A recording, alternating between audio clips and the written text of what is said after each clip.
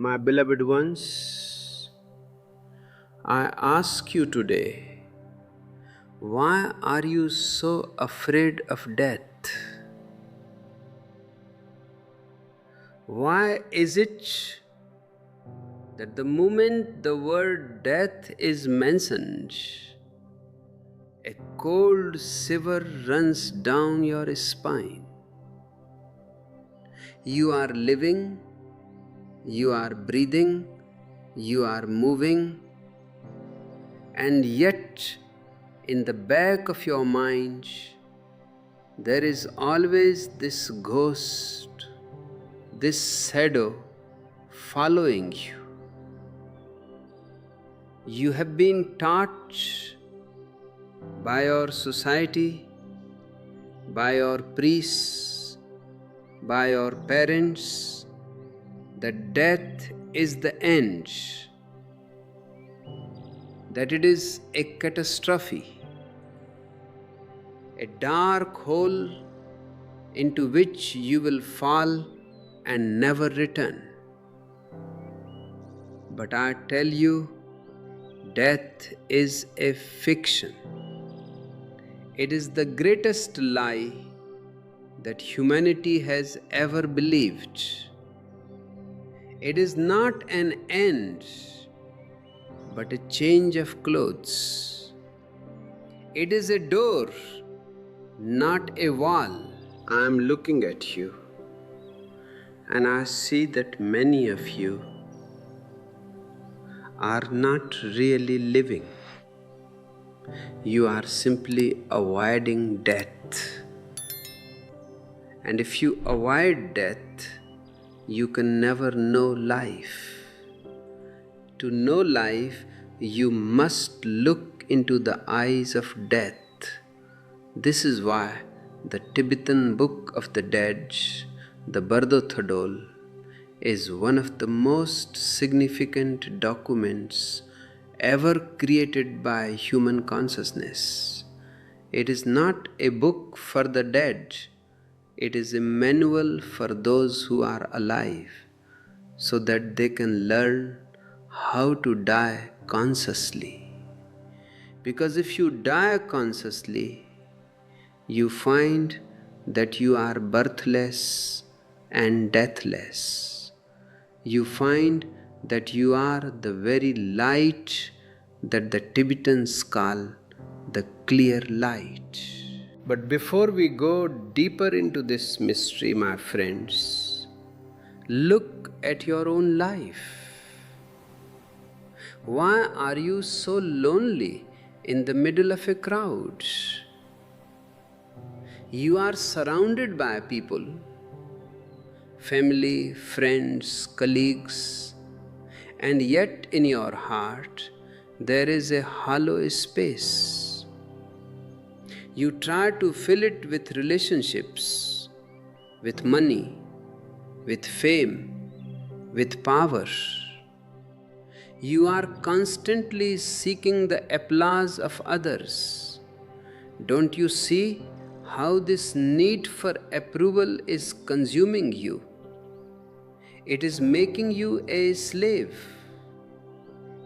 You are so afraid of being alone because you have never met your own self. Society has taught you that loneliness is a failure, a misery.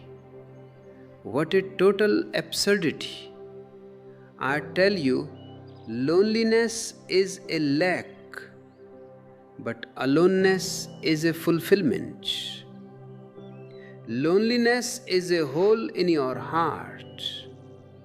Aloneness is a mountain peak of awareness. You are running away from this silence, from this staying with yourself moment. You turn on the television, you scroll through your phone, you jump from one partner to another, just to avoid that one moment when the noise stops and you are left with you. and that you is a stranger to you. You are afraid of meeting the real you that emerges in the silence. My teaching is simple. Lonely is an absence of the other, but aloneness is the presence of one's own self. Now I will show you the vital difference between these two and how this understanding is the very key to entering the Bardo, the interval between what you think you are and what you truly are. As we walk this path together, I want you to know that this space we are creating is a temple of awareness. If you feel this flame igniting in your heart, I invite you to join our circle of seekers by clicking the join button. It is a way to support the continuity of these teachings and to help us share this silence with a world that is drowning in noise. Your presence and support are what allow this light to reach the furthest corners of the human soul. The Bardo Thodol says that at the moment of death, a great light appears. It is called the Chikhai Bardo. It is the moment of the first clear light. But why do almost all people miss it? They miss it because they have never learned to be silent while they were alive. They have never learned to be a nobody. All their life they tried to be a somebody. If you are a somebody, you have a heavy ego. And that ego acts as a shield against the light. To see the light, you must become transparent. You must become a zero. When death comes, your mind starts to panic. It tries to hold on to the body, onto the memories, onto the house, the bank account. The mind is a clinger. It clingers to the past because the mind is the past. And death is the ultimate present. They cannot meet. If you are in the mind, you will miss death. You will simply go unconscious and fall into another womb, another cycle of misery. But if you can be a witness, if you can simply watch the body falling away, the breath stopping, the heart failing, then suddenly the light is there. It has always been there, but now the obstacles are gone. I see so many of you carrying the dead weight of your past on your backs. Why can't you let it go? Why are you so attached to your miseries? You cling to your pain because it gives you an identity. I am the one who was hurt. I am the one who was cheated. I am the one who failed. Without these stories, you feel like you are nothing. And you are terrified of that nothingness. But that nothingness is not empty. It is a no-thingness. It is the source of all things. It is the womb of existence itself. The priests have told you to fear God, to fear judgment, to fear hell. I tell you, there is no judge sitting in the sky. You are the judge, and you are the judged. Your own awareness is the only light that can guide you through the darkness of the Bardo. If you have lived a life of unconsciousness, your own thoughts will create your hell. If you have lived a life of meditation, your own silence will create your heaven. Heaven and hell are not geographical locations. They are psychological states. Let's look at what we call love.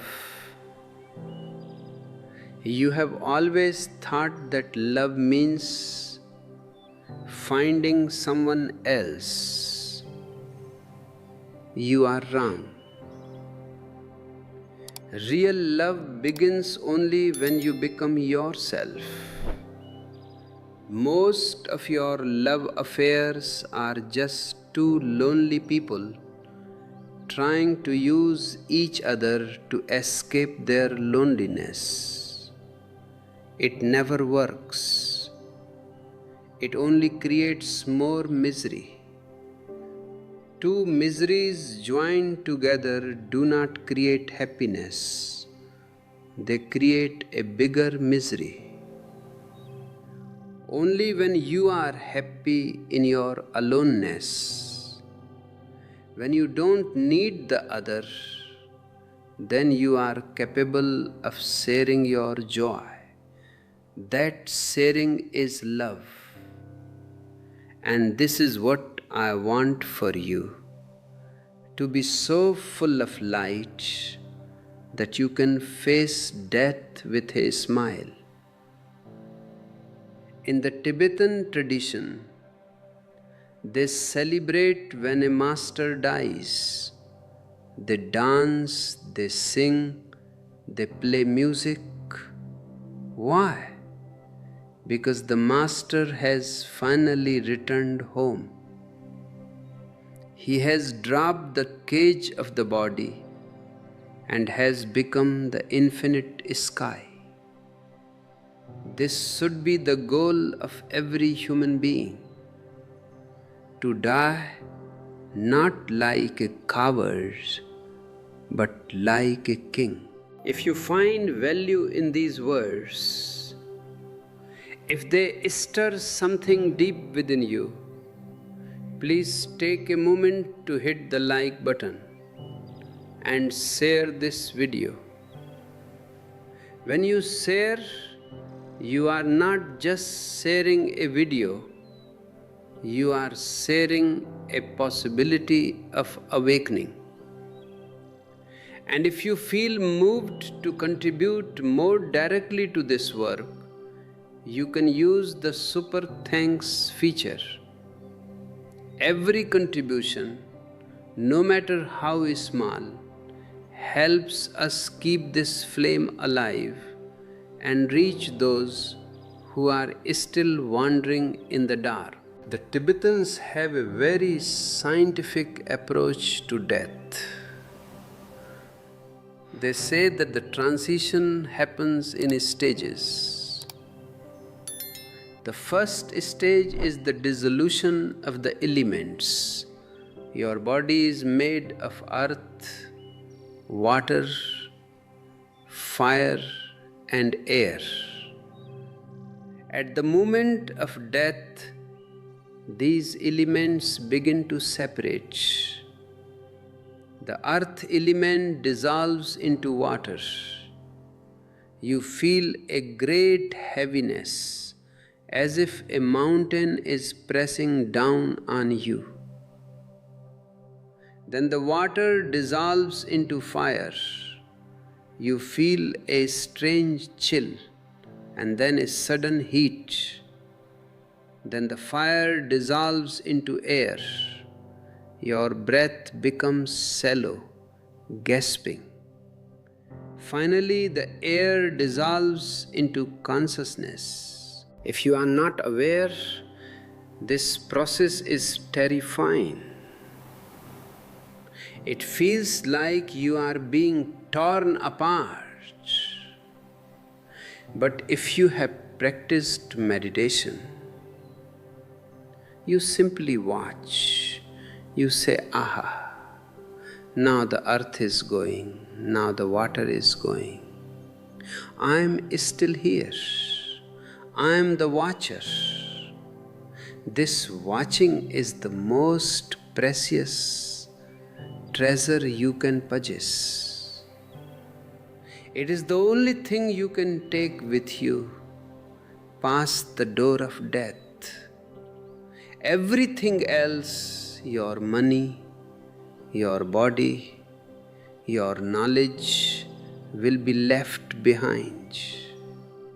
Only your watching goes with you. Most people spend their whole lives preparing for a future that never comes. They save for retirement, they plan for their children's weddings, they worry about their legacy.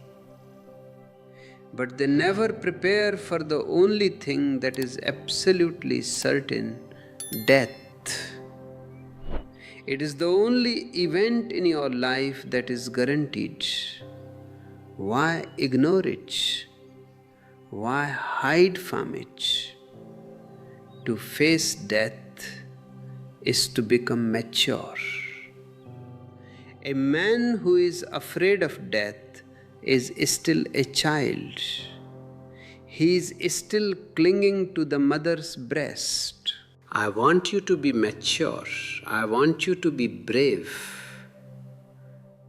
Not the bravery of a soldier who goes to war out of ego, but the bravery of a meditator who goes into the silence out of love for the truth. This truth is not found in books. Even the Bardo Thodol is just a map. You have to walk the path. And the path is inward. I see you seeking for answers in the outside world. You go to gurus, you go to temples, you go to the mountains.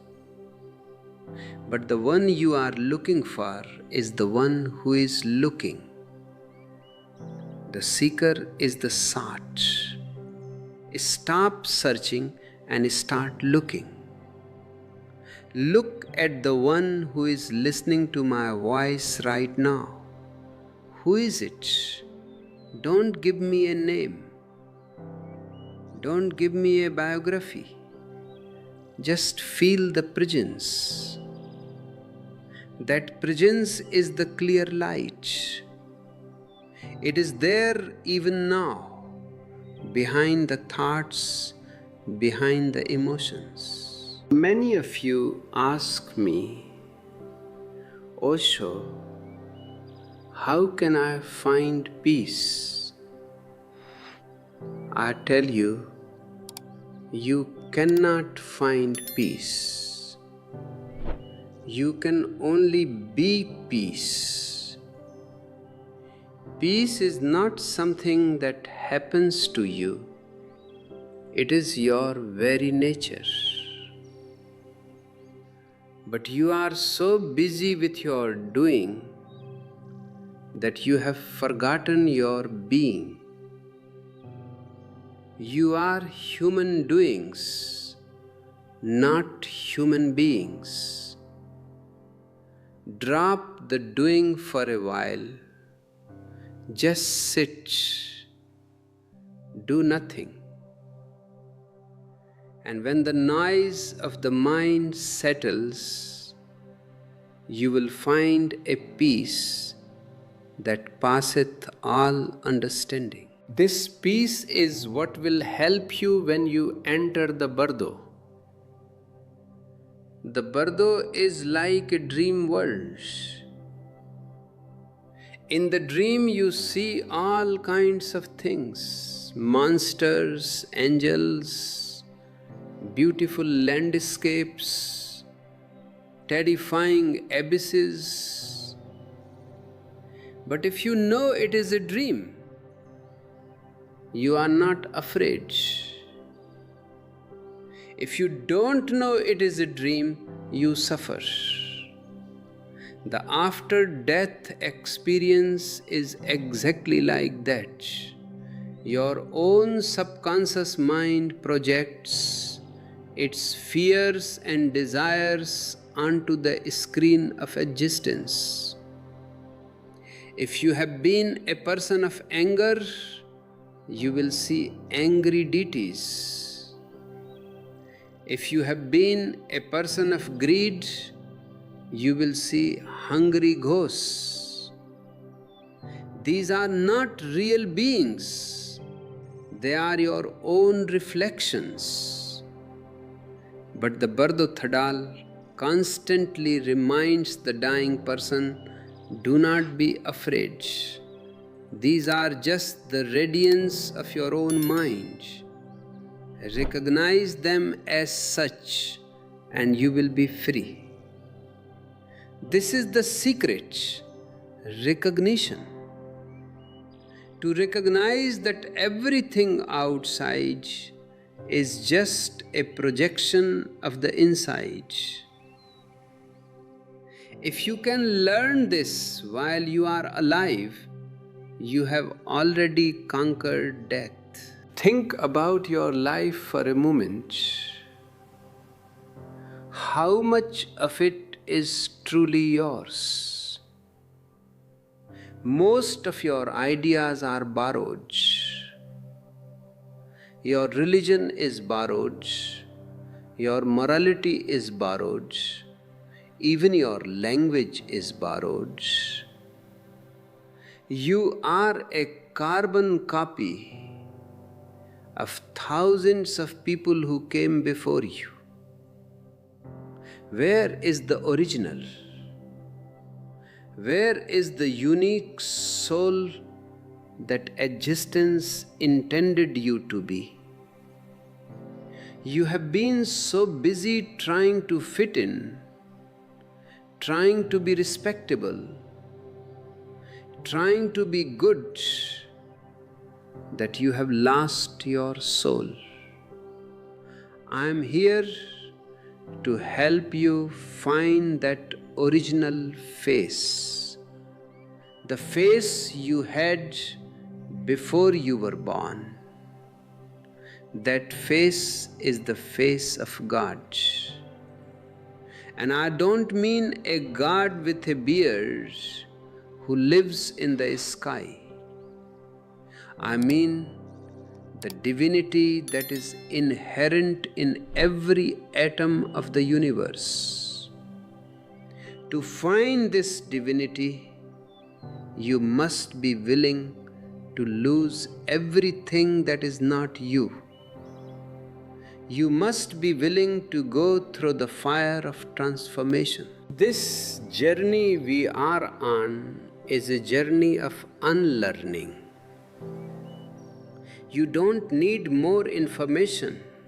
You need more transformation. You don't need to know more. You need to be more. And to be more, you have to be less. Less of the ego, less of the mind, less of the self that you have created to survive in this insane world. Before we proceed to the next stage of the Bardo, my friends, I want to remind you that the depth of your understanding is reflected in your engagement. I would love to hear from you in the comments. Have you ever had a moment where you felt aloneness as a gift rather than loneliness as a curse? Share your experience. We are here to hold a mirror to each other's truth. And don't forget to check out our ebooks in the link below. They are designed to be your companions in this journey toward the inner light. They contain the essence of these discourses in a form that you can carry with you always. Now let us return to the moment of transition. When the first clear light fades, and it usually fades very quickly because we are not used to such intensity, the second clear light appears. This is slightly dimmed, but it is still a great opportunity. The manual says that even now, if you can simply recognize the light as your own essence, you can achieve liberation.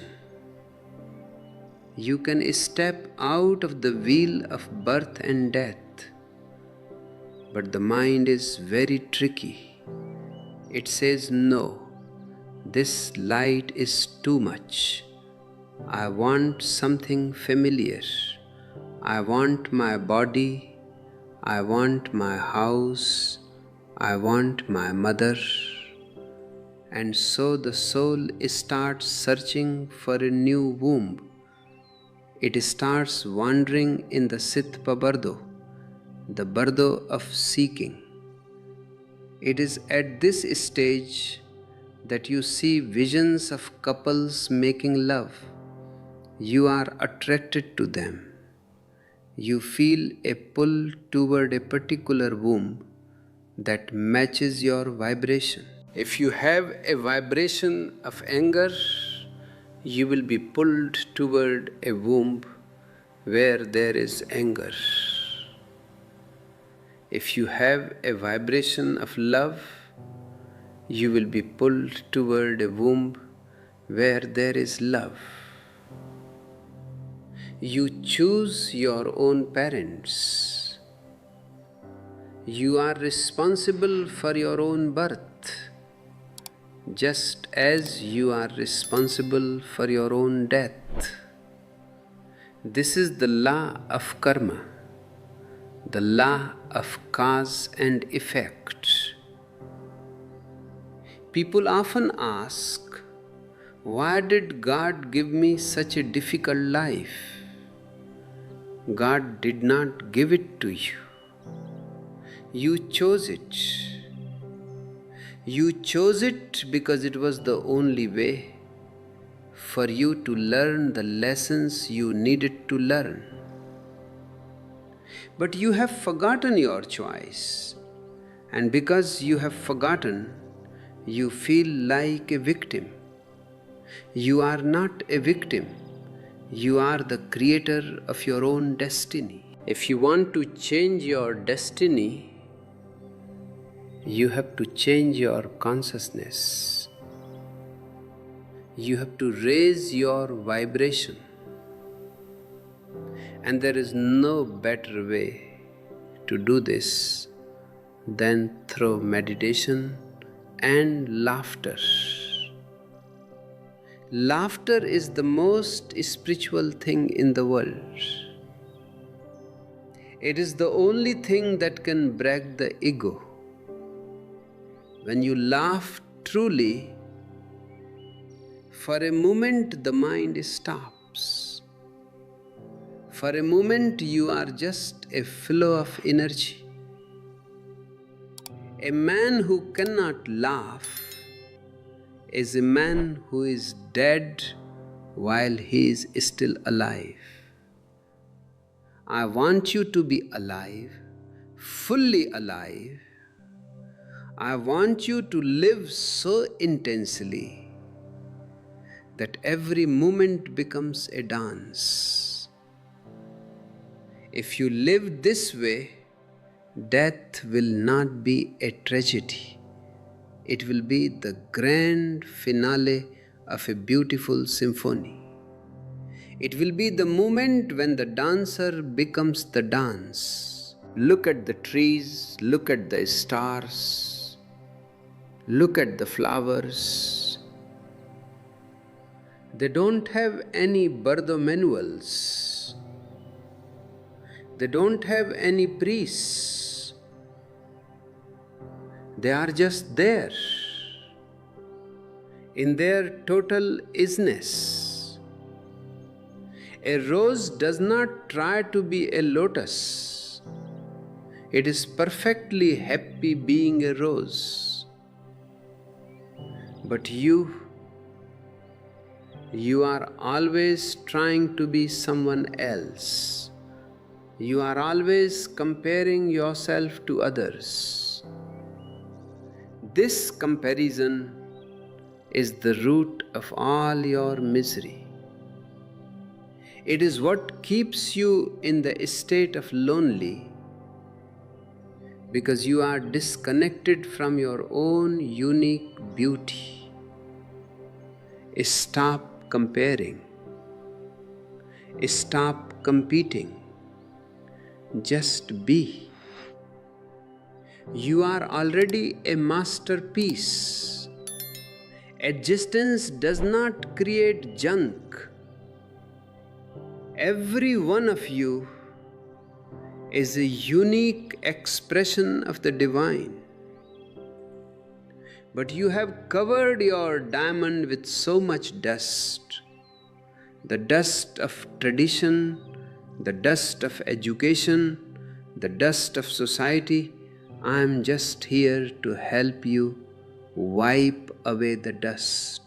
In the Bardo, you will encounter the peaceful deities and the wrathful deities. The peaceful deities are your own virtues. The wrathful deities are your own vices. They look very real. They are huge. They are powerful. They are overwhelming. But the manual says, do not be fooled. They are just like reflections in a mirror. A reflection cannot hurt you unless you are afraid of it. Fear is the only obstacle. If you are afraid, you shrink. If you are aware, you expand. Awareness is expansion, fear is contraction. When the wrathful deities come, if you can laugh and say, aha, my own anger, what a beautiful mask you are wearing today, they will immediately disappear. They will dissolve back into the light. But to do this in the Bardo, you must learn to do it here in your daily life. When someone insults you, can you laugh? Can you see it as a drama? Can you see that the person who is insulting you is just acting out their own inner conflict? If you can, then you are ready for the Bardo. If you get angry, if you react, if you feel hurt, then you are still a prisoner of the mind. I often tell the story of the Zen master who was dying. His disciples were crying. He looked at them and said, "Why are you crying? I am just going to the other room. And I am leaving the door open. You can come whenever you are ready." This is the attitude of a master. He knows that life and death are just two rooms in the same house. He is at home in both. My friends, the journey into the Bardo is not something that happens after life. It is happening every moment. Every time you exhale, you die a little. Every time you inhale, you are born again. Between the exhalation and the inhalation, there is a tiny gap. That gap is the Bardo. If you can catch that gap, you have found the secret of eternity. In that gap, there is no time. In that gap, there is no me. There is only existence. This is what meditation is. Catching the gap between two thoughts, between icky breaths, between icky movements of action. In that gap, you are the clear light. You have been told that you need to achieve enlightenment. I tell you, you cannot achieve what you already are. Enlightenment is not an achievement, it is a realization. It is waking up from the dream of being a separate self. It is realizing that you are the whole. The drop does not become the ocean. It realizes that it has always been the ocean. As we continue this exploration, I want to express my deep gratitude to those of you who have supported this channel through super thanks.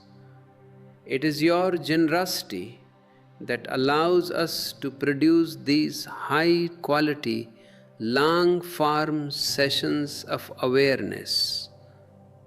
And for those who want to dive even deeper, our joint members have access to exclusive community features and deeper dives into these mysteries. You are the pillars of this temple of silence. Let us look deeper into the Sitpa Bardo.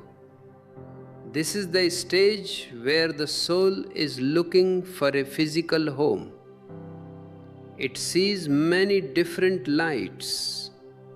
A white light leads to the realm of the gods. A green light leads to the realm of the titans. A yellow light leads to the realm of humans. A blue light leads to the realm of animals. A red light leads to the realm of hungry ghosts. And a smoky light leads to the realm of hell. The manual says, do not be attracted to these colored lights. They are the lights of desire and attachment. Aim for the clear light, the light that has no color, the light that is pure transparency. But the soul is like a moth. It is attracted to the colors. It is attracted to the drama. It is attracted to the possibility of more experience. This desire for experience is what keeps the wheel of samsara turning. As long as you want to experience something, you will remain separate from the one who experiences. To be free, you must drop the desire for experience.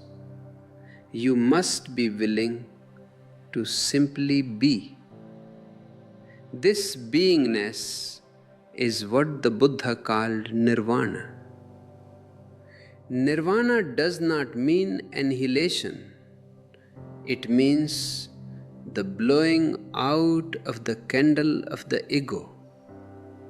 When the candle is blown out, where does the flame go? It doesn't go anywhere. It becomes the whole. You are that flame. And you are also the darkness that surrounds the flame. You are the silence and you are the sound. You are the death and you are the life. Why choose one side? Why not be the whole? A man who is afraid of death is a man who has lived only half a life. He has lived only the day side. He has ignored the night. But can you have a day without a night? Can you have a peak without a valley? Death is the valley that gives the peak of life its height. Death is the rest that makes the activity of life possible. Accept death, welcome it, invite it, not as a suicide that is just another escape, but as a fulfillment.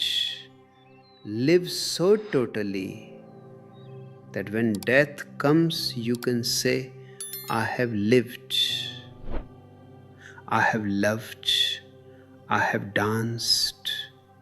Now I am ready to rest.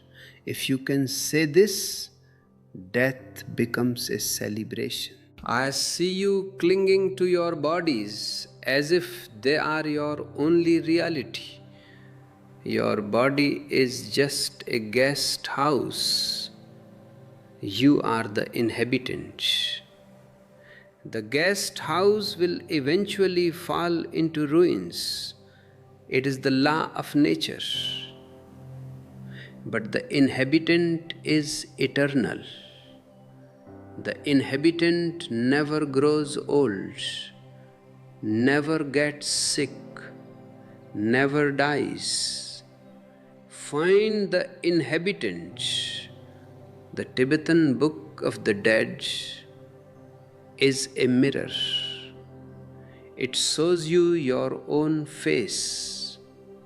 It shows you your fears, your attachments, your possibilities. It is a call to awaken here and now. Don't wait for the moment of death to start practicing awareness. If you cannot be aware now, when you are healthy and strong, how do you expect to be aware when you are dying? When your body is in pain, when your mind is in chaos. Practice now. Every moment is an opportunity. When you eat, be aware of the taste. When you walk, be aware of the movement. When you speak, be aware of the silence from which the words arise. This constant awareness creates a momentum. It creates a light within you that will not be extinguished by the wind of death. I am here to provoke you, to shake you, to wake you up from your slumber. You have been sleeping for many lives. It is time to open your eyes. It is time to see the beauty of existence. It is time to see that you are not a separate island, but a part of the infinite continent of life. This world is a cosmic joke. And the biggest joke is that you are searching for what you already have. You are like a man who is riding an elephant and searching for the elephant. You are like a fish in the ocean who is thirsty and searching for water. Stop searching. Just look. Just be.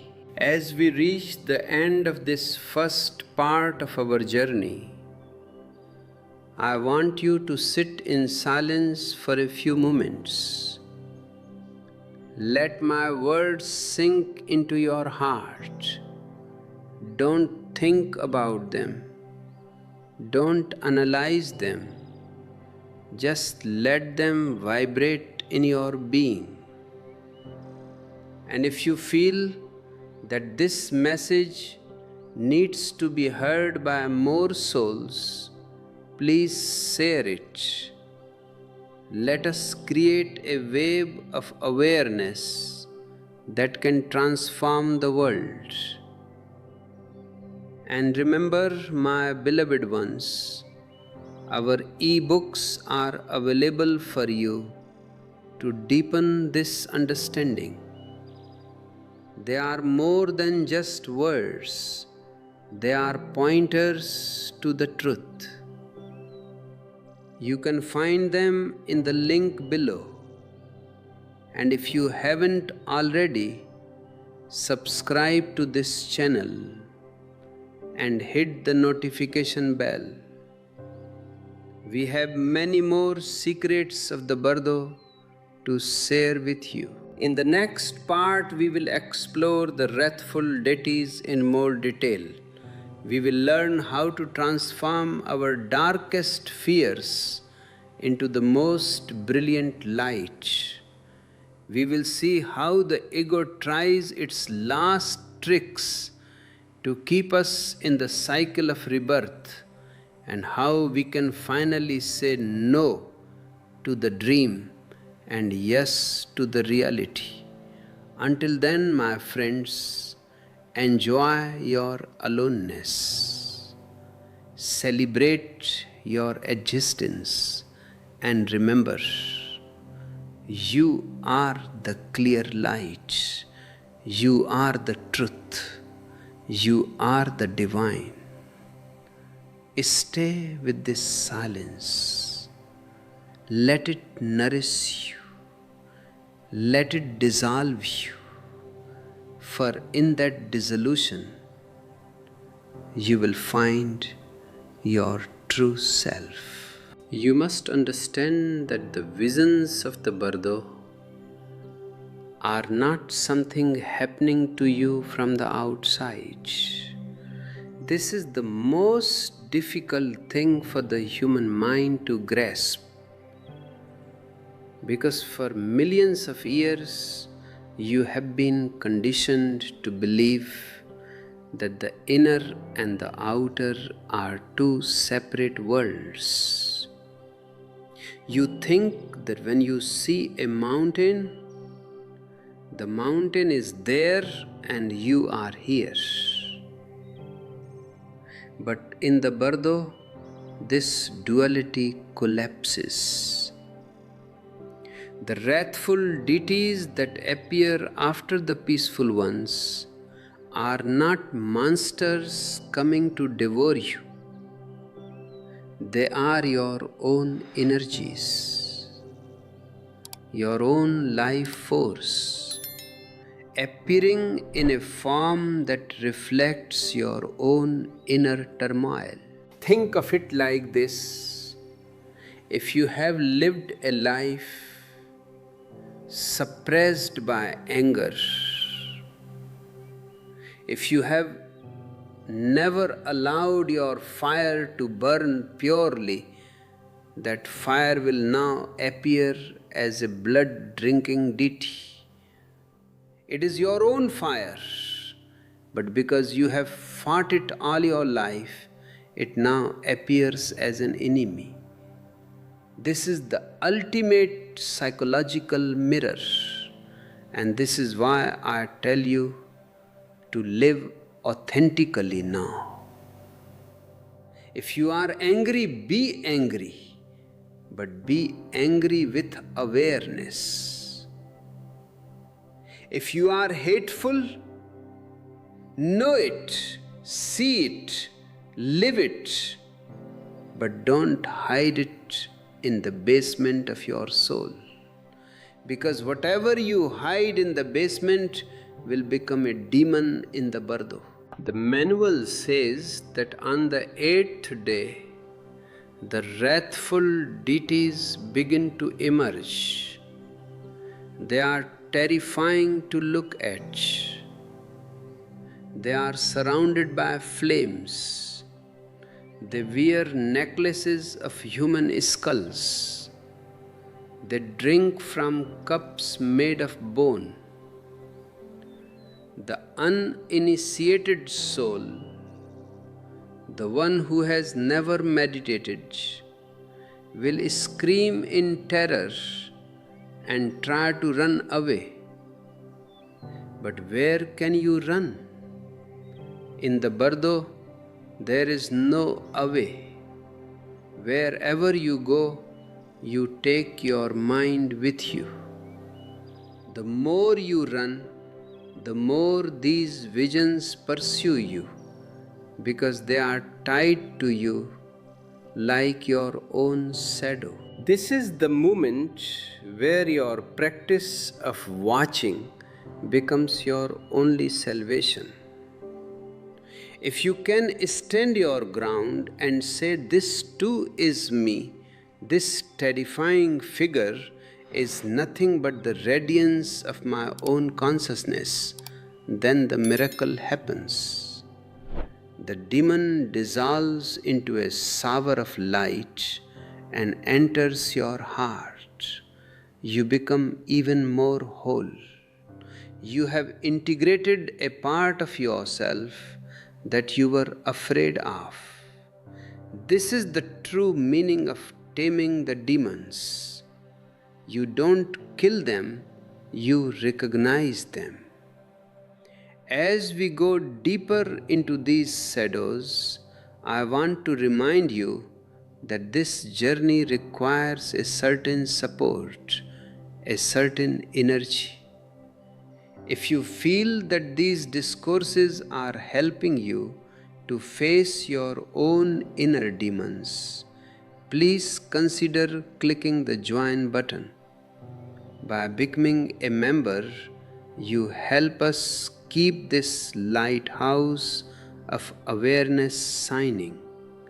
Your support is what allows us to go into these difficult topics and bring back the light of understanding for everyone. The fear you feel in the face of death is exactly the same fear you feel when you face a moment of total silence or total love.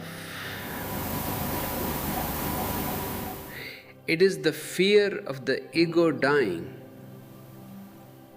The ego is a very small, cramped room. It feels safe because it is familiar. But the Bardo is the infinite palace of existence. The ego is terrified of the infinite. It wants to go back to the small room. It wants to go back to the womb. But why would you want to go back to a prison? You have been in the womb many times. You have been born, you have suffered, you have grown old, and you have died. How many times do you want to repeat this circle? Is it not enough? Are you not bored with the same old story? The Bardo is the opportunity to break the cycle. It is the gap where you can choose freedom over security. Most people choose security. Even in the Bardo, they look for a hiding place. They see the brilliant, blinding light of the Dharmakaya and they shrink away from it because it is too much. Instead, they are attracted to the soft, dim, colored lights. These dim lights are the entrances to the 6 realms of samsara. A soft white light attracts those who want to be gods. A soft green light attracts those who want to be warriors. A soft yellow light attracts those who want to be humans again. I tell you, don't be fooled by the softness. These are the lights of desire. They look comfortable, but they lead back to the wheel of suffering. The clear light is blinding. It is overwhelming. It is like 1,000 suns, but it is the only light that leads to liberation. You have to be brave enough to be blinded. You have to be brave enough to be burned. Only the gold remains after the fire. The dross is burned away. If you find this realization challenging, if it makes you question everything you've been taught, then we are on the right track. My work is not to give you comfort. My work is to give you a crisis. Only out of a crisis is a new man born. If you want to dive even deeper into these specific techniques of transformation, I highly recommend our ebooks. They are listed in the description. These books are not for casual reading. They are for those who are ready to experiment with their own consciousness.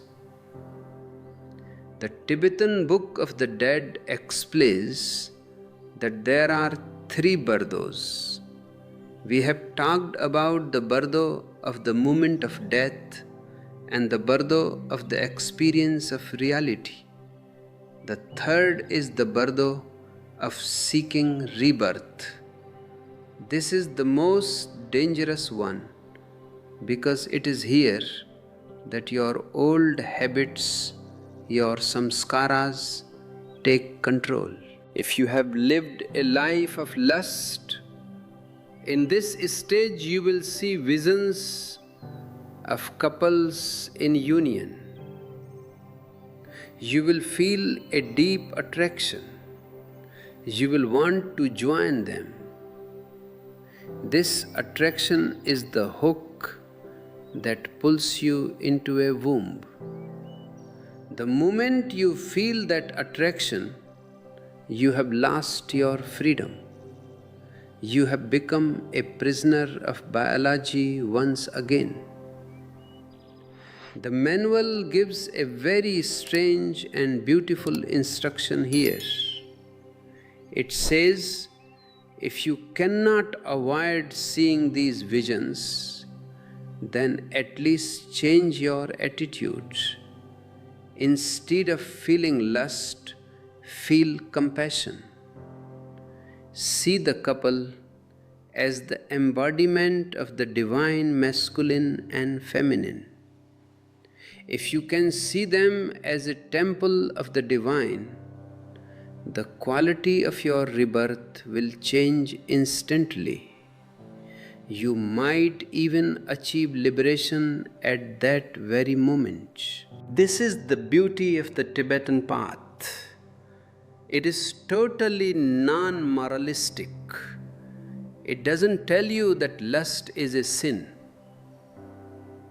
It says that lust is an unconscious energy. If you bring consciousness to it, it becomes a ladder to the divine. This is what I have been teaching you through Tantra. Don't fight your energies, transform them. Don't suppress your desires, understand them. Suppression only makes them stronger in the subconscious, and they will wait for you in the Bardo like hungry wolves. I see many people in the world today who are living safe lives. They have good jobs, they have insurance, they have respectability, but they are dead inside. They never take a risk. They never go into the unknown. They are like people who stay in the harbor because they are afraid of the storms on the ocean. But a ship is not made to stay in the harbor. A ship is made for the high seas. Life is a dangerous adventure. If it's not dangerous, it's not life. And the greatest danger is to face yourself. That is why so few people meditate. People can climb Mount Everest. They can go to the moon. They can dive into the deepest parts of the sea. But they cannot sit silently in a room for 30 minutes. Why? Because the moment they sit silently, the Bardo begins. The masks start to fall. The inner noise becomes deafening. The wrathful deities of their own suppressed emotions start to appear. But I tell you, don't be afraid of the noise. The noise is just the cleaning process. If you have a room that hasn't been cleaned for years and you start cleaning it, there will be a lot of dust. You might even start sneezing. But if you stop because of the dust, the room will never be clean. Stay with it. Watch the dust.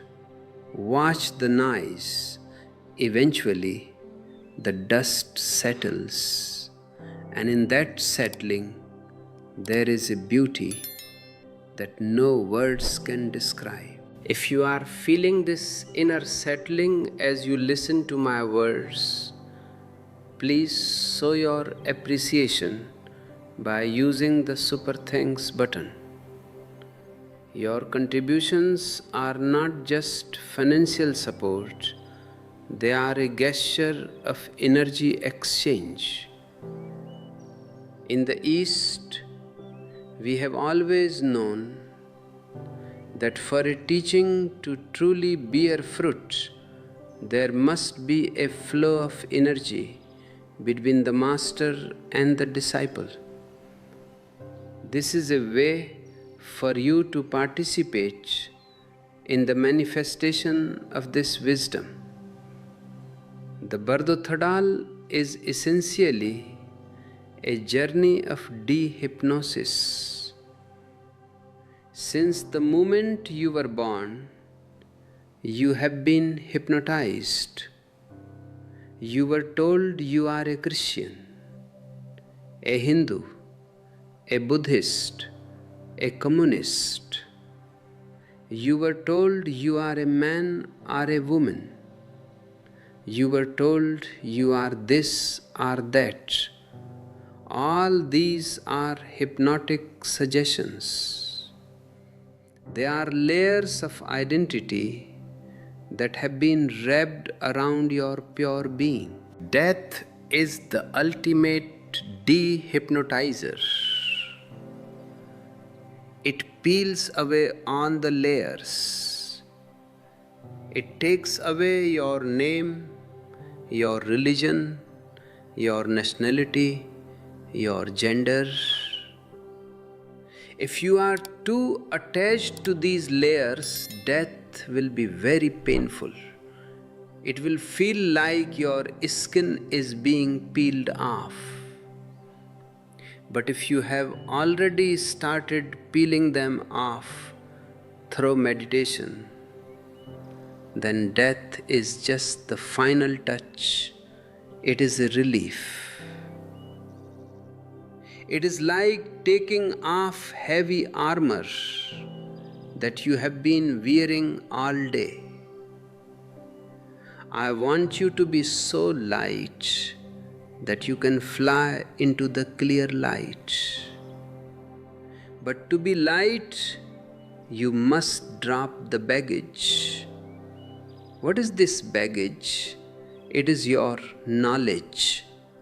You think you know so much. You have read many books.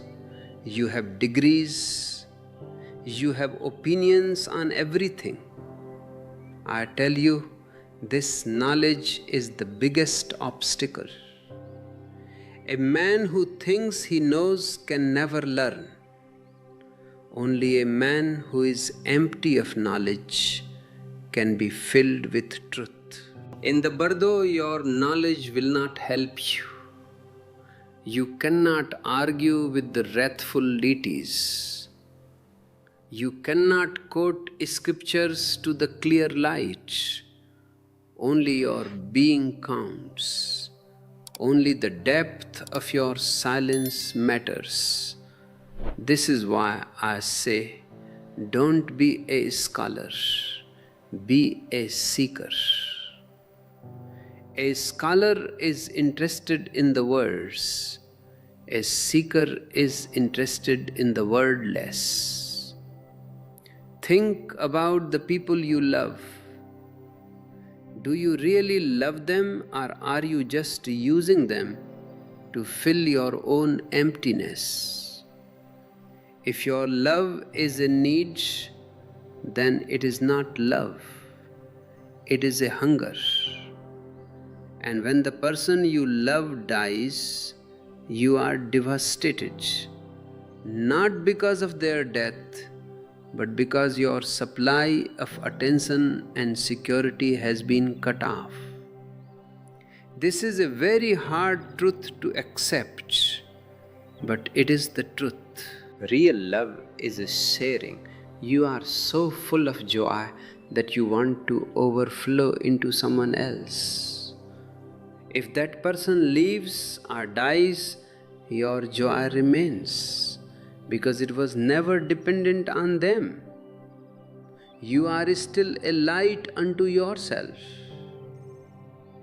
If you can love this way, you are preparing yourself for the Bardo. Because in the Bardo, you are alone. No one can go with you. Your husband, your wife, your children, they all stop at the edge of the grave. Only you go forward. If you have learned to be happy in your aloneness, the Bardo will be a beautiful journey. If you are dependent on others, the Bardo will be a nightmare of loneliness. I want you to be independent. I want you to be free. This is why I am not here to give you a new religion or a new set of beliefs. I am here to take away all your beliefs. When all beliefs are gone, only the truth remains. And the truth is not a thing that you can find. The truth is a way of living. It is a quality of awareness. Look at the way you are breathing right now. Are you aware of it? Or is it just happening mechanically? If you can be aware of each breath, you are already practicing for the moment of death. The Bardo Thodol says that at the moment the breath stops, if you can stay aware, you can catch the first clear light. This is the highest possibility. In that one moment, millions of years of karma can be dissolved. But to catch that moment, you must be ready. You must be like a bird waiting for the dawn. The dawn happens in a split second. If you are blinking, you miss it. Most people are blinking through their whole lives. They are distracted by 1,000 trivialities. They are worried about the price of gas, the gossip in the office, the results of a football game. These are the things that occupy your mind while the mystery of existence is passing you by. Wake up. Don't let your life be a series of distractions. Find a center.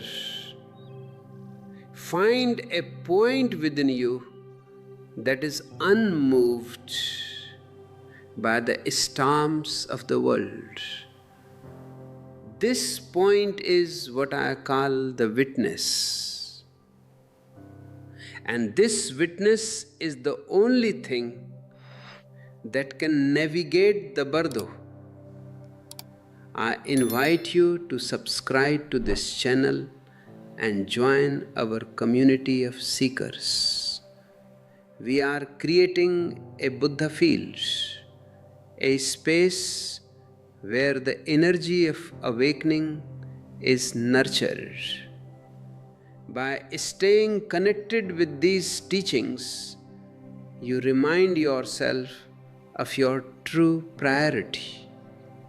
In the middle of your busy day, a short video or a quote can be the alarm clock that wakes you up from your dream. The Tibetan Book of the Dead talks about the intermediate stage between death and rebirth. But I want to tell you that your whole life is an intermediate state. You are always in a Bardo. You are always between the past and the future. The past is no more.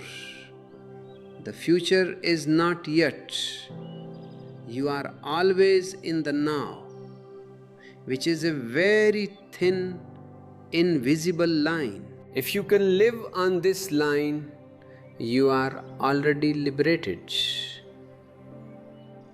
But the mind doesn't like the line. It wants to jump into the past, into memories, into regrets, into the good old days, or it wants to jump into the future, into plans, into worries, into what if. By jumping back and forth, you miss the now. And by missing the now, you miss life. Death is nothing but the total now. It is the moment when the past is completely cut off and the future has not yet begun.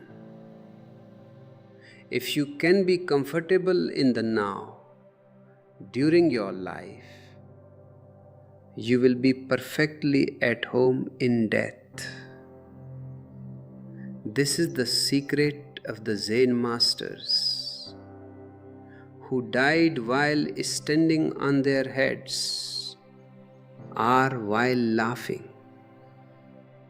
They were so rooted in the now that even death could not disturb their silence. I remember a story of a great Sufi master.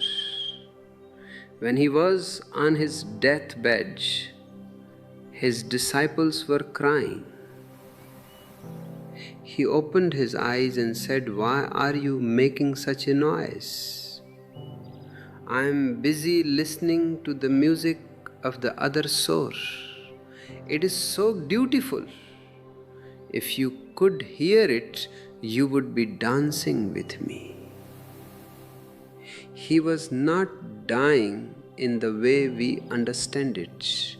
He was transitioning. He was moving from one frequency to another. This frequency is available to you too. It is not a special gift given to a few saints. It is your birthright, but you have sold your birthright for a mass of pottage. You have traded your soul for a little bit of respectability and comfort. I say, trade it back. It's not too late. As long as you are breathing, there is a chance. In the Bardo, you will see many lights. Some will be bright and sharp. Others will be soft and dull. The sharp lights are the wisdom lights. They represent the 5 types of wisdom: the wisdom of the ultimate reality, the mirror-like wisdom, the wisdom of equality, the discriminating wisdom, and the all-accomplishing wisdom. These lights are very intense. They are frighteningly bright. Most people turn away from these wisdom lights and are drawn to the dull lights of the 6 realms: the dull white light of the gods, the dull red light of the jealous gods, the dull blue light of the human realm, the dull green light of the animal realm, the dull yellow light of the hungry ghosts, and the dull smoky light of hell. Why do we choose the dull lights? Because they are easy. They don't demand anything from us. They allow us to remain the same. The wisdom lights demand that we dissolve. They demand that we become one with them, and that is the ultimate fear of the ego: dissolution. The ego wants to be, even if it means being in hell. It is terrified of not being. I tell you, not being is the greatest joy. To be no one is to be the whole. When you are someone, you are limited. When you are no one, you are infinite. This is the anatta of the Buddha, the doctrine of no self. It is not a negative concept. It is the most positive thing in the world. It is the opening of the doors to the entire universe. As we move forward, I want you to consider the impact of your own awareness on the people around you. When you become more silent, more centered, you become a healing presence. You don't have to do anything. Just your being helps others to calm down. If you want to support the spreading of this healing energy, please check out the join button on this channel. Our members are the core of this work, and they receive special benefits that help them on their own path of no self. In the Sidpa Bardo, the Bardo of seeking rebirth, you are like a person looking for a house during a storm. You are desperate. You want to get out of the wind and the rain of the intermediate state. This desperation makes you blind. You see a hole and you jump into it, but that hole might be a womb that leads to a life of great suffering. The Bardo Thodol says, wait, do not be in a hurry. Even if you must be reborn, choose consciously. Look for a womb where the parents are compassionate, where the environment is conducive to spiritual growth. This is conscious birth. It is a great step. It means that even if you haven't achieved total liberation, you are at least moving in the right direction. You are choosing a better guest house for your next stay. But better yet, don't jump into any hole. Stay in the storm. The storm is also the divine. If you can be at peace in the storm itself will carry you to the other source. This is the path of the Arhat, the one who has conquered the enemies of greed, anger, and delusion. Look at your life today.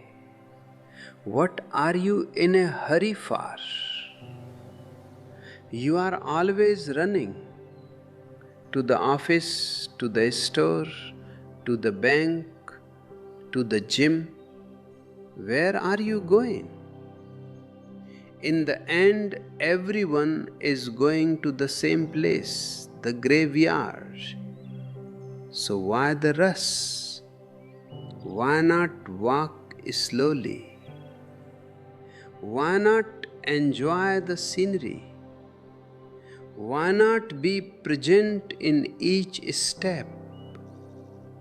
A man who knows how to walk slowly will know how to die slowly and consciously. A man who is always in a rush will rush through his death and miss the clear light. He will rush into a new womb and repeat the same nonsense all over again. I want to stop your rushing. I want to help you to slow down to the point where time disappears. When you are totally present, time stops. Have you ever noticed that? When you are intensely happy, are intensely in love, are intensely creative, hours pass like minutes. This is because you have stepped out of chronological time and into psychological time, and finally into timelessness. Timelessness is the nature of the Bardo.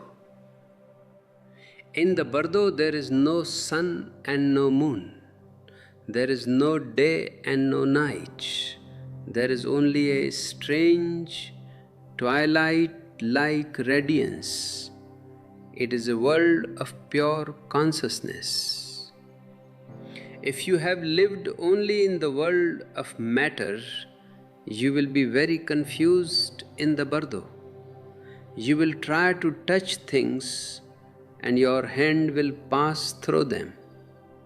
You will try to speak and no one will hear you. But if you have lived in the world of consciousness, the world of meditation, of poetry, of music, of love, you will feel right at home. You will say, "Aha, this is the world I have always known in my deepest moments." For a meditator, death is not a stranger, it is an old friend. If you feel this friendship with the unknown growing in you, please leave a comment below. I love to read about your insights and your struggles. We are all in this together. And don't forget to share this video with those who might be struggling with the fear of death or the loss of a loved one. This knowledge is the greatest gift you can give to anyone. The Tibetan Book of the Dead also speaks about the protective deities. These are the forms that your own courage and compassion take. If you have been a person of heart, you will feel protected. You will feel that you are being guided. This guidance is not coming from outside. It is your own Buddha nature manifesting as a guide. You have all the maps within you. You have all the guides within you. I am just here to remind you of them. I am like a man who is waking you up from a dream. In the dream, you were a beggar. Now that you are awake, you see that you have always been a king. The beggar was just a thought. The king is your reality. The Bardo is the place where thoughts become real. If you think you are in hell, you are in hell. If you think you are in heaven, you are in heaven. It is a world of instant manifestation. This is why it is so important to have a clean mind. A mind full of stress will create a stressy Bardo. A mind full of silence will create a silent Bardo. I want to help you to clean your mind. And the best way to clean it is not to fight the stress, but to watch it. When you watch the stress, it loses its power over you. It starts to dissolve. This is the magic of awareness. It is like light. When you bring light into a dark room, the darkness doesn't go anywhere. It simply ceases to be. You are the light. You have always been the light. But you have become so identified with the darkness of your ego, your problems, your history, that you have forgotten your own nature.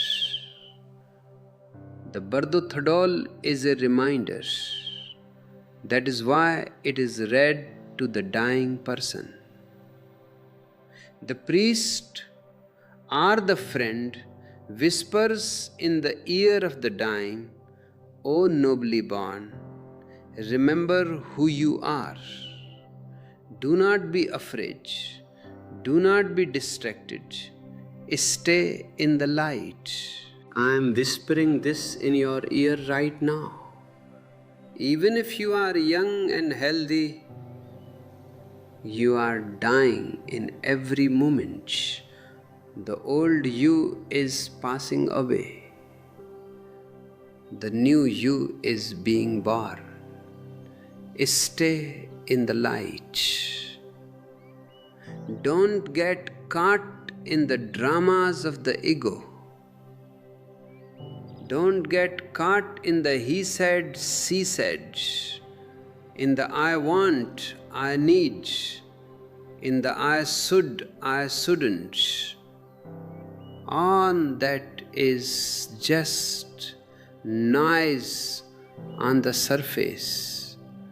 Deep down in the depths of your being, everything is silent. Everything is still. Everything is perfect. As we conclude this part of our journey, I want to remind you to check out our ebooks in the description. They are designed to support you in this process of remembering. And if you have found this session helpful, please consider using the Super Thanks feature to support our work. Every bit of support helps us to reach more people and to create a more conscious world. In the next part, we will explore the 6 realms of existence in more detail. We will see how our daily habits and emotions are literally building the world we will inhabit after death. We will learn how to recognize the signs of each realm and how to close the door to the lower realms. Until then, my friends, be aware. Be silent, and above all, be happy. Because a happy soul is the only soul that can pass through the Bardo with a song on its lips. Stay with the silence. Let it fill you. Let it become you. For you are the silence, and the silence is the ultimate truth. Now we come to the most delicate part of the Bardo journey, the 6 realms of existence.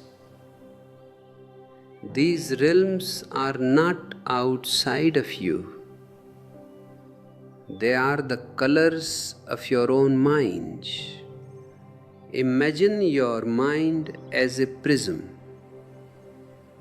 The white light of the clear light enters it, and because of your past actions, your desires and your fears, it is split into 6 colors. Each color is a world. Each color is a destiny. And I want you to look closely, because you are living in these realms right now, even before you have left your body. Let us look at the first and most painful of these realms, the realm of the hell beings. This is the realm of pure, unadulterated anger. If you have lived a life of constant reactivity, if you have allowed your heart to be a furnace of rage, Then in the Bardo, that rage becomes your entire environment. You will see mountains of fire. You will see rivers of boiling oil. You will see demons with sharp weapons. But remember the secret. These are just your own thoughts. If you can say, "This is my anger," the fire will instantly turn into a cool breeze. But how can you say that in the Bardo if you cannot say it now? When you are angry at your wife, at your boss, at the government, do you say, "This is my anger"? Or do you say, "They are making me angry"? If you blame others, you are building your own hell. If you take responsibility, you are dismantling it. And this is the beauty of our work together. We are here to dismantle the hell within. If you feel that this message is helping you to cool the fires of your own anger, I invite you to click the join button.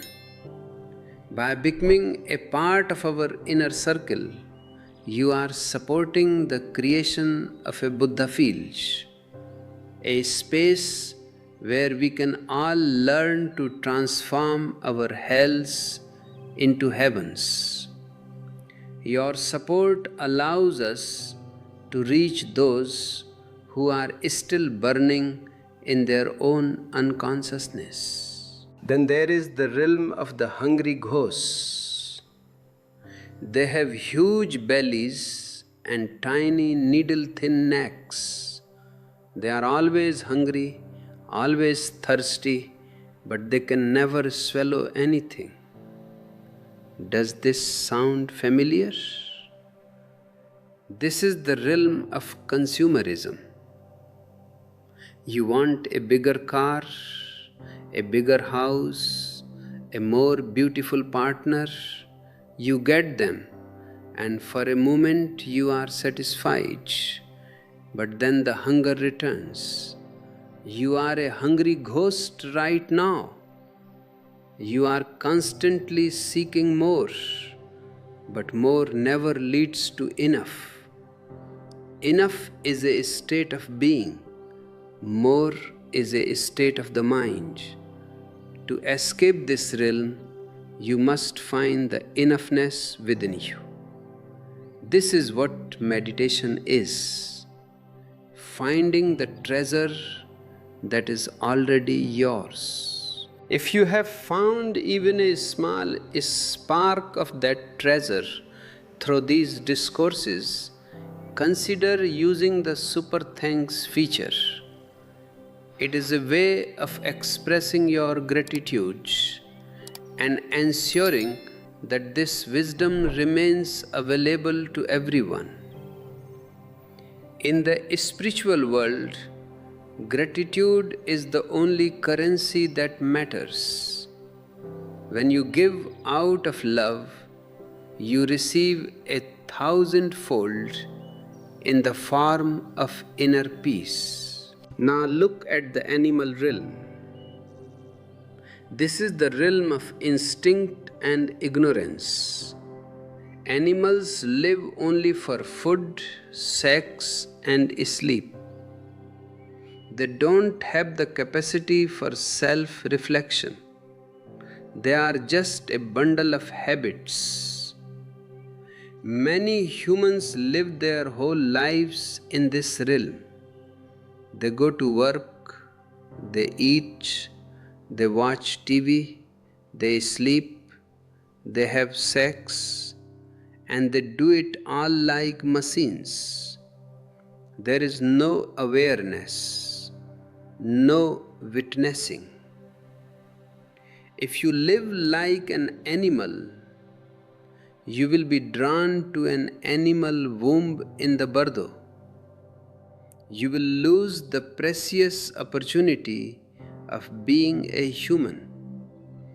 Being a human is a rare gift. Only a human can become a Buddha. A dog cannot become a Buddha. A lion cannot become a Buddha. Only you have the potential to wake up. Don't waste this potential. I see you spending your time on such trivial things. You worry about what people think of you. You worry about your social status. You worry about things that will not matter for a single second after you take your last breath. I am here to wake you up to your Buddha nature. And to help you stay awake, we have prepared several ebooks that dive deeper into these specific bardos. You can find the link in the description. Carry these truths with you. Let them be your food and your water. The fourth realm is the human realm. This is the realm of balance. It has both pleasure and pain, both light and shadow. It is the best realm for awakening because the pain keeps you seeking and the pleasure gives you a taste of what is possible. In the other realms, it is very difficult to meditate. In hell, the pain is too much. In the God realms, the pleasure is too much. You forget that you are mortal. But here, in this human body, you are at a crossroads. Every moment is a choice.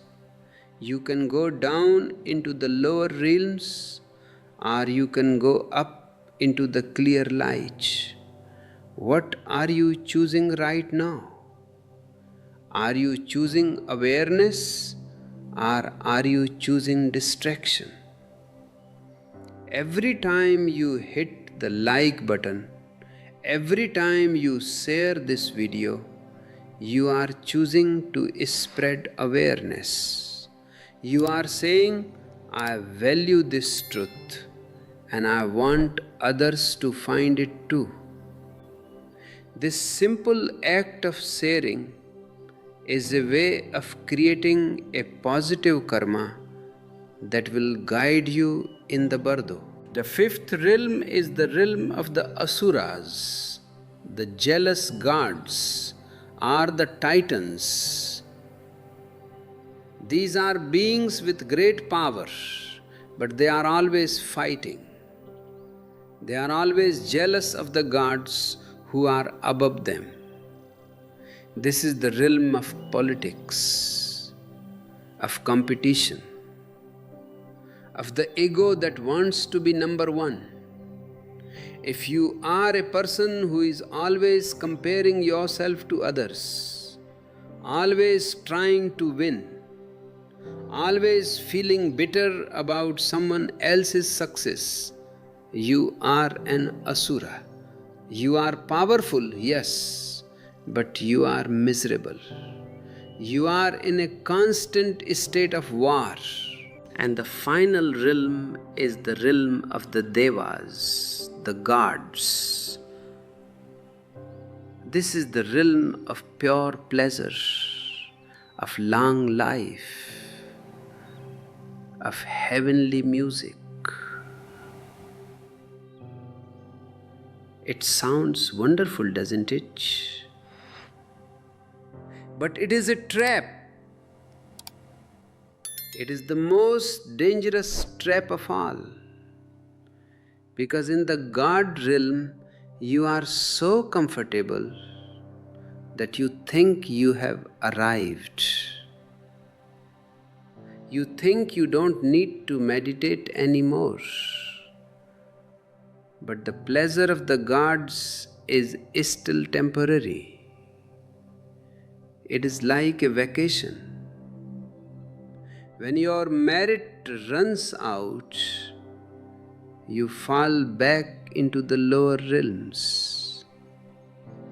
And the fall from the God realm is the most painful of all. It is like falling from the top of a skyscraper. The Tibetan Book of the Dead says, "O nobly born, do not be attracted to the soft white light of the God realm.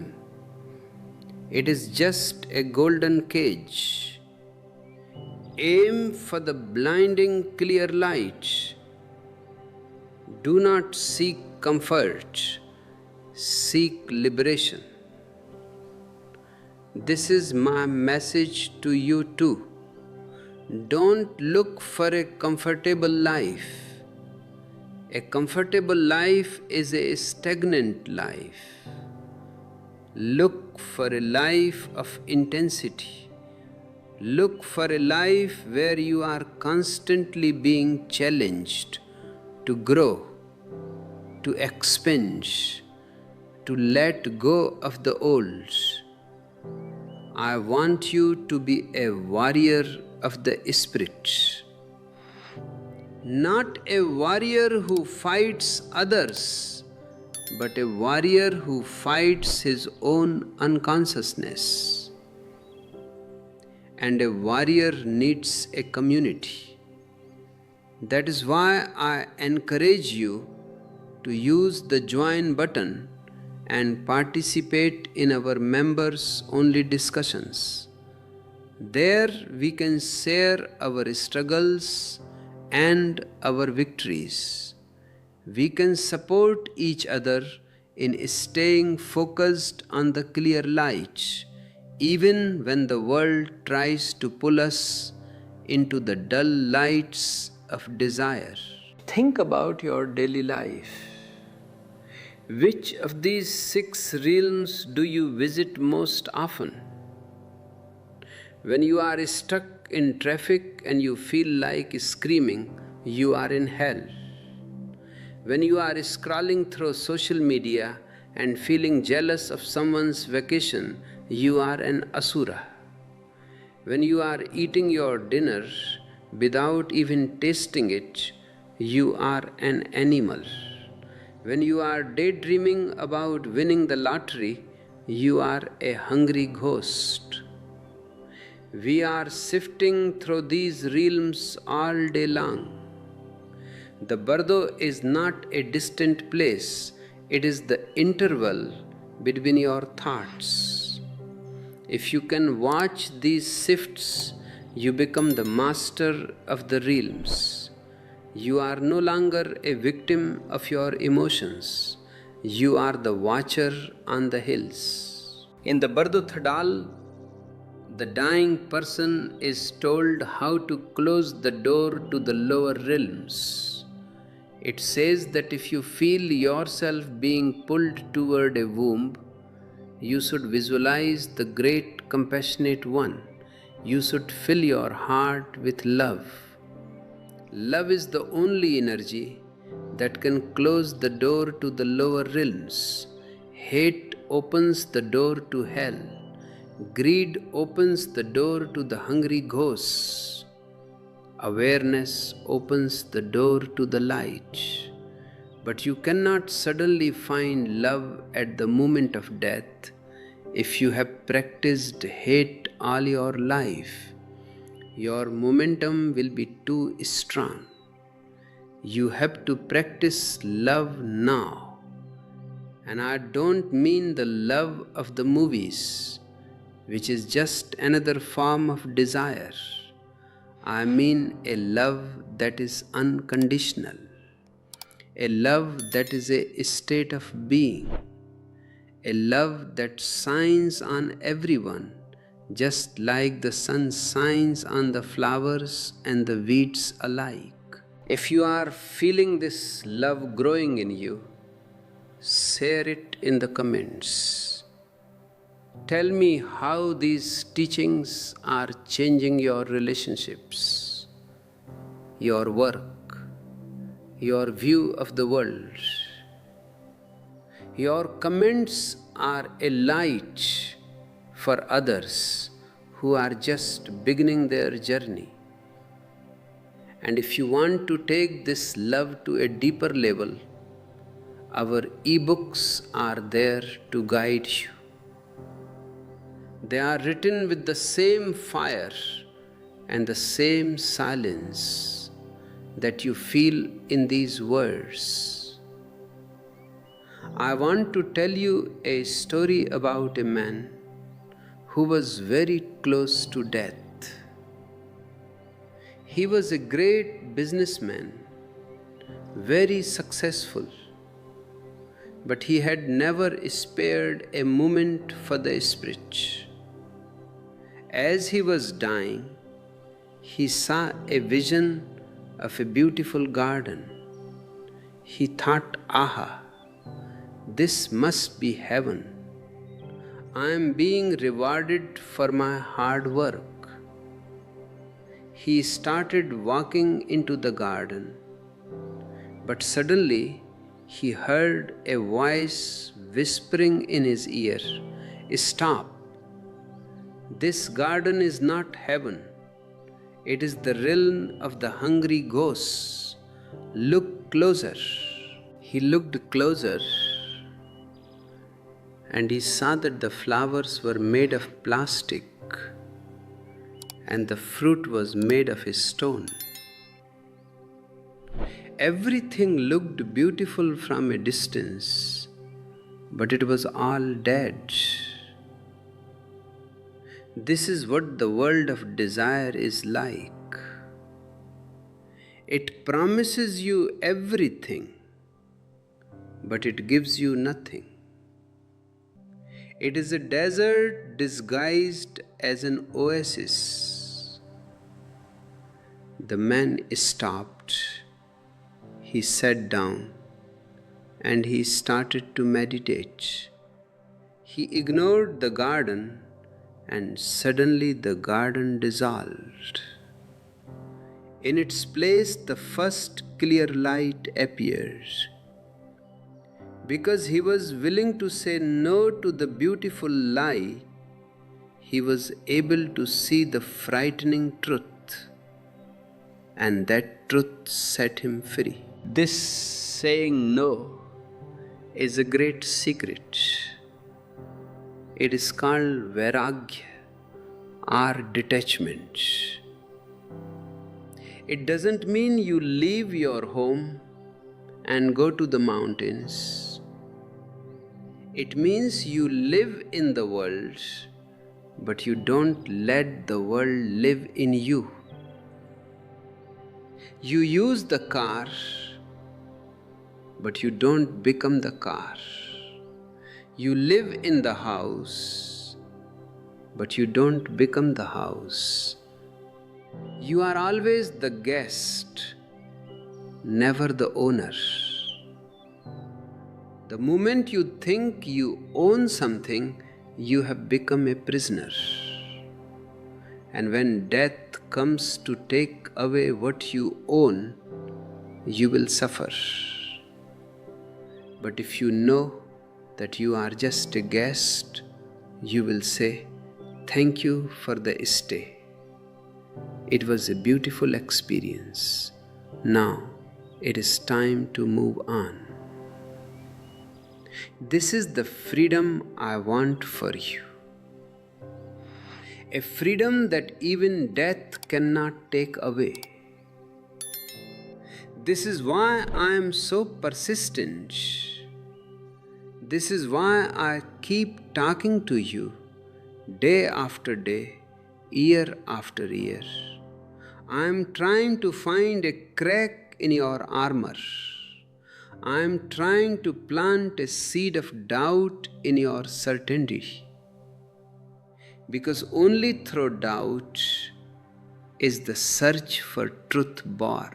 If you find that these words are creating that divine doubt in you, please consider supporting us through a super thanks or by joining the channel.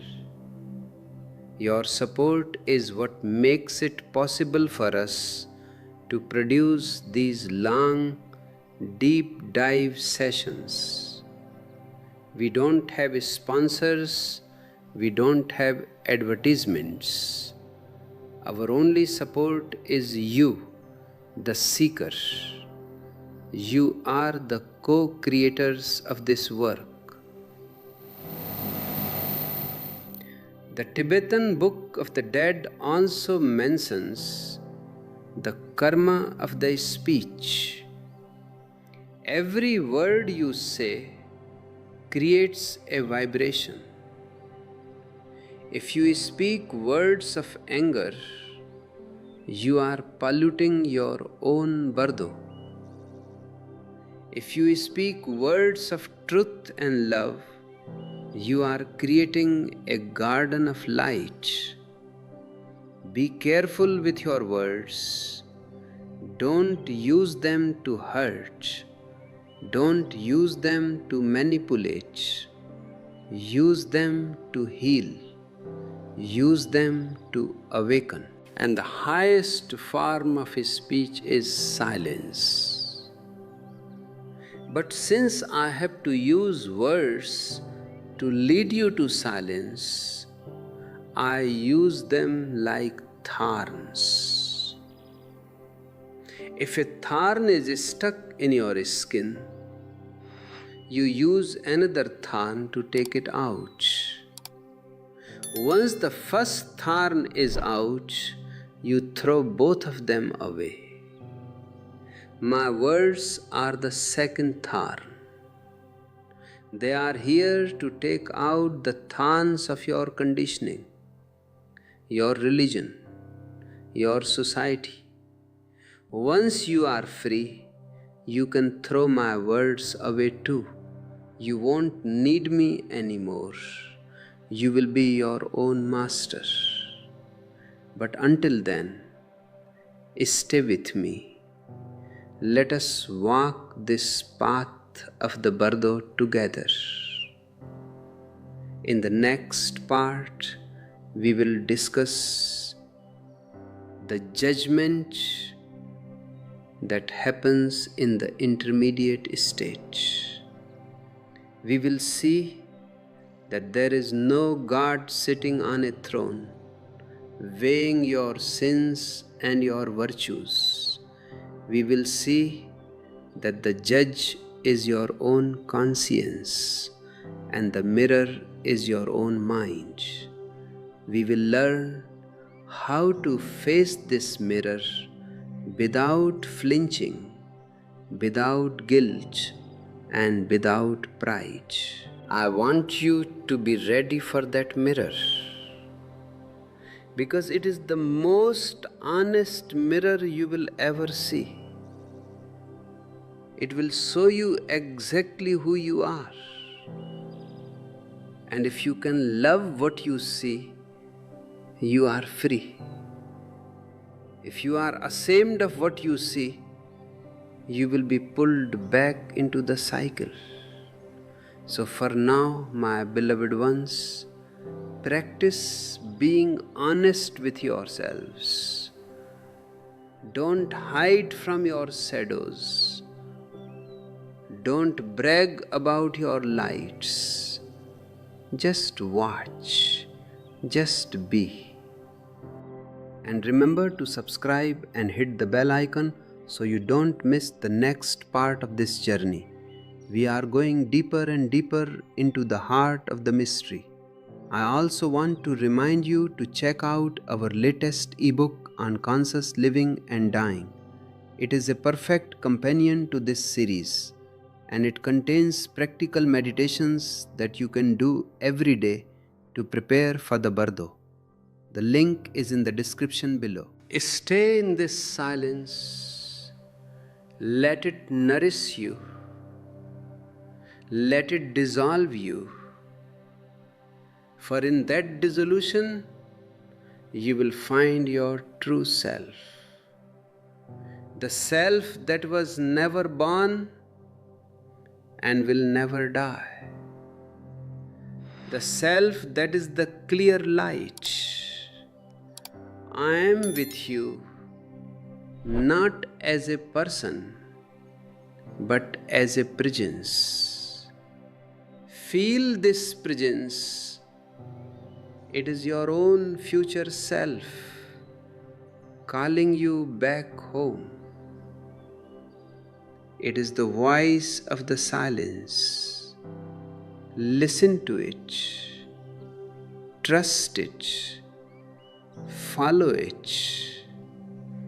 And as we close this part, I want to say, I love you.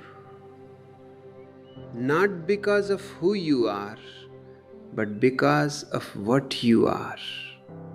You are the divine in disguise, and I am here to help you drop the disguise.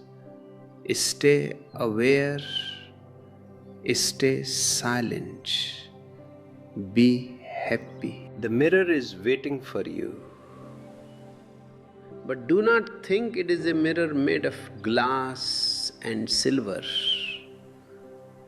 It is a mirror made of pure consciousness.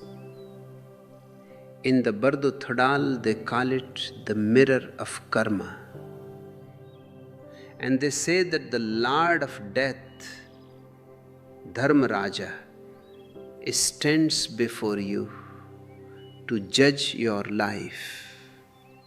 He holds the mirror up, and in it every deed you have ever done, every thought you have ever entertained, every emotion you have ever suppressed is reflected with absolute clarity. There is no hiding. There is no lying.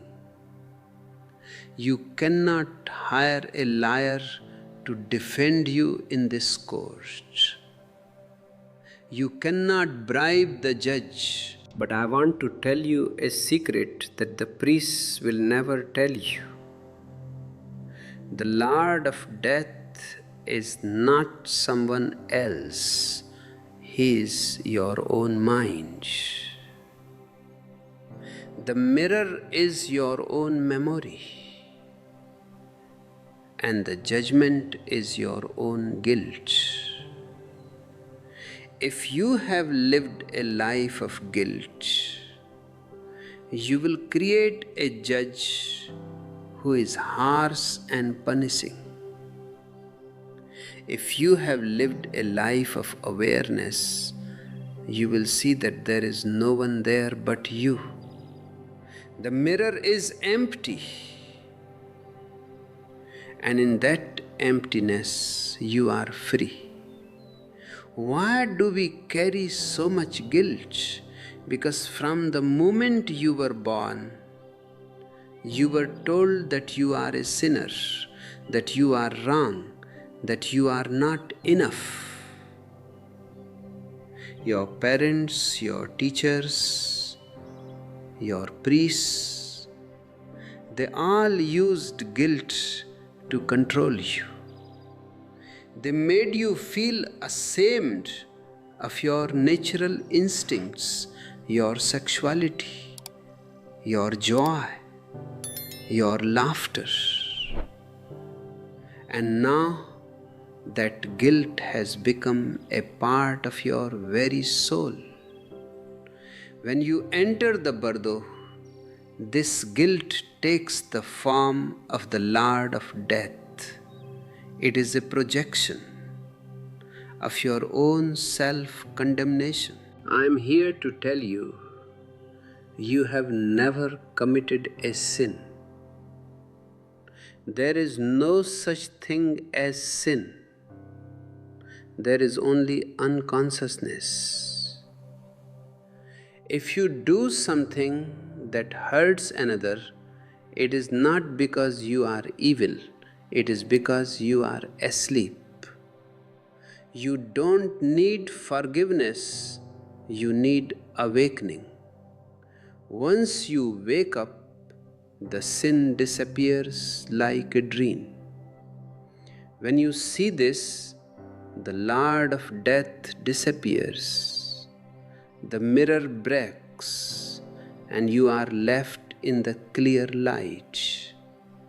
If you are beginning to feel the weight of this false guilt lifting from your shoulders, I invite you to join our journey more closely by clicking the join button. Our community is a space where we celebrate life without the burden of sin or judgment.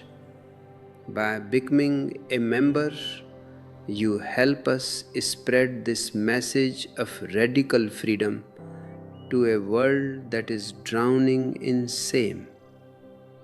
Your support is the fuel that keeps this fire of transformation burning. In the Tibetan tradition, they say that the Lord of Death takes white pebbles and black pebbles to weigh your life. The white pebbles represent your virtuous deeds. The black pebbles represent your non-virtuous deeds. If the black pebbles are more, you are dragged down into the lower realms. If the white pebbles are more, you are lifted into the higher realms. But I tell you, both are pebbles.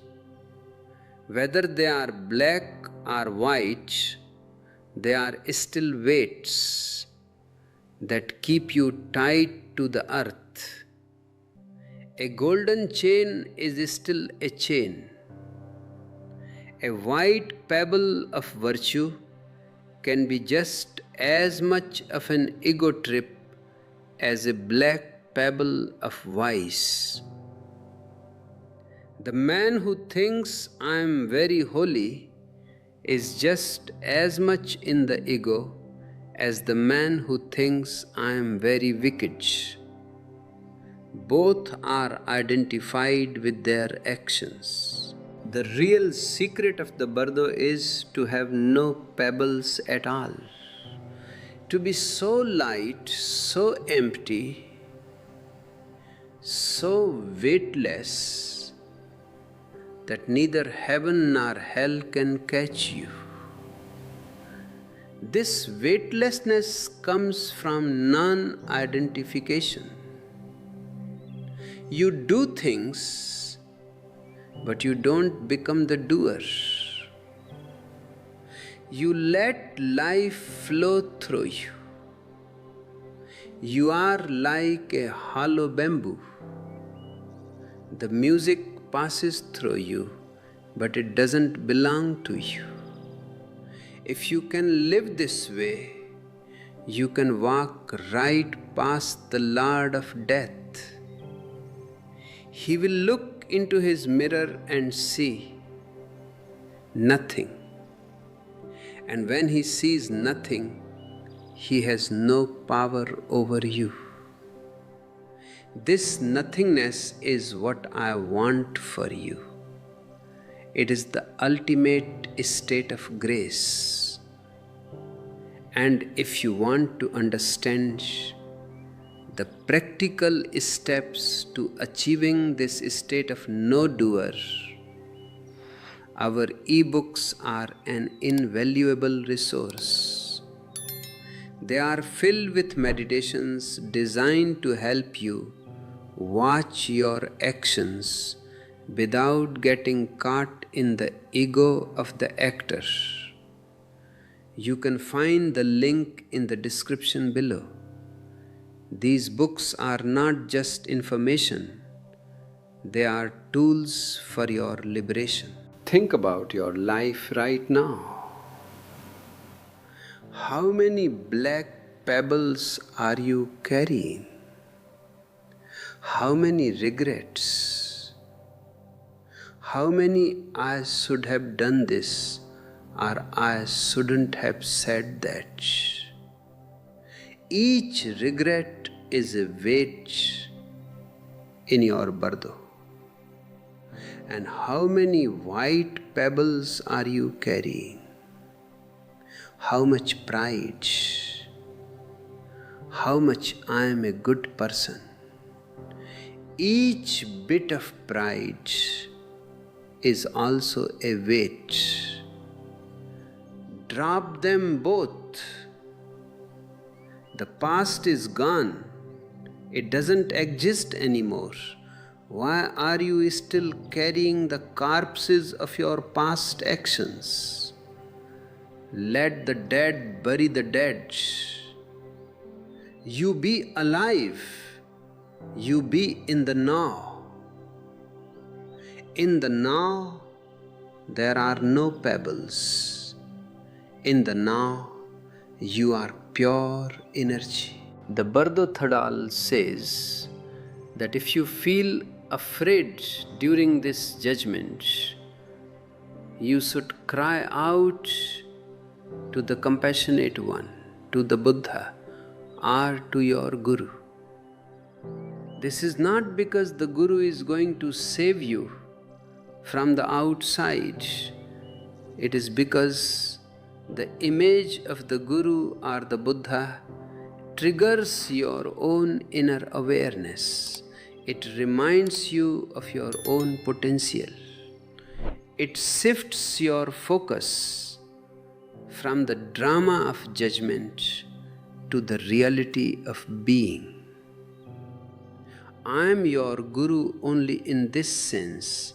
I am a reminder. I am a mirror that shows you your own divinity. I am not here to lead you. I am here to wake you up so that you can lead yourself. And if you feel this connection, if you feel that my voice is acting as that reminder in your life, please consider showing your support through a super thanks. Your generosity allows us to continue this work of awakening without being dependent on any outside organization. We are a community of free spirits supported by free spirits. In the Sitpa Bardo, after the judgment, the soul begins to feel the wind of karma. This is described as a great terrifying storm that blows you toward your next destination. You feel helpless, like a leaf in the wind. You see visions of houses, of caves, of cities, and you feel a desperate urge to find shelter.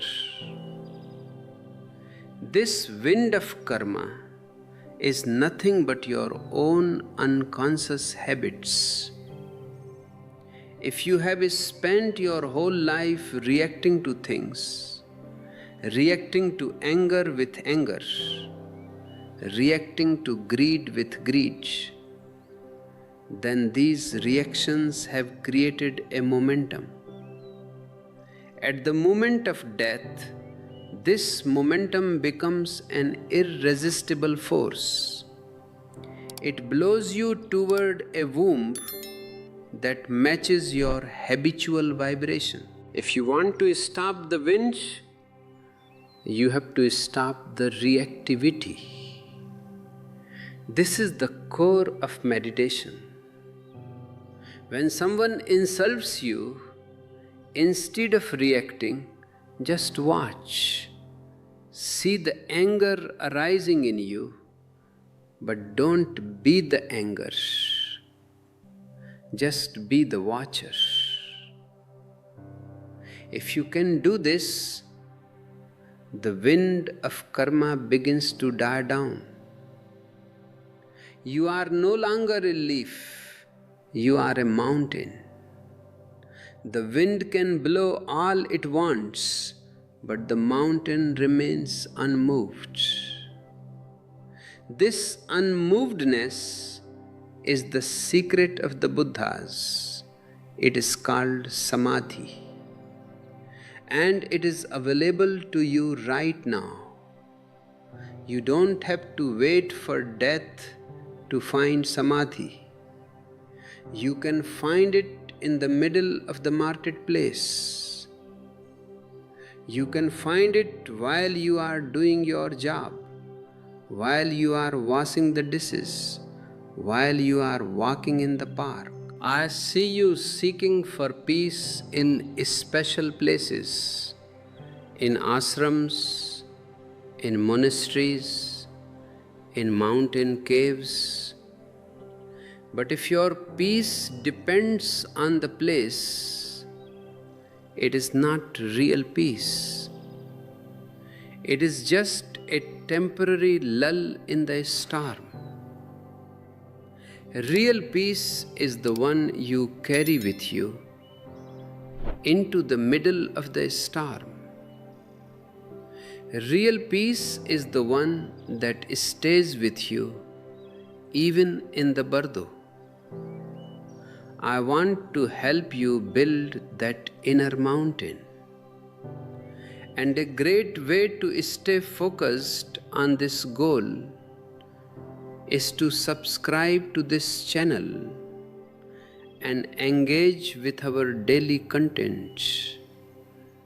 Share your thoughts in the comments. How do you handle the wind of karma in your daily life? What are the black pebbles you are finding difficult to drop? By sharing, you help yourself and you help others. We are all mirrors for each other. The Tibetan Book of the Dead also talks about the closing of the womb door. This is a very important part of the manual. It says that if you find yourself being pulled toward a womb, there are several ways to close the door and avoid rebirth. One way is to realize that the womb is not a shelter but a prison. Another way is to feel universal love for all beings. A third way is to meditate on the clear light. But the most profound way is to realize that there is no womb and there is no one entering it. It is all a dream. If you know it is a dream, you can just stop. You can just dissolve. This is the ultimate no to the cycle of birth and death. It is the great departure. Most people are so afraid of dissolving that they would rather enter a womb of suffering than be nothing. This is the ultimate tragedy of the human condition. You are so attached to your ego, to your identity, that you will choose a life of misery over the infinite freedom of the divine. You are like a bird that has been in a cage for so long that when the door is opened, it is afraid to fly. It clings to the bars of the cage because the cage is home. I am here to tell you, the sky is your home. The cage is an illusion. You are not a person. You are the universe experiencing itself through a person. Don't get caught in the experience. Stay as the experiencer. stay as the witness. This transition from the ego to the witness is the most difficult thing you will ever do. It is a death before death. This is why I say that my people are twice born. First, you were born from your mother's womb. That was just a biological event. The second birth happens when you die to your ego and are born into awareness. That is the spiritual event. If you are ready for this second birth, I invite you to explore the resources we have provided for you. Our joint membership gives you access to deeper explorations of these themes, and our ebooks offer a roadmap for the inner journey. These are not just products, they are pointers. They are fingers pointing at the moon. Don't worship the finger, look at the moon. And as you look at the moon, remember to be grateful. Grateful for this life, grateful for this body, grateful for this opportunity to wake up. Gratitude is the highest vibration. It is the shortcut to the clear light. If you can die with a heart full of gratitude, you have already won. No lord of death can touch a grateful heart. I see many of you are struggling with the fear of loss of your youth, loss of your health, loss of your loved ones. But what can you truly lose? Only that which is not yours can be lost. Your body was never yours. It was a gift from the earth. Your thoughts were never yours. They were a gift from society. Your name was never yours. It was given to you by your parents.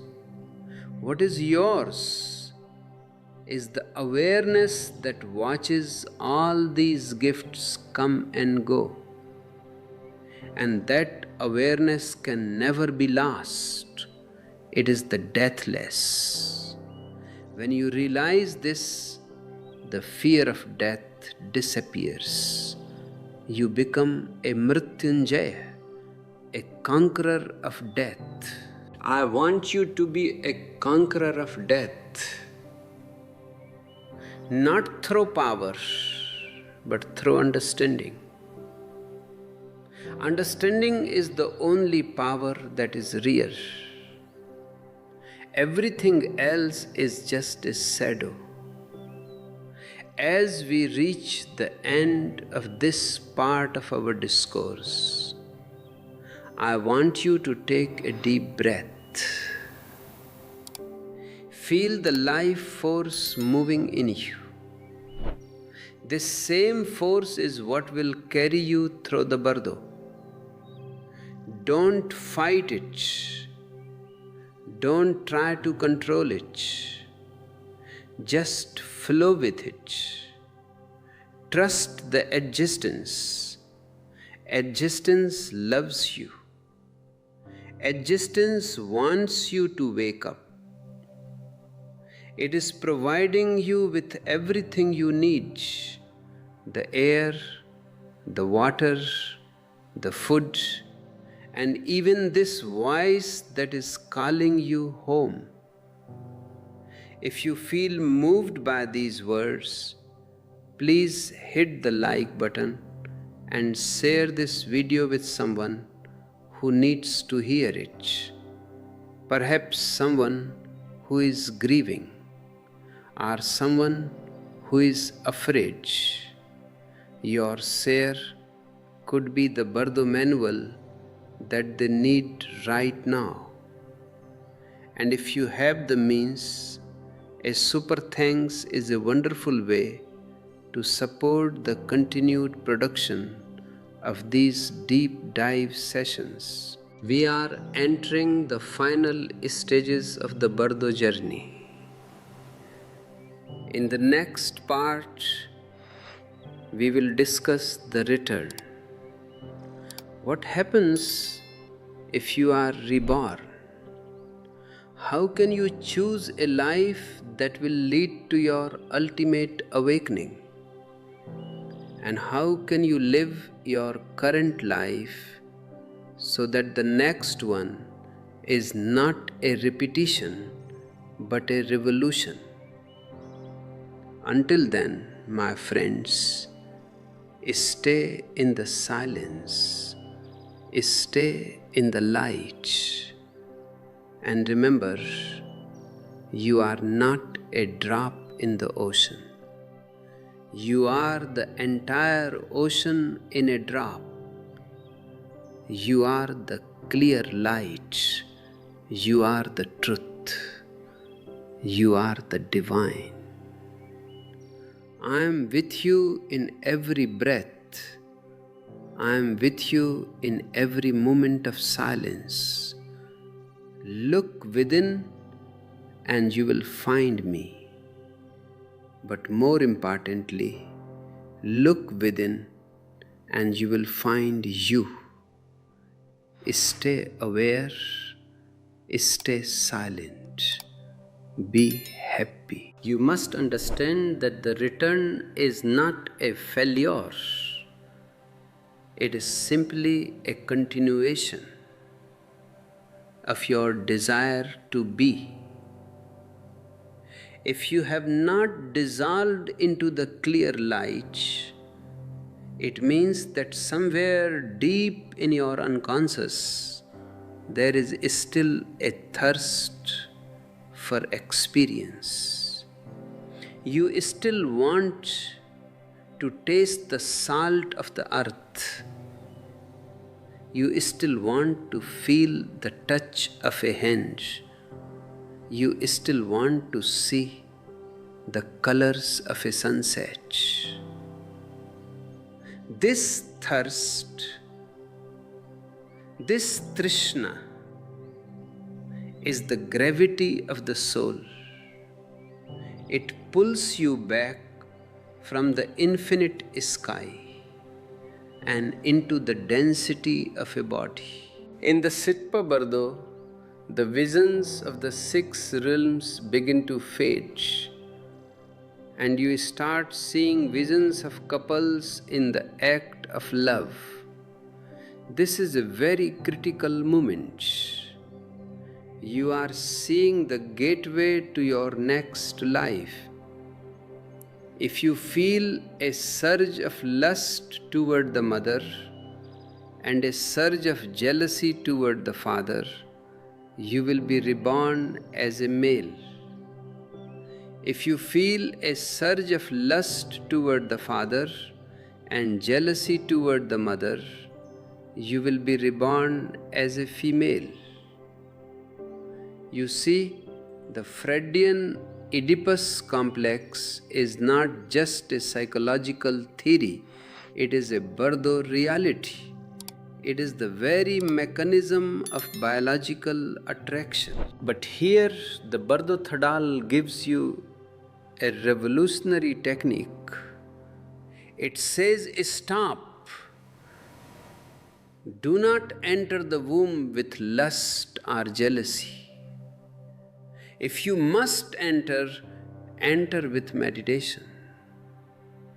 Imagine the couple not as 2 human beings, but as the divine union of Shiva and Shakti, or the Buddha and his consort. See the act not as sex, but as a sacred dance of energy. If you can do this, the quality of your rebirth changes instantly. You will be born to parents who are spiritually evolved. You will be born in an environment where your awareness can flourish. You will be born with a silver spoon of consciousness in your mouth.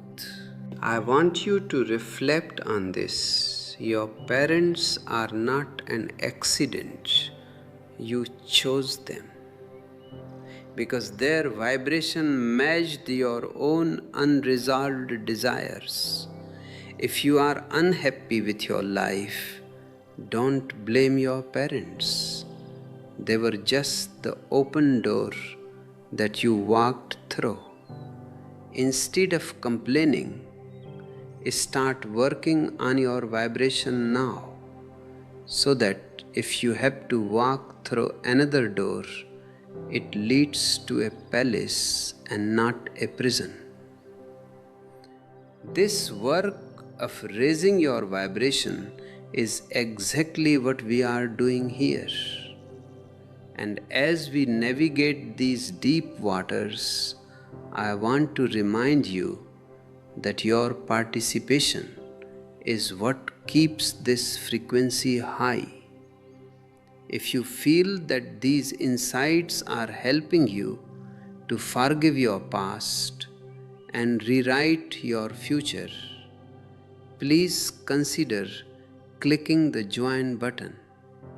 Our members are the pioneers of a new humanity, a humanity that chooses its destiny consciously. Your support allows us to continue providing these maps for the soul's journey. Most of you are terrified of the idea of choosing your life, because that means you are responsible for your suffering. It is much easier to believe in fate, our destiny, or God's will. If it is God's will, you are just a victim. You don't have to do anything. But I tell you, there is no fate. There is only karma, which means action. You are the master of your own actions, and therefore the master of your own results. If you are suffering, it is because you have lived unconsciously. If you want to stop suffering, you have to wake up. This waking up can happen in a single moment. It can happen right now. As you are listening to my voice, you don't need 1,000 lives to become a Buddha. You only need one total moment. But you are so fragmented. One part of you wants to meditate, another part of you wants to go to a party, another part of you wants to make money. You are a crowd, and a crowd cannot enter the narrow gate of the clear light. Only an individual, one who is indivisible, can pass through. I want to help you become an individual. I want to help you integrate all your fragments into one flame of awareness. This is the purpose of all my techniques. And for those of you who want to go even deeper into the Bardo of life, I highly recommend our ebooks. They contain the distilled essence of these talks and practical exercises that you can do in your daily life. You can find the link in the description below. These books are like a GPS for the soul. They help you stay on track when the world tries to pull you into a detour. The Bardo Thodol says that even at the very last moment, when you are standing at the entrance of the womb, you can still achieve liberation. You can say no to the womb and yes to the void. This no is not a no of fear or rejection. It is a no of understanding. It is like a person who has watched a movie 10 times and says, I don't need to see it again. I know the plot. I know the ending. I am finished with it. Are you finished with the movie of you? Are you finished with the drama of your ego? If you are, then the Bardo is a playground of light. If you are not, then the Bardo is a hall of mirrors. You see, the universe is very compassionate. It gives you what you want. If you want more me, it gives you another body, another name, another story.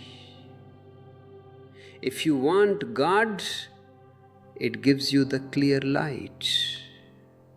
The choice is yours.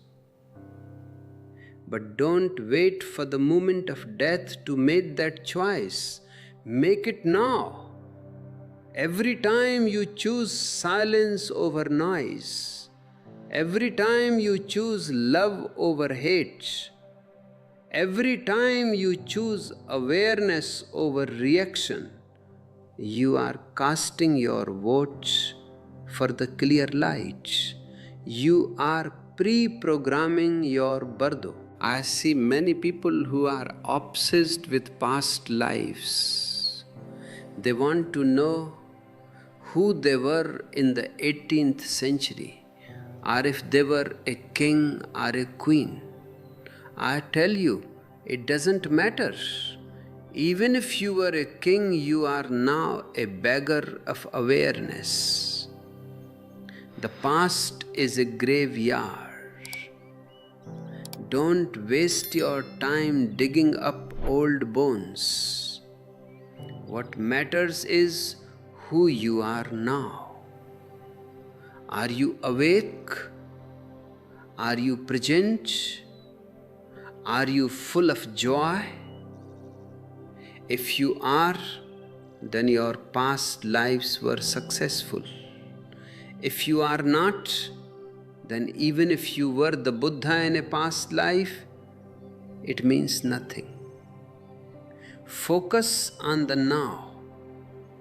The now is the only door to eternity. And this is why I love the Tibetan Book of the Dead so much, because it uses the after-death experience to wake you up to the before-death reality. It is a mirror that shows you that life and death are not two things, but two sides of the same coin. If you know how to live, you will know how to die. If you know how to die, you will know how to live. I invite you to leave a comment below and share. If you were to choose your next life right now, what quality would you want to embody? Would it be courage, compassion, silence? By stating it, you are making it a part of your consciousness. And don't forget to hit the like button and share this video. Let's create a wave of conscious choice in a world that is moving mechanically. If you have the means to support this channel, using the Super Thanks feature is a beautiful gesture. It helps us to produce these long-form discourses which are so rare in today's world of short attention span content. We are not interested in viral clips. We are interested in vital truths, and your support makes these truths accessible to everyone. Let us look at the closing of the womb door again. The manual says that one of the best ways to close the door is Vajrasattva meditation.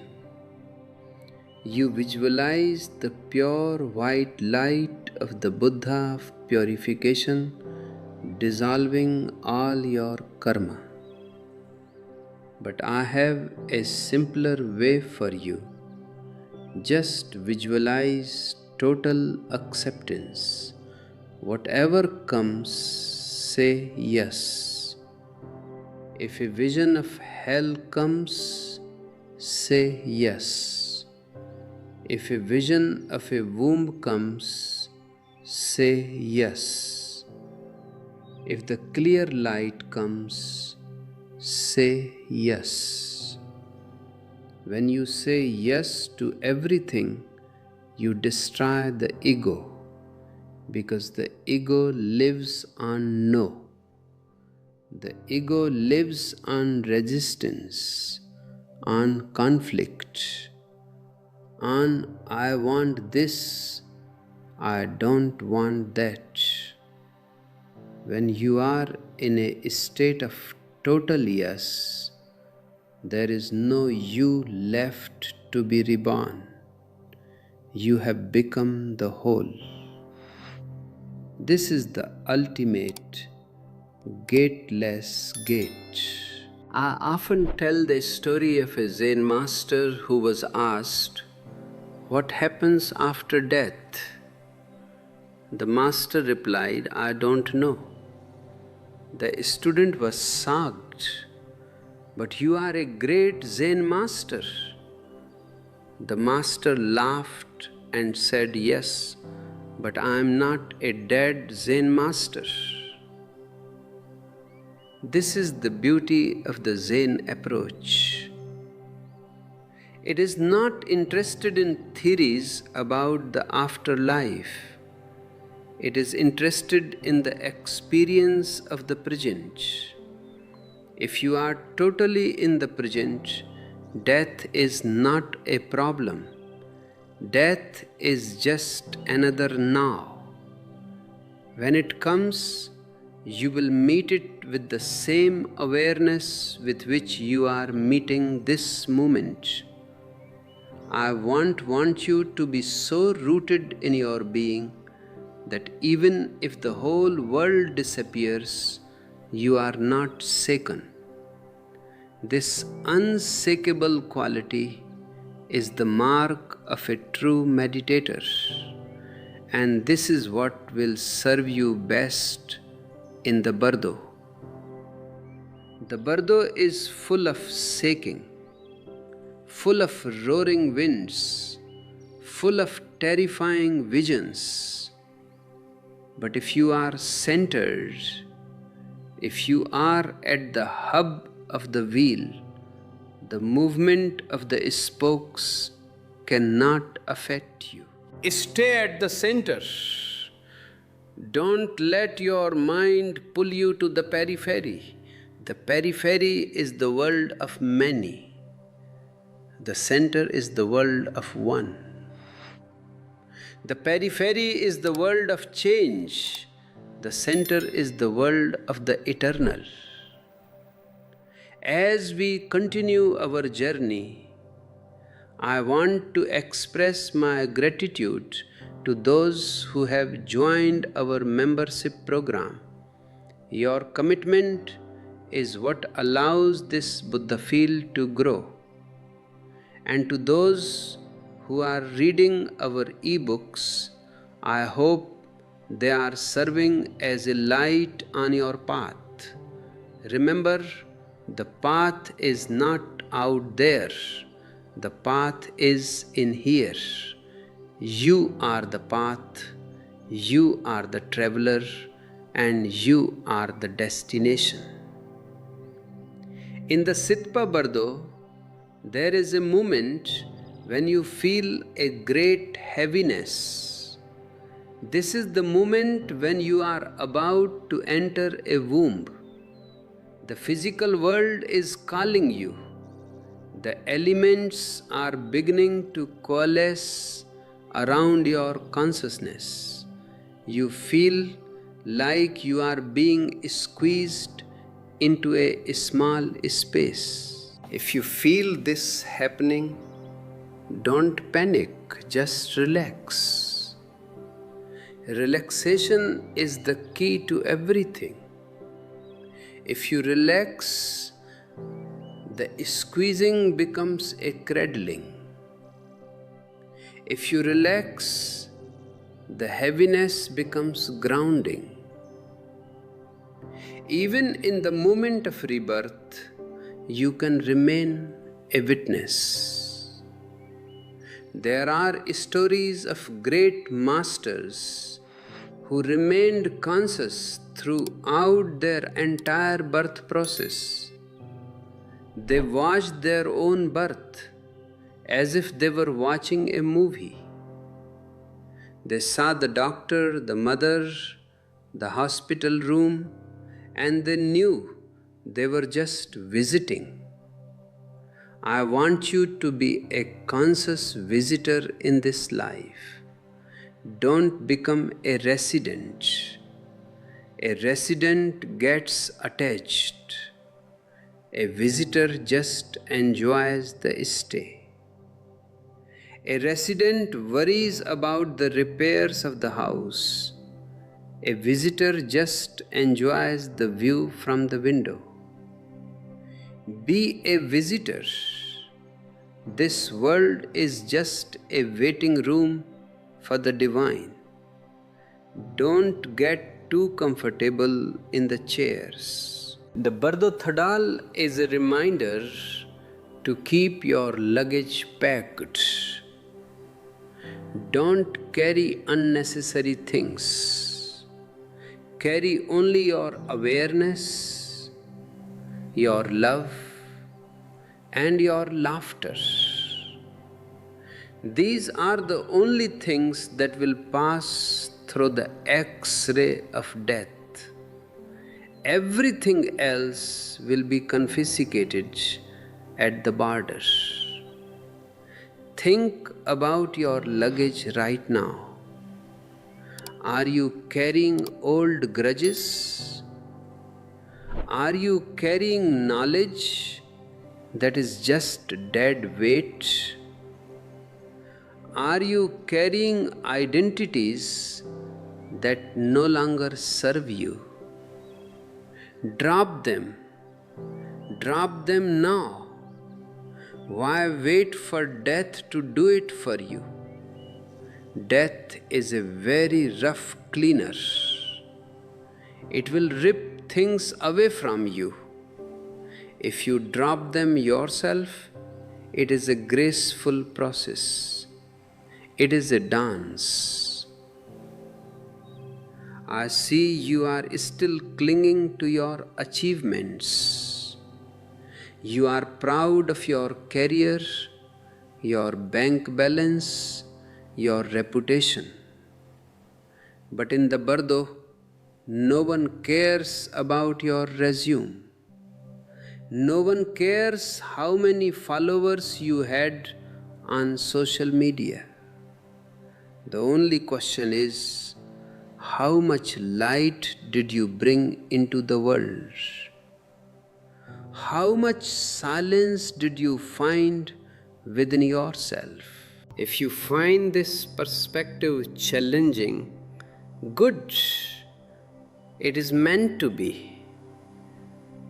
I am not here to soothe your ego. I am here to shatter it.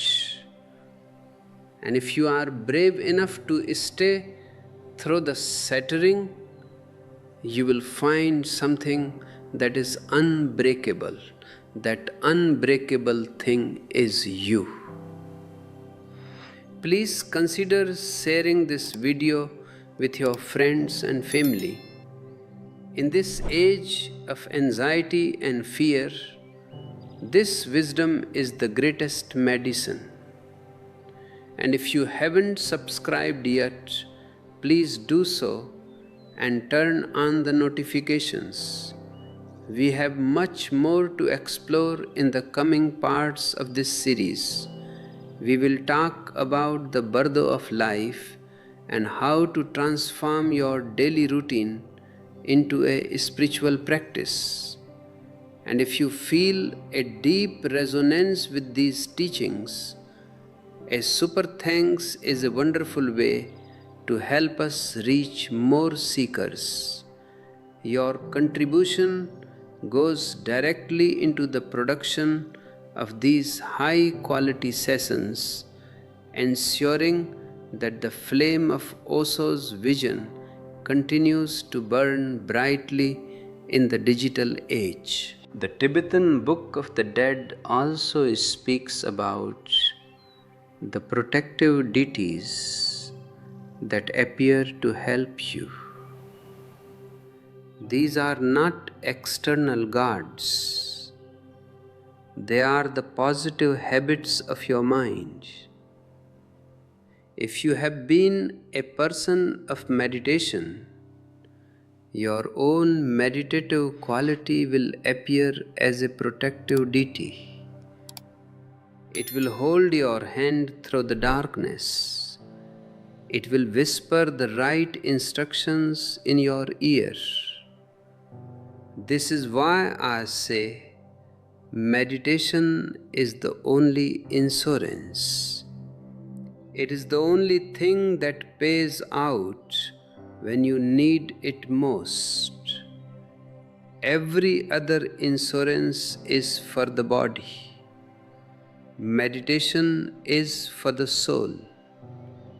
Invest in it. Spend time every day in silence. Even if it is just 10 minutes, those 10 minutes are more valuable than 10 hours of work, because those 10 minutes are eternal time, while the 10 hours are just passing time. I am here to help you find that eternal time. And I am so happy to see so many of you joining us on this journey. Whether you are a long-time join member or a first-time viewer, you are a part of this caravan of the soul. We are walking each other home. In the Bardo, you will see a light that is like a burning mountain. It is the light of the all-accomplishing wisdom. It is a brilliant emerald green light. At the same time, a dull red light from the realm of the jealous gods will appear. The manual says, "Do not be afraid of the brilliant green light. It is the light of your own pure action. Do not be attracted to the dull red light. It is the light of your jealousy." This is the choice we face every day. Do we choose the brilliant light of our potential or the dull light of our habits? The brilliant light is often frightening because it demands that we grow. The dull light is comfortable because it lets us stay small. Be brave. Choose the brilliant light. Even if it feels like it is burning you, let it burn. It is only burning the rubbish. The real you cannot be burned. The real you is the fire itself. As we reach the conclusion of this part, I want you to sit silently and feel the brilliant light within you. It is there in the center of your chest, in the center of your brain, in the center of every cell. It is the light that never was on land or sea. It is the light of the Bardo. It is the light of the Buddha. It is your light. Stay with this light. Let it expand until it fills the whole room, the whole city, the whole world. For you are not a small spark. You are the infinite sun. I love you. I am with you. And I will see you in the next part of our journey. Stay aware, stay silent, be happy. We have been talking about the transition that happens after the breath stops. But I want to bring you back to the transition that is happening right now. The Tibetan Book of the Dead is not just a map for the graveyard. It is a map for the marketplace. You are in a Bardo right now. This very moment, as you are listening to my voice, you are in an intermediate stage. You are between the breath you just took and the breath you are about to take. You are between the thought that just passed and the thought that is about to arise. If you can catch the gap between these two, you have found the secret of the Chikhai Bardo in the middle of life. Most people live as if they have all the time in the world. They postpone their meditation, they postpone their love, they postpone their laughter. They say, tomorrow I will be silent. Tomorrow I will be happy. But I tell you, tomorrow is a code word for death. Tomorrow never comes. Only now comes. And if you cannot be present in the now, you will not be present in the Bardo. You will be just as distracted, just as confused, and just as mechanical as you are today. I want you to make your whole life a rehearsal for the clear light. How? By bringing awareness to the most mundane things. When you drink a cup of tea, can you be so present that there is only the tea and the tasting? When you walk, can you be so present that there is only the movement and the earth? This total presence is the highest form of prayer. It is the only preparation that matters. Because at the moment of death, you will not have time to sit in a lotus posture and try to remember my words. only your habit of awareness will be there.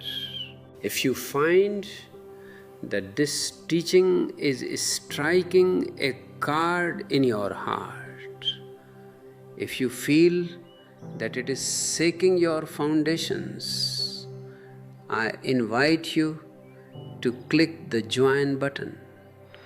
Our community is not for the faint-hearted. It is for those who are willing to die to the old so that the new can be born. By joining, you support our mission to keep this lighthouse of consciousness burning in an age of darkness. Your support allows us to create more of these deep dive sessions that challenge the status quo of the human mind. Think about sleep. Sleep is a small death. Every night you go through a process very similar to the Bardo. You lose your connection with the physical world. Your thoughts become a dream-like flow. And finally, you disappear into the void of deep, dreamless sleep. But do you do it consciously? Most of you just fall into sleep. You are conscious one moment and the next moment you are gone. I suggest a small experiment tonight. As you go to sleep, try to stay aware of the very last moment of consciousness. Watch the body getting heavy. Watch the thoughts slowing down. Watch the darkness approaching. If you can stay aware at the moment you fall asleep, you will find it much easier to stay aware at the moment you die. Sleep is the training ground for the Bardo. And while we are on the subject of training, I must tell you about the power of satsang, being in the presence of truth. By watching these videos, you are in a form of satsang. You are letting your vibration be raised by the frequency of these words. If you feel moved to support this energy exchange, a super thanks is a beautiful way to show your appreciation. It is not just about the money. It is about the intention. It is about saying yes to the work we are doing. This yes creates a ripple effect in your own consciousness. The Bardo Thodol says that in the Sitpa Bardo, the soul is driven by the winds of karma. These winds are your desires. What is your strongest desire right now? Is it for power? Is it for sex? Is it for money? Whatever it is, that desire is a magnetic force. It is pulling you toward a destination. If you want to change your destination, you have to change your desire. Better yet, you have to drop desire altogether. But you cannot drop desire through willpower. If you try to drop it, you are just creating a desire to drop desire. It is the same game.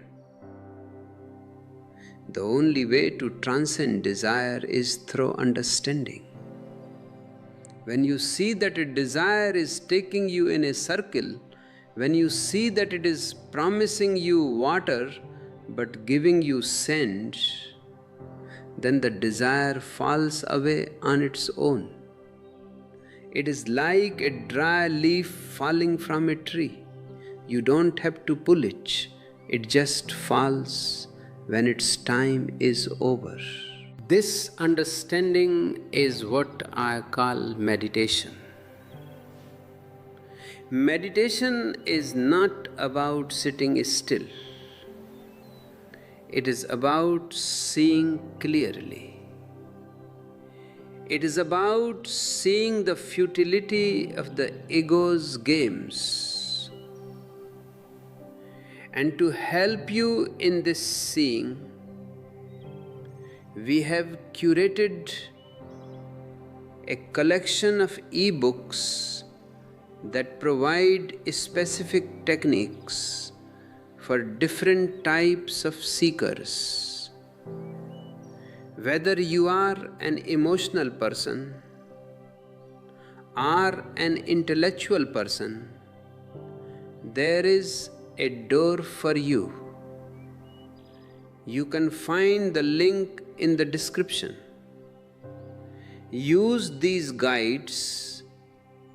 They are like torches in the dark night of the soul. I see many of you are worried about your karma. You think you have done many bad things and you will be punished in the Bardo. I tell you, existence does not punish. Existence only reflects. If you have a face of anger, the mirror shows you an angry face. If you have a face of love, the mirror shows you a beautiful face. The Lord of Death in the Bardo is just a mirror. If you want a beautiful Bardo, start creating a beautiful now. Fill your life with creativity, with music, with dance. When you are dancing, where is the ego? It is gone. There is only the dance. When you are painting, where is the sinner? He is gone. There is only the color. This egoless state is the state of the Buddhas. I want you to be so full of life that death has nothing to take away from you. Death can only take away what you possess. It cannot take away what you are. If you possess a big house, death will take it. If you possess a great name, death will take it. But if you are silence, if you are awareness, death has no hands to grab you. You will pass through the fingers of death like a breeze. Look at the flowers. They don't have bank accounts. They don't have insurance. They don't have a legacy to leave behind. They just bloom for a day.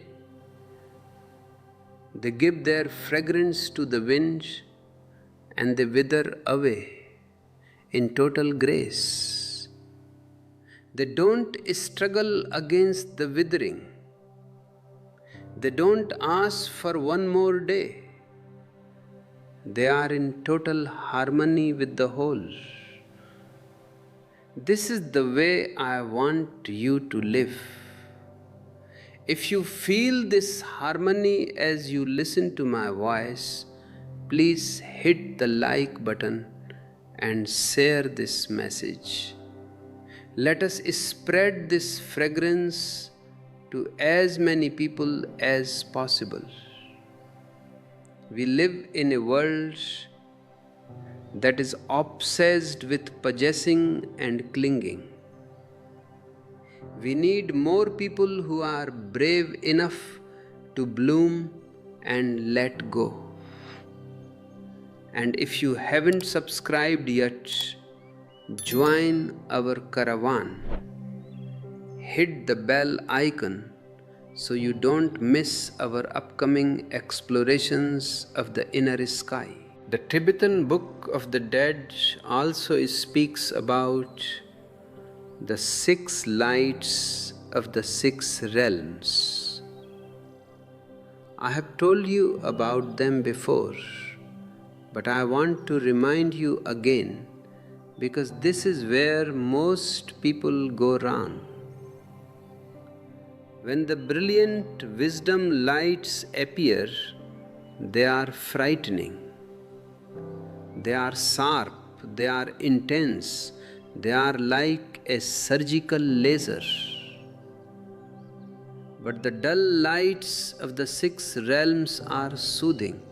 They are like a dim bedside lamp. The human mind is addicted to the soothing. It likes the familiar, even if the familiar is a prison. This is why you stay in unhappy relationships, why you stay in boring jobs, why you stay in dead religions. You are afraid of the brilliant light of change. But I tell you, only the brilliant light can heal you. The dull light only helps you to sleep more.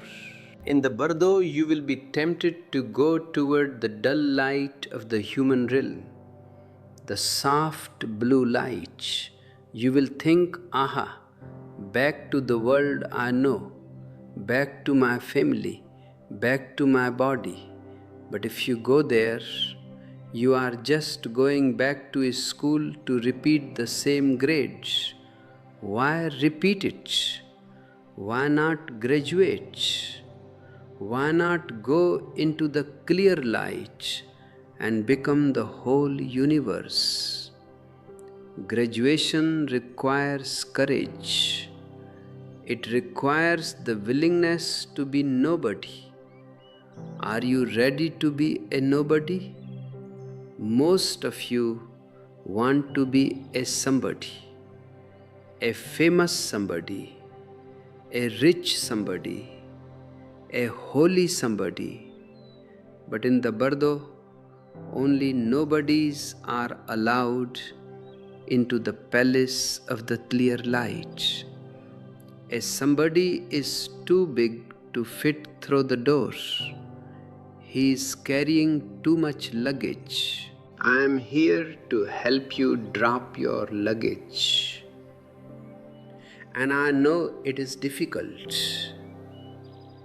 You have spent your whole life collecting it.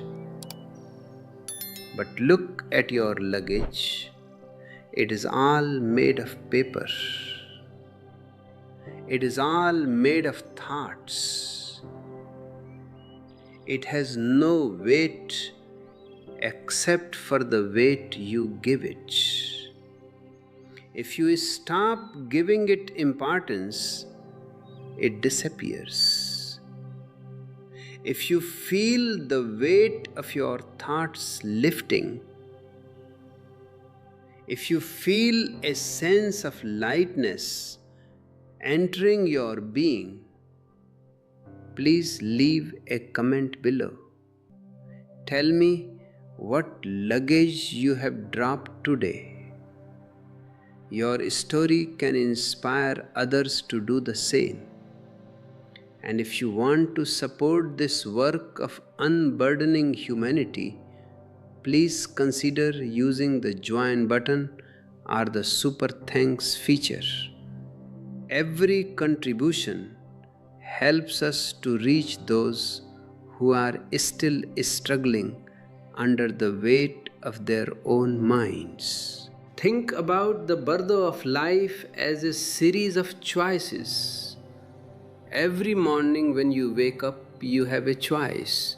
You can be a victim of your circumstances, or you can be a master of your consciousness. You can choose to be angry about the weather, the traffic, the news, or you can choose to be a witness to it all. If you choose to be a witness, you are already practicing for the Sitpa Bardo. You are teaching yourself that you are not the events that are happening around you. You are the space in which those events are happening. This space is eternal. This space is the clear light. I want you to fall in love with this space. Most people are afraid of space. They call it emptiness. They want to fill it with noise, with gadgets, with people. But this emptiness is the womb of the divine. It is the most beautiful thing in existence. When you are empty, you are available. When you are available, the whole universe can flow through you. The Bardo Thodol is a guide to this availability. It says, do not be distracted. Do not be attracted. Just stay in the void. This sounds very difficult, but it is actually the easiest thing in the world. It is the most natural state. You don't have to do anything to be in the void. You just have to stop doing. But the mind is a doer. It wants to practice meditation. It wants to achieve enlightenment. I tell you, you cannot achieve what you already are. Stop the achievement. Stop the practice. Just sit. Just be. And in that just being, the Bardo disappears. Life disappears. Death disappears. Only isness remains. I invite you to explore our ebooks for specific non-doing techniques. They are designed to help you break the habit of constant activity and find the still point within. The link is in the description. Carry these truths with you as you navigate the complexities of your modern life. And as we prepare for the next part of our journey, I want you to take this feeling of isness with you. Don't let it be just a 10-minute experience. Let it become the background music of your life, whether you are working, eating, or talking. Let the silence be there. Remember, my beloved ones, you are the creators of your own reality.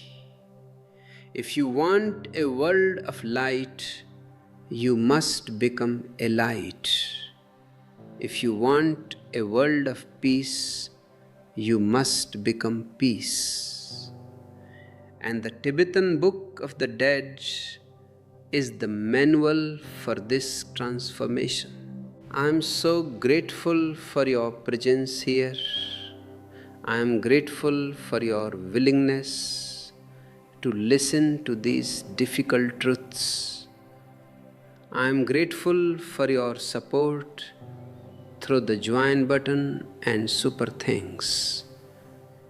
You are the Sangat, the community of seekers that makes this work possible. In the next part, we will discuss the Bardo of meditation. We will see how to enter the states of deep absorption and how to use them as a rocket ship to the clear light. We will learn the secrets of the Tantra of the Bardo and how to use every emotion, even the most difficult ones, as a fuel for awakening. Until then, stay in the silence, stay in the light, and above all, stay in your aloneness. For in your aloneness, you will find the whole. Subscribe and hit the bell so you are notified the moment the next part is ready. Share this with one person who you think is ready to wake up. Together, we can change the vibration of the planet. Stay aware, stay silent, be happy. This isness I speak of is not a static state. It is a vibrant, pulsating energy. In the Tibetan tradition, they call this the Samten Bardo, the Bardo of meditation. But don't let the word meditation deceive you. For most of you, meditation is something you do for 20 minutes in the morning. You sit in a special posture, you close your eyes, you try to follow your breath, and then you get up and go back to being the same old person, full of anxiety, greed, and anger. That is not meditation. That is just a mental gymnastic. Real meditation is like a thread that runs through the entire necklace of your life. It is present when you are making love. It is present when you are fighting with your neighbor. And it is present when you are simply sitting and doing nothing. The Santan Bardo is the training ground where you learn to handle the raw energy of existence. Think about your emotions. When you feel a sudden surge of anger, what do? Either you express it and hurt someone, or you suppress it and hurt yourself. Both ways are unconscious. I am showing you a third way, the way of the Tantra. Tantra says, don't fight the energy of anger and don't be a victim of it. Just watch it. See it as a cloud of red energy moving through the sky of your consciousness. If you can watch your anger without judgment, a miracle happens. The anger itself becomes the fuel for your awareness. The heat of the anger becomes the light of your soul. This is what the Tibetan Book of the Dead means when it tells you to recognize the wrathful deities as your own radiance. If you are beginning to understand that your greatest enemies, your anger, your lust, your jealousy are actually your greatest allies in disguise, then you are ready to walk this path with me. This realization is rare, and it requires a space where we can speak the truth without the filters of society. If you feel that this space is vital for your growth, I invite you to click the join button. By becoming a member, you are not just supporting a channel, you are participating in a global movement of consciousness. You are helping us create a world where humans are no longer slaves to their biological drives, but masters of their spiritual destiny. Your support is the backbone of this Buddha field. Look at the nature of your desire. Why is it that the moment you get what you want, you are already looking for the next thing? You are like a man trying to fill a bucket with a hole in the bottom. You think that if you just find the right person, the right job, or the right amount of money, the hole will be plugged. It won't. The hole is your ego. The ego lives on becoming. It cannot exist in being. If you are perfectly happy in this moment, the ego dies, and the ego is terrified of death. So it keeps you running, keeps you becoming, keeps you dreaming of a future heaven, so that you don't notice the hell you are creating in the present. The Santan Bardo is the practice of stopping. Just stopping. Can you stop for a single second? Not just your body, but your mind. Can you let the seeking drop? In that second of stopping, the clear light that the Tibetans talk about is right there. It is not something that appears only when you die. It is the very background of your life. It is the silence between my words. It is the stillness in the center of a hurricane. But your mind is addicted to the hurricane. It likes the drama. It likes the conflict.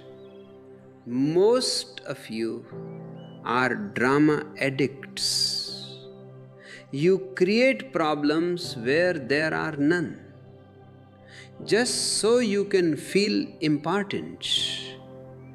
If you have no problems, you feel like you don't exist. This is the ultimate trick of the mind. I am here to tell you it is okay to not exist. In fact, it is the most beautiful thing in the world to be a nobody, a nothing, a zero. When you are a zero, the whole universe can flow through you. If you are finding value in this shattering of your ego, please hit the like button and share this video. When you share, you are sending a signal to the universe that you are ready to be a light for others. And if you feel moved to support this work directly, a super thanks is a wonderful way to contribute. Every contribution no matter how small, helps us to maintain this sanctuary of awareness in the digital world. It allows us to reach people who are drowning in the noise of the world and offer them a hand of silence. The Tibetan Book of the Dead talks about the dhyana states, the levels of absorption. When you go deep into meditation, you move beyond the physical body, beyond the emotions, and finally beyond the mind itself. You enter a state of sunyata, pure emptiness. But this emptiness is not like the emptiness of a room. It is the emptiness of a seed. A seed looks empty, but it contains the potential for a whole forest. This is your Buddha nature. It is an emptiness that is full of potential, full of light, full of love. But to reach this emptiness, you have to be willing to lose everything that you are not. You have to be willing to let your identity be burnt away. Are you ready for that? Most people go to temples and churches to gain something. They want God's blessing. They want success. They want peace of mind. I tell you, don't come to me to gain anything. Come to me to lose. Lose your pride, lose your knowledge, lose your misery. Only when you are completely empty-handed can you receive the gift of the divine. I want you to think about your inner mirror. Every day you encounter people and situations that trigger you. Someone says something mean and your mirror reflects anger. Someone says something nice and your mirror reflects pride. But the mirror itself is neither angry nor proud. It just reflects. This is the state of the witness. If you can stay as the mirror, you are in the Samtan Bardo. You are practicing the art of dying while you are still alive. Because when death comes, it will take everything that is reflected, but it cannot touch the mirror. To help you cultivate this mirror-like wisdom, we have prepared a series of e-books that dive deep into the specific techniques of witnessing. These are not just books to be read, they are manuals to be lived. You can find the link in the description below. These e-books are your companions on the journey through the bardos of life and death. They provide the technical details of how to stay centered when the winds of karma start to blow. I want to hear from you in the comments. What is the one reflected thing in your life that you find most difficult to let go of? Is it your reputation? Is it a past hurt? Is it a future dream? By naming it, you are bringing it into the light of awareness. You are starting the process of de-identification. Remember, we are all in this together. This channel is not just me talking to you. It is a community of seekers supporting each other in the greatest adventure of all. The Tibetan Book of the Dead mentions the Vajra-like Samadhi, the indestructible state of consciousness. Vajra means diamond. A diamond is so hard that it can cut through anything, but nothing can cut through it. This is what your awareness needs to be. It needs to be so sharp that it can cut through the illusions of the mind, and so solid that the wrathful deities of the Bardo cannot shake it. You develop this diamond awareness by being honest with yourself. Don't pretend to be holy if you are feeling lust. Don't pretend to be peaceful if you are feeling angry. This hypocrisy is the biggest obstacle. It makes your consciousness soft and mushy. If you are lustful, be totally lustful with awareness. See the energy of it. Feel the fire of it.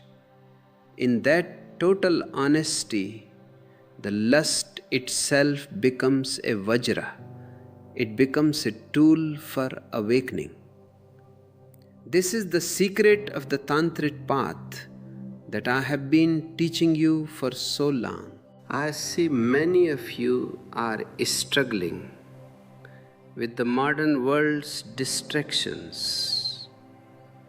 Your phones, your computers, your constant need for news. All these are designed to keep you on the periphery. They are designed to keep you from looking within. They are the Mara of the modern age. I am not saying you should throw away your phone, but I am saying you should use it consciously. Don't let the phone use you.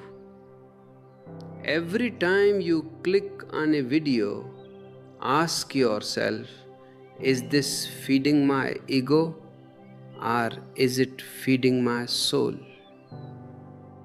If you are here, you are already making the right choice. And if you want to ensure that this soulful content continues to reach you and millions of others, please consider the join button. Our members get exclusive access to deeper meditations and direct Q&A sessions where we can dive into your personal bardos. Your membership is a vote for a more conscious world. The Santan Bardo is also the Bardo of dreaming. When you are dreaming at night, you think the dream is real. You are afraid of the tigers in the dream. You are happy about the gold in the dream. But the moment you wake up, the dream disappears. You don't have to fight the tigers or hide the gold. They simply cease to be. Life is exactly like that. It is a long dream. Death is the awakening. The Bardo Thodol is the alarm clock. I am here to shake you. I am here to tell you that the tiger of your problems is not real. The gold of your achievements is not real. Only the one who is dreaming is real. Find the dreamer. Find the one who is behind the eyes, behind the thoughts, behind the me. That one is birthless and deathless. That one is the clear light. Think about your relationships. Most of them are just dream contracts. You agree to play a certain role, and the other person agrees to play a certain role. You call it love, but it is often just a mutual exploitation of each other's needs. When one person stops playing the role, the love turns into hate. This is why so many marriages are just civil wars behind closed doors. Real love only happens when you are no longer dreaming, when you see the other person as they are and not as a reflection of your needs. When you are happy in your aloneness, then you can truly love another. Because then your love is not a demand, but a gift. It is an overflow of your own joy. This is the kind of love that can pass through the Bardo. It is a conscious love that is not tied to the physical body. If you are feeling this shift in your understanding of love and life, I invite you to support this channel through a super thanks. Your generosity allows us to produce these high vibration sessions and reach those who are searching for a deeper meaning in their lives. We are not just a YouTube channel. We are a mystery school in the digital age. And you are the students, the seekers, and the co-creators of this school. I want to talk about the Bardo of the moment before death again, because it is so important. In those last few seconds, your whole life flashes before your eyes. It is like a movie being played at high speed. If you are not a meditator, you will be overwhelmed. You will try to grab onto the good parts and run away from the bad parts. This grabbing and running is what creates your next life. But if you are a meditator, you will watch the movie with a smile. You will say, "Aha, what a beautiful drama I have lived. What a complex character I have played." You will be like a person leaving a theater after a great play. You are not the character you saw on the screen, you are the one who watched it. This witnessing is your ticket to liberation. To help you prepare for this final movie, our ebooks contain specific exercises on life review meditation. By doing these now, you can clear your karma cache before you reach the Bardo. You can forgive those who hurt you, and you can forgive yourself for your mistakes. Don't wait until the last second. Start the cleaning process now. You can find the ebooks in the link below. I see many of you are afraid of losing your mind. You are afraid of going crazy or losing your memory as you age. I tell you, the mind should be lost. The mind is the prison. The mind is the wall between you and the divine. To lose your mind is to find your soul. This is what the Zen masters call Satori.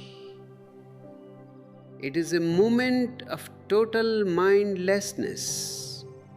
In that moment, the world is seen for the first time. The trees are greener. The birds sing more clearly, and you realize that you have always been at home. The Tibetan Book of the Dead is a guide to this mindlessness.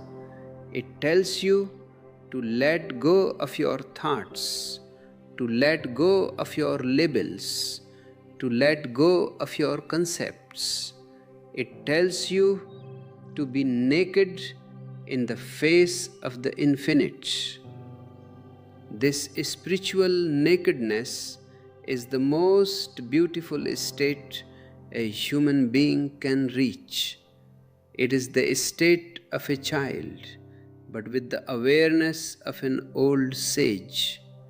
It is the innocence of the Buddha. I want to help you find that innocence. I want to help you peel away the layers of experience and knowledge that have made you old and tired.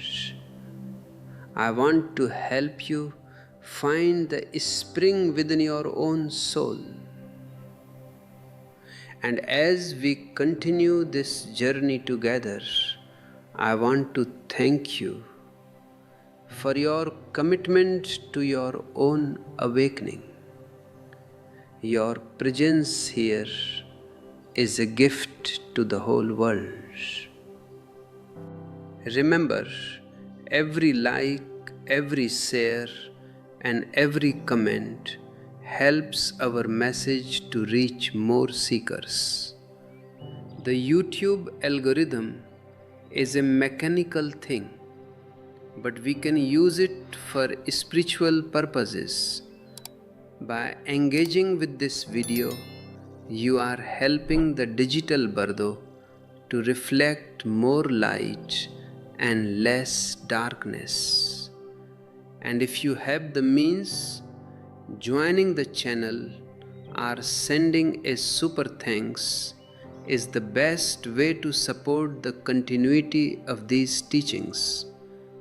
We are a self-supporting community, and every bit of your support goes into spreading the light of Osho's vision. In the Samtan Bardo, you might also experience siddhis or spiritual powers. You might see visions of the future. You might hear voices from other dimensions. You might feel like you can fly. The Bardo Thodol warns you, do not be distracted by these toys. They are just more reflections on the mirror. They are just spiritual ego trips.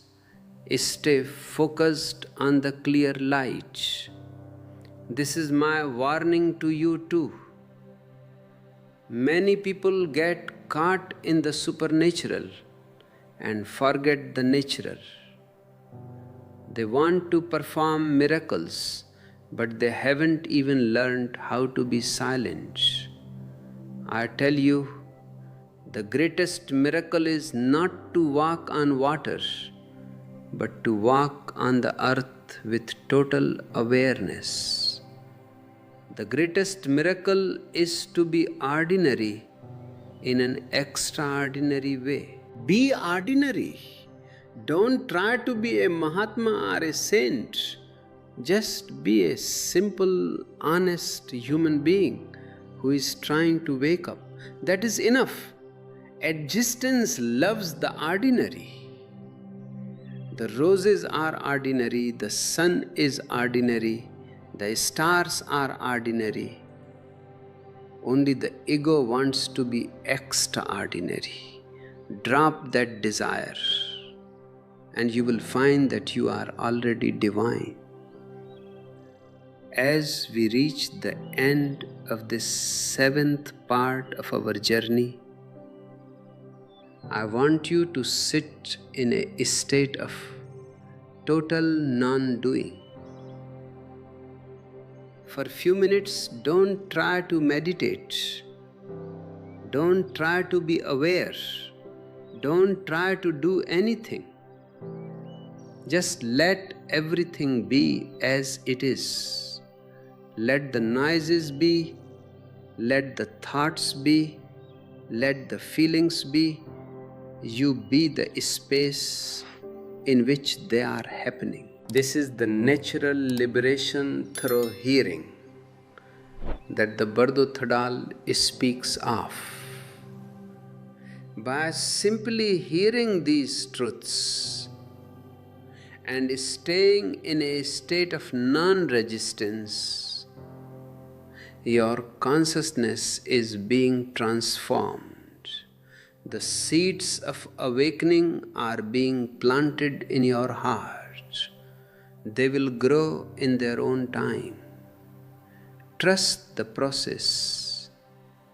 Trust the existence. In the next part, we will discuss the Bardo of the physical world, Kine Bardo, in more detail. We will see how our relationship with our body, our health, our food, our sex, our movement affects our journey after death. We will learn how to make the body a temple of light rather than a prison of mud. Until then, my friends, be happy, celebrate your life, and remember, you are the clear light, you are the truth, you are the divine. I am with you in every breath, in every heartbeat, in every moment of silence. Look within and you will find me. But more importantly, you will find you. Subscribe and hit the notification bell so you don't miss the next part. Share this light with those you love and check out our ebooks in the description for deeper study. Stay aware, stay silent, be happy. My beloved ones, do not listen to those who tell you that the body is an enemy. For centuries, the so-called religious people have been poisoning your minds against your own physical existence. They call the body material. They call it sinful. They call it a trap. I tell you, the body is the most beautiful manifestation of the divine energy. It is the visible part of your invisible soul. If you cannot love the body that you can see, how can you ever love the soul that you cannot see? The Tibetan Book of the Dead calls this current life the Chine Bardo, the natural Bardo of the birthplace. It is the period between your birth and the beginning of your final illness. And this Bardo is the foundation of everything else. If you live in your body like a stranger, if you treat it like a machine or a slave, you are creating a very difficult transition for yourself. When death comes to dissolve the elements, you will feel like your house is being torn down while you are still inside it.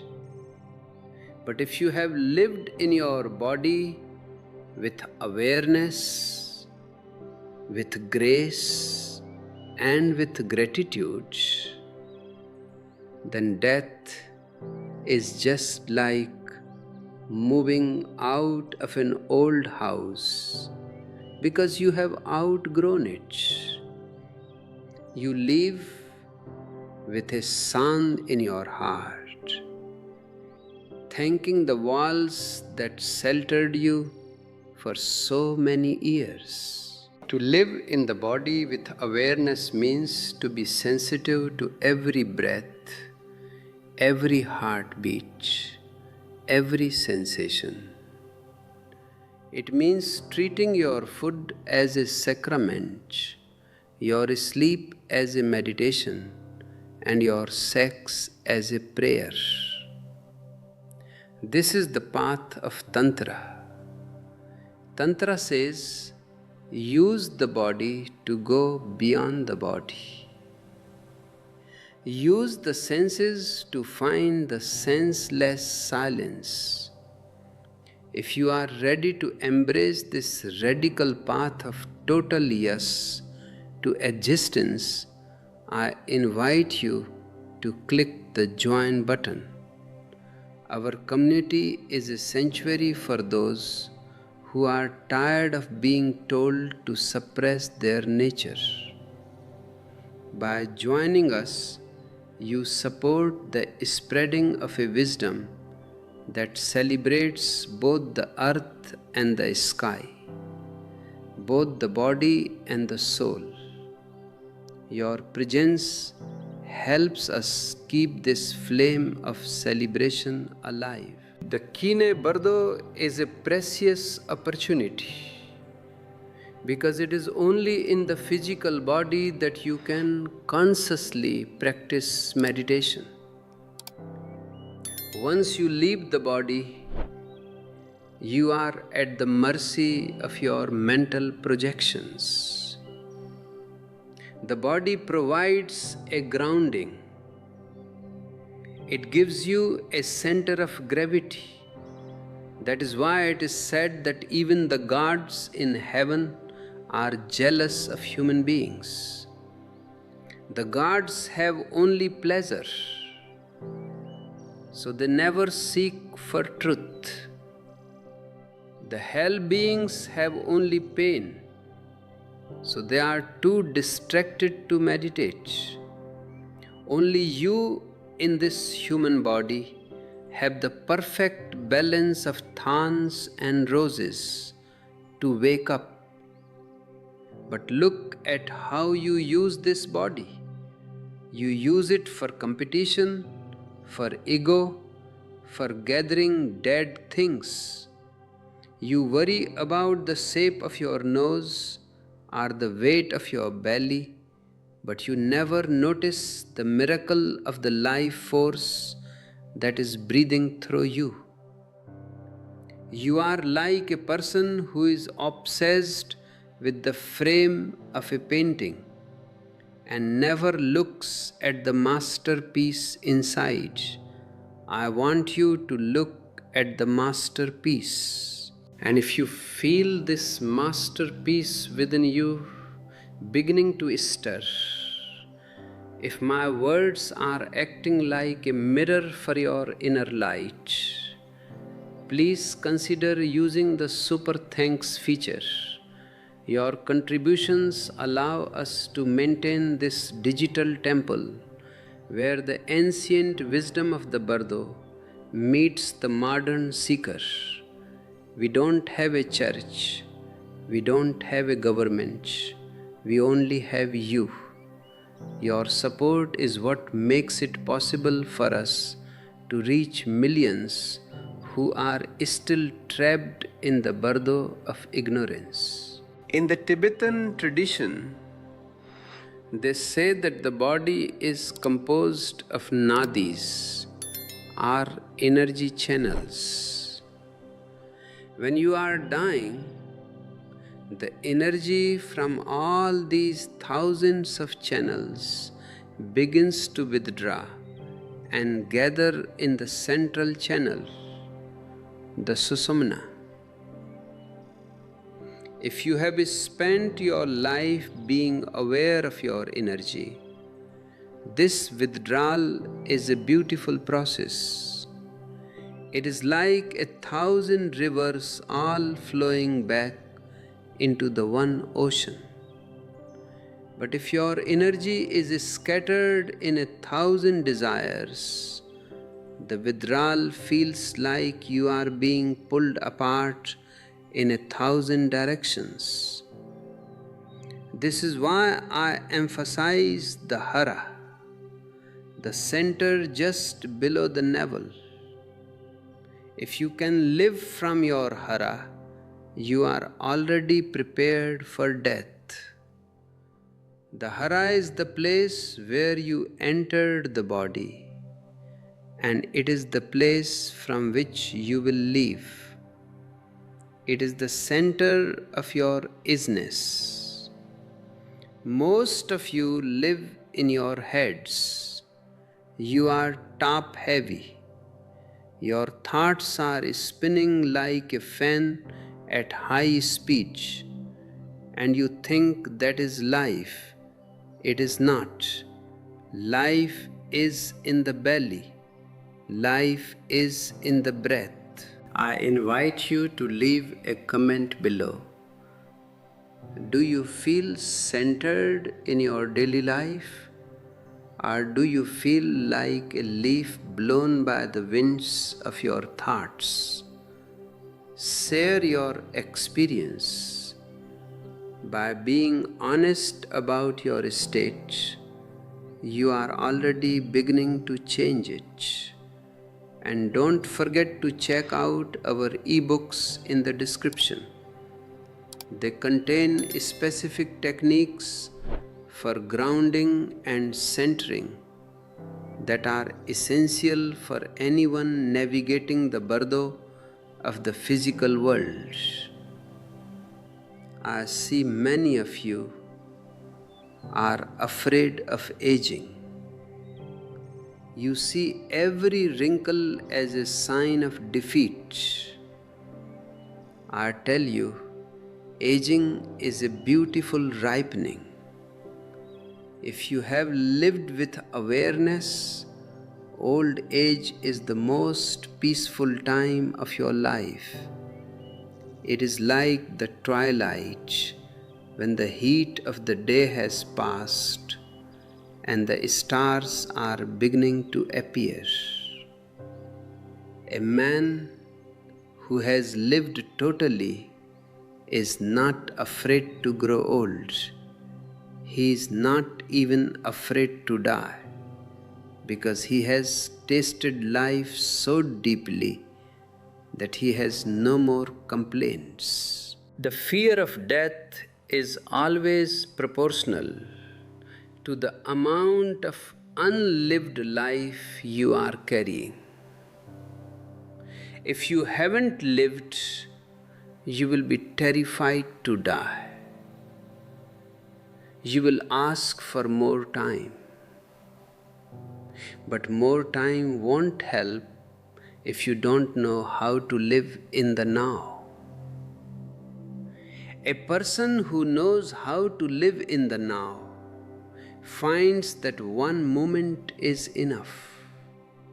One moment is eternal. I want to help you to live so intensely that you become a flame. And when the fuel of the body is gone, the flame doesn't die. It simply returns to the source of all light. This is the secret of the Bardo Thodol. It is not about a death that happens in the future. It is about an awakening that happens right now. Every time you hit the like button, every time you share this video, you are helping this flame to spread. You are saying yes to a life of intensity and no to a life of fear. If you haven't subscribed yet, please do so. This is not just a YouTube channel, it is a caravan of the soul. We are traveling together into the heart of the mystery. The Kaine Bardo is also the time of karma formation. Every action you take, every word you speak, every thought you think is like a seed planted in your subconscious. When you enter the Bardo of reality after death, these seeds will sprout. They will become your wrathful deities or your peaceful deities. If you plant seeds of love, you will see angels. If you plant seeds of hate, you will see demons. But I want to tell you something even deeper. Even the angels are a distraction. Don't be fooled by your good karma. A golden cage is still a cage. The goal is not to have good visions in the Bardo. The goal is to have no visions. The goal is to see the clear light which is beyond all forms, beyond all karma, beyond all good and bad. This beyondness is what I am calling you to. It is the state of the Atit, the one who has gone beyond.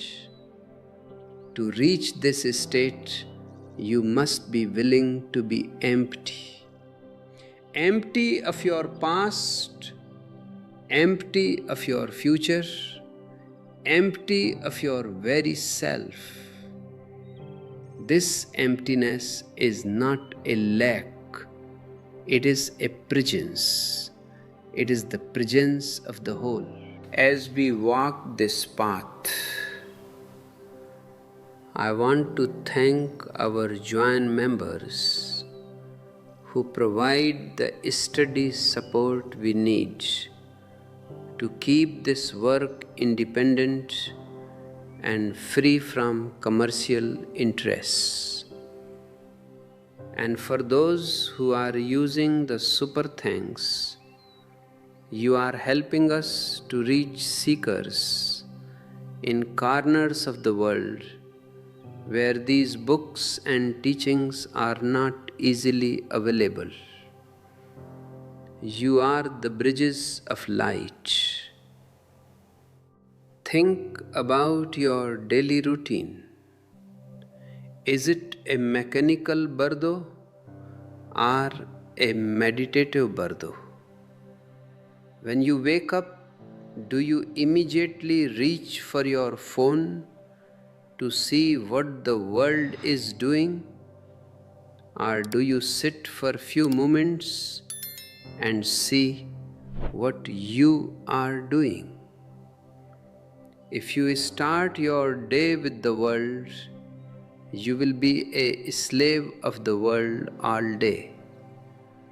If you start your day with yourself, You will be the master of your day. I suggest a simple practice.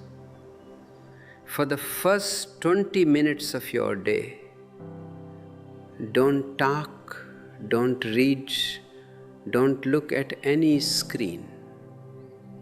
Just be with yourself. Watch the light changing. Listen to the birds. Feel the air on your skin. This simple being will create a foundation for your entire day. It will make your Kine Bardo a path to enlightenment. Our ebooks contain many such micro meditations that you can integrate into your busy life. You don't need to go to a cave to find God. You can find Him in your kitchen, in your office, in your car. The divine is not somewhere else. It is right here. But you are somewhere else. You are in your memories, are in your plans. These meditations are designed to bring you back home. You can find the link in the description. I want to talk to you about conscious eating. Your body is made of what you eat. If you eat with greed, if you eat with anger, if you eat like a machine, you are making your body unconscious.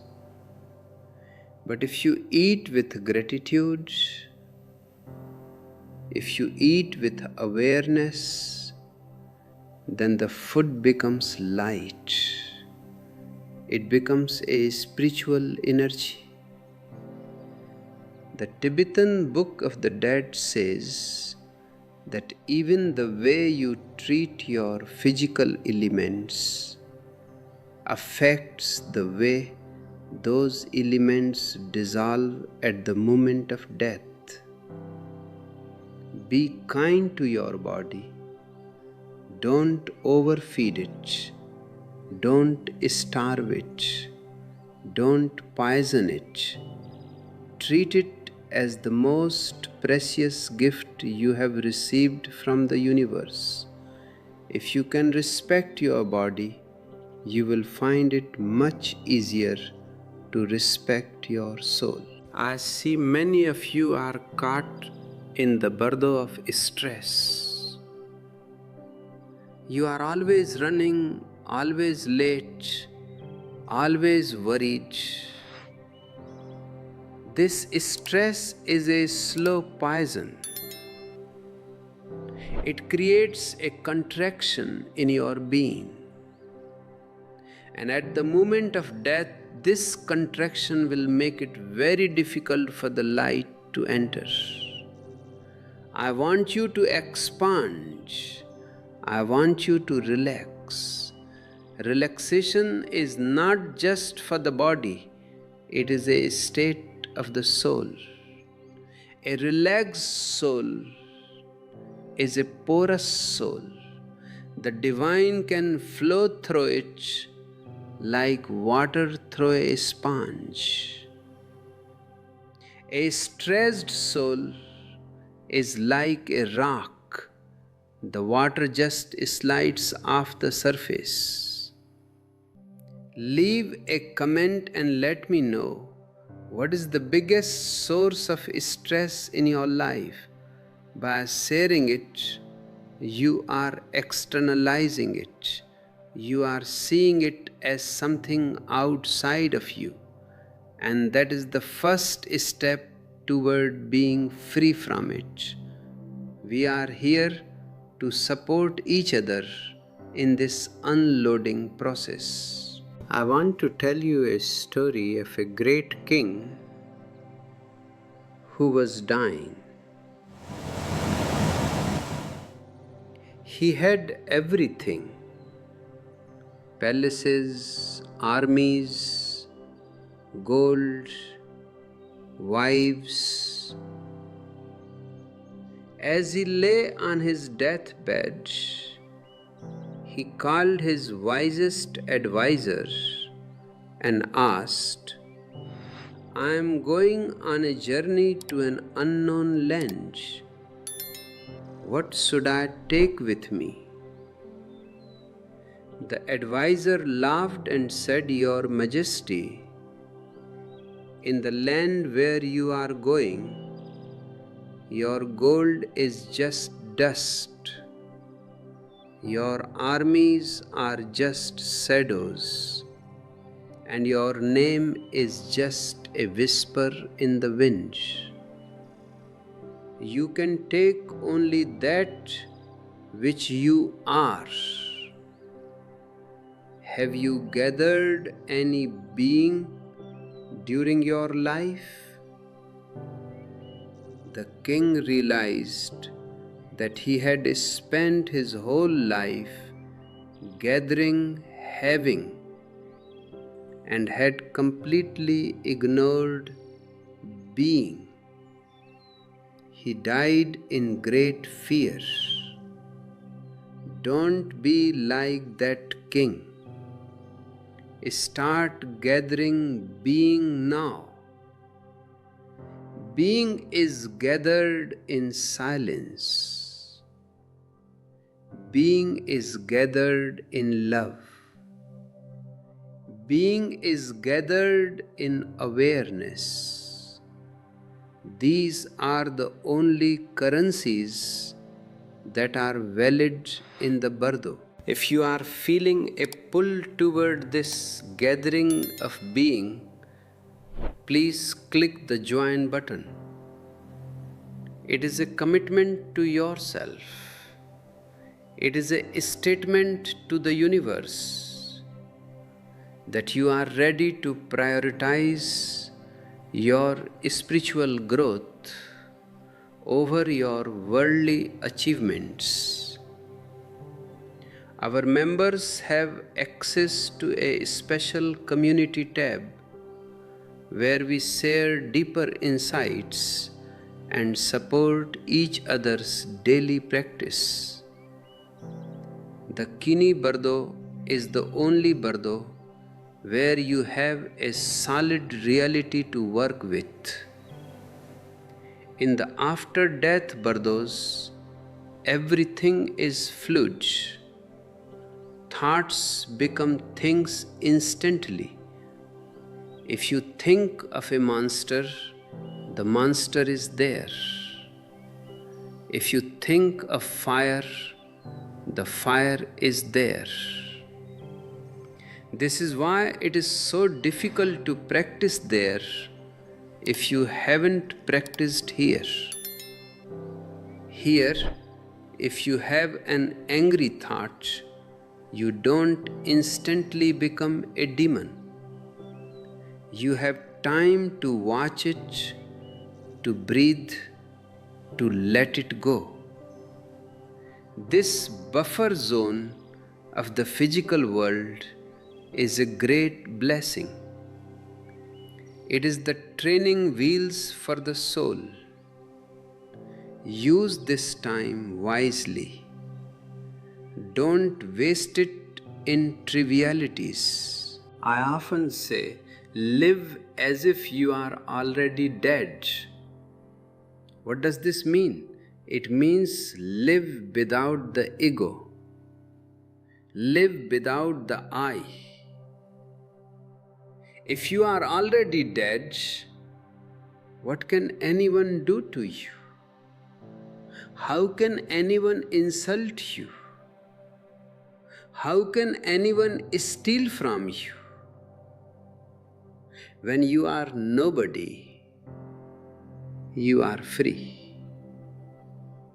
This is the ultimate death-defying technique. I want you to experiment with this being nobody. Today, when you are in a crowd, try to feel that you are just a presence, a space. See the people around you not as others, but as different forms of the same divine energy. Feel the connection. This feeling of oneness is the most powerful protection you can have in the Bardo. And as we reach the end of this 8th part of our journey, I want you to take a moment to look at your hands. Feel the life in them. Look at the world around you. Feel the beauty of it. This is your Bardo. This is your chance. Don't let it slip through your fingers. If you found this session helpful, please share it with at least one person you care about. We are trying to build a network of light across the globe. Your share is a vital link in that network. And don't forget to subscribe and hit the notification bell. We have many more secrets to share about the transition from the physical to the spiritual. I also want to remind you to check out our ebooks. They are written to be manuals for the soul, providing you with the tools you need to navigate the complexities of modern life while staying centered in your isness. You can find the link in the description. If you have the means, a super thanks is a wonderful way to support the continued production of these long-form discourses. We want to keep this channel a sacred space, free from the noise of typical social media. Your support makes that possible. In the next part, we will discuss the Bardo of the moment of dissolution.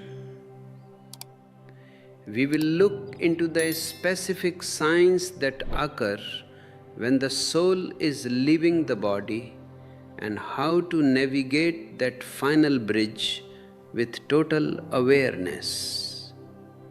We will see how to let go of the last anchor and fly into the infinite sky. Until then, my friends, stay in the silence, stay in the light, and remember, you are the clear light, you are the truth, you are the divine. I am with you, not as a person, but as the silence that surrounds you. Feel it, trust it, be it, stay aware, stay silent, be happy. As the temple of the body begins to shake, my beloved ones, you must be ready.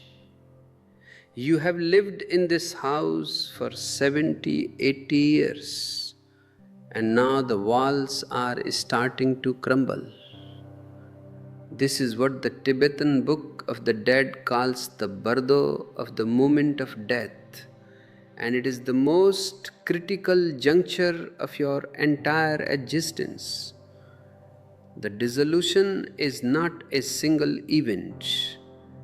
It is a series of stages, a gradual withdrawing of the ocean of life from the shore of the body. If you are unaware, it feels like a catastrophe.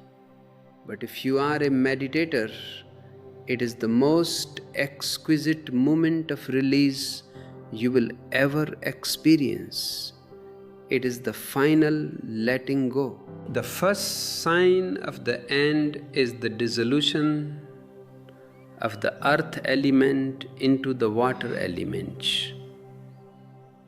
You will feel a tremendous heaviness, as if a mountain is being placed on your chest. You will feel as if you are sinking into the ground. Your limbs will feel like lead. The uninitiated person panics at this stage.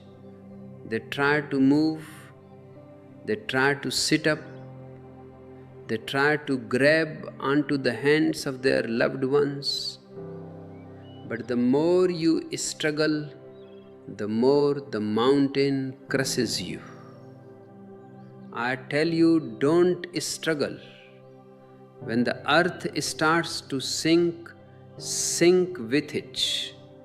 Become the sinking.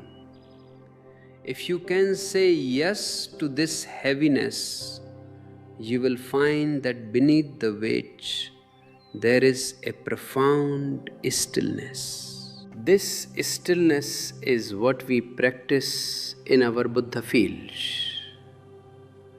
When we sit together in silence, we are practicing this very dissolution. If you feel that our collective silence is helping you to face your own inner mountains, I invite you to click the join button.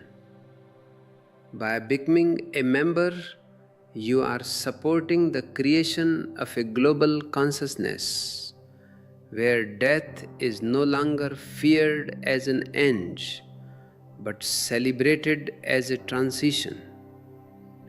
Your support is what allows us to share these maps of the beyond with those who are trembling in the dark. We are building a bridge of light together. After the earth dissolves into water, the water begins to dissolve into fire. You will feel a strange sensation of being washed away, and then a sudden intense dryness. Your mouth will become parched, your skin will feel cold and then hot. The fluidity of your life is leaving you. In this stage, the mind becomes very hazy. It is like looking through a fog. But even in this fog, the witness can remain clear. You can watch the thirst, you can watch the heat, and you can say, I am not this thirst, I am not this heat. This watching is the only treasure you can take with you. Everything else, your money, your degrees, your fame, is being dissolved in the fire. I see so many people spending their whole lives decorating the house that is about to burn down. What a waste! I want you to find the indestructible within you, and to help you stay focused on this indestructible core, our Super Thanks feature is available as a way of energy exchange. When you contribute, you are not just giving money, you are putting your energy into the transmission of truth. You are saying, I value the eternal over the temporary. This intention itself creates a positive momentum in your bardo. Next, the fire dissolves into the air element. This is the moment of the last breath. The warmth leaves the body, is starting from the feet and moving toward the heart. Your breathing becomes shallow, ragged, what the doctors call the death rattle. But to the one who knows, this is not a rattle, it is the sound of the soul preparing for flight. The air is returning to the infinite sky. If you have been a person of control, this stage is terrifying. You will gasp for air. You will try to hold on to one more breath, but you cannot hold on to the wind. You must become the wind. I want you to practice this becoming the wind every day. Every time you exhale deeply, feel that you are dying. Every time you inhale, feel that you are being reborn. This constant flow of life and death is the rhythm of the universe. To help you master this rhythm, our ebooks contain specific breathing into the void meditations. They are designed to prepare your nervous system for the final dissolution, so that when the fire turns into air, you can fly with grace. You can find the link in the description below. These books are the flight manuals for the soul. The final stage of the outer dissolution is when the air dissolves into consciousness. The breath stops, the heart stops. To the outside world, you are dead. The doctors will sign the papers. The family will start crying. But I tell you, you are more alive in this moment than you have ever been, because the buffer of the body is gone. You are now pure mind, pure energy. This is the moment of the first clear light. For a split second or for a few minutes, depending on your practice, the ultimate reality of existence is revealed to you. It is a light that is brighter than a million suns, but it does not blind. It is a light of pure love, pure silence, pure isness. The Tibetan Book of the Dead says, O nobly born, listen. The pure light of the Dharmakaya is now shining before you. Recognize it. Do not be afraid. It is your own true face. But most people miss it because they are too busy looking for their ego. They are looking for their self. And because the clear light has no self, they think it is a void or a nothingness, and they turn away in fear. They choose the darkness they know over the light they don't know. I am here to tell you, don't turn away. Melt into the light. Become the light. This is the moment of instant enlightenment.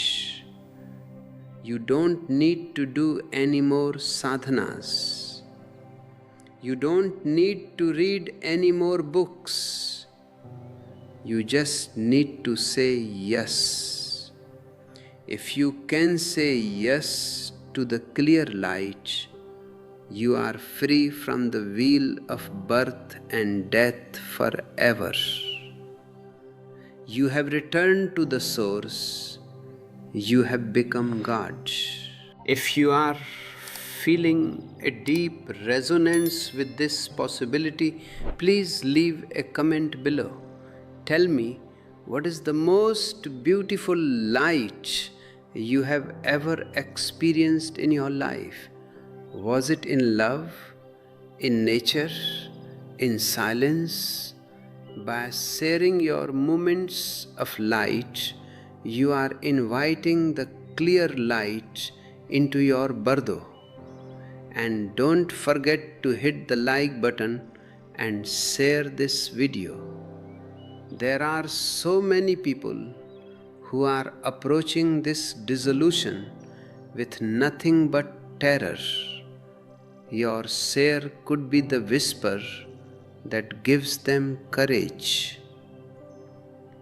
The inner dissolution follows the outer one.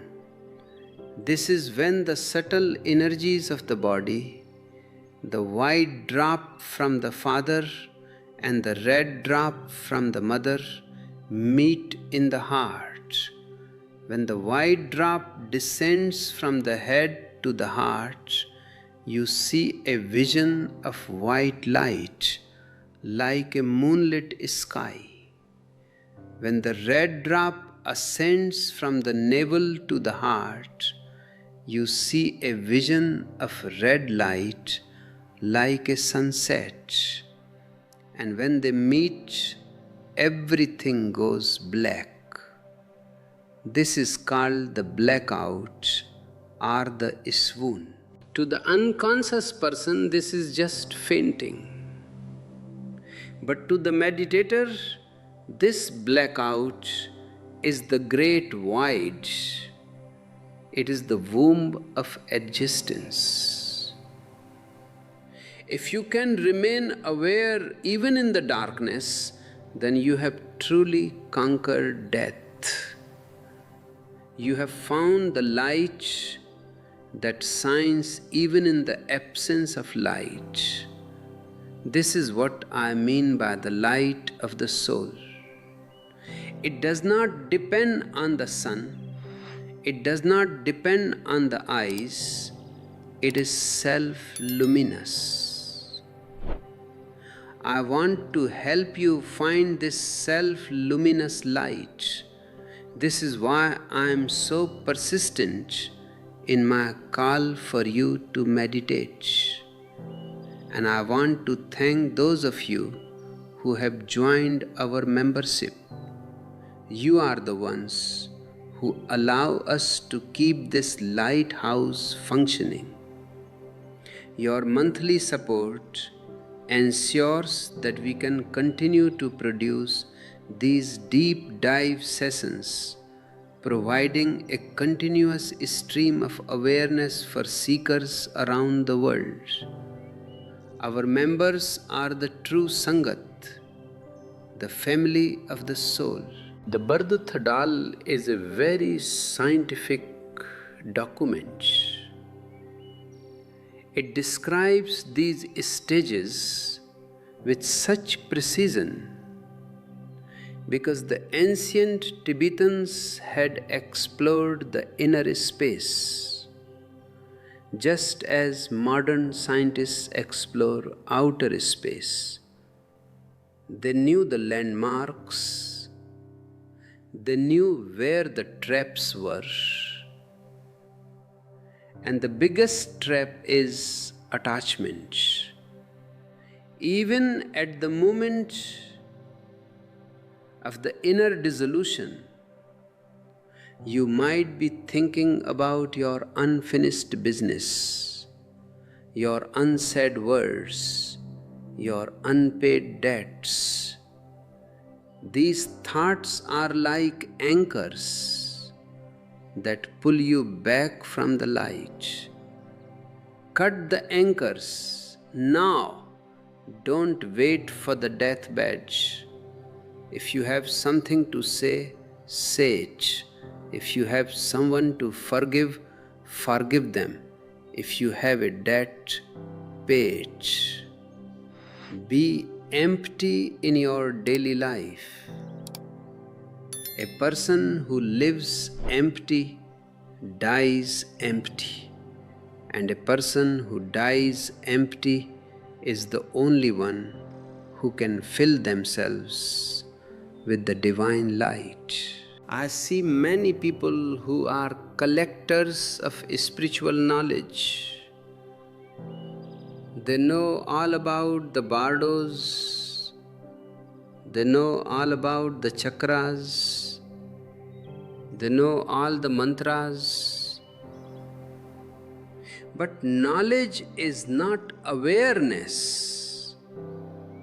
Knowledge is just more luggage. In the Bardo, your knowledge will be the first thing to dissolve. Only your being will remain. Only your silence will count. If you find that my words are helping you to move from knowledge to being, please consider a super thanks. It is a way to honor the transmission of truth that goes beyond words. It is an investment in your own awakening. When you support this channel, you are supporting the energy field that we are creating together. This field is what will guide you when the blackout happens. I often tell the story of a man who was dying, and he saw the white light, the red light, and then the darkness. He was a great scholar, and even in the darkness he was thinking, aha, now the white drop has reached the heart. Now the red drop is meeting it. Now I am in the state of total void, as described in verse 14 of the manual. Because he was thinking about the manual, he missed the reality. He was watching the map and he missed the territory. Don't be a scholar, be a simpleton. Be like a child who is seeing the stars for the first time. Don't label the light, don't analyze the darkness, just be it. This just beingness is the ultimate secret of the Bardo Thodol. It is called Rigpa, pure non-dual awareness. It is the awareness that is present before the thought arises, while the thought is there, and after the thought has gone. To help you find this Rigpa, our ebooks offer several direct pointing meditations. They are not complicated. They are very simple. But their simplicity is their power. They point you directly to the one who is looking. The link is in the description below. Check them out and let them be your companions in the Bardo of your daily life. I want to talk about the signs of death that appear in the months and days before the end. The Tibetans say that your dreams change. your shadow changes. The way you hear sounds changes. But the most important sign is the loss of interest in the ego. If you find that you no longer care about being right, if you no longer care about your reputation, if you no longer care about winning, these are the good signs. It means your soul is preparing to leave the drama. It means you are becoming transparent. I want you to become transparent now. Why wait for the body to fail? You can be transparent in the middle of your life. When someone insults you, let the insult pass through you, as if you are made of air. Don't let it stick anywhere. If you are transparent, there is no one there to be insulted. This is the state of the living Buddha. And if you feel this transparency growing in you as you listen to my voice, please hit the like button and subscribe. We are a growing community of transparent beings. We are the sannyasins of the digital age. By staying connected with these discourses, you are keeping your mirror clean. You are ensuring that when the Lord of Death holds up his mirror in the Bardo, you will see nothing but the clear light. I want you to realize that death is not a foe. Death is a friend who comes to take you home. He is like the sunset that brings the day to a beautiful close. He is like the winter that allows the earth to rest before the spring. If you can welcome death with a smile, you have understood the whole of my message. You have understood the whole of the Bardo Thodol. But you can only smile at death if you have lived your life. If you have been a coward, if you have been a slave to your fears, if you have lived only for others' approval, then you will die with a long face. I want you to live so totally that when death knocks at your door, you are ready to dance with him. You should be able to say, "Thank you, death, for coming. I have finished my dance on this stage. I am ready for the next one." This readiness is the fruit of meditation. It is the fruit of aloneness. It is the fruit of love. I want you to be so full of these fruits that your branches are bending to the ground. Give your fruits to the world. Share your love, share your silence, share your joy. The more you give, the more you will have when you enter the Bardo. Because in the spiritual world, the only things you keep are the things you have given away.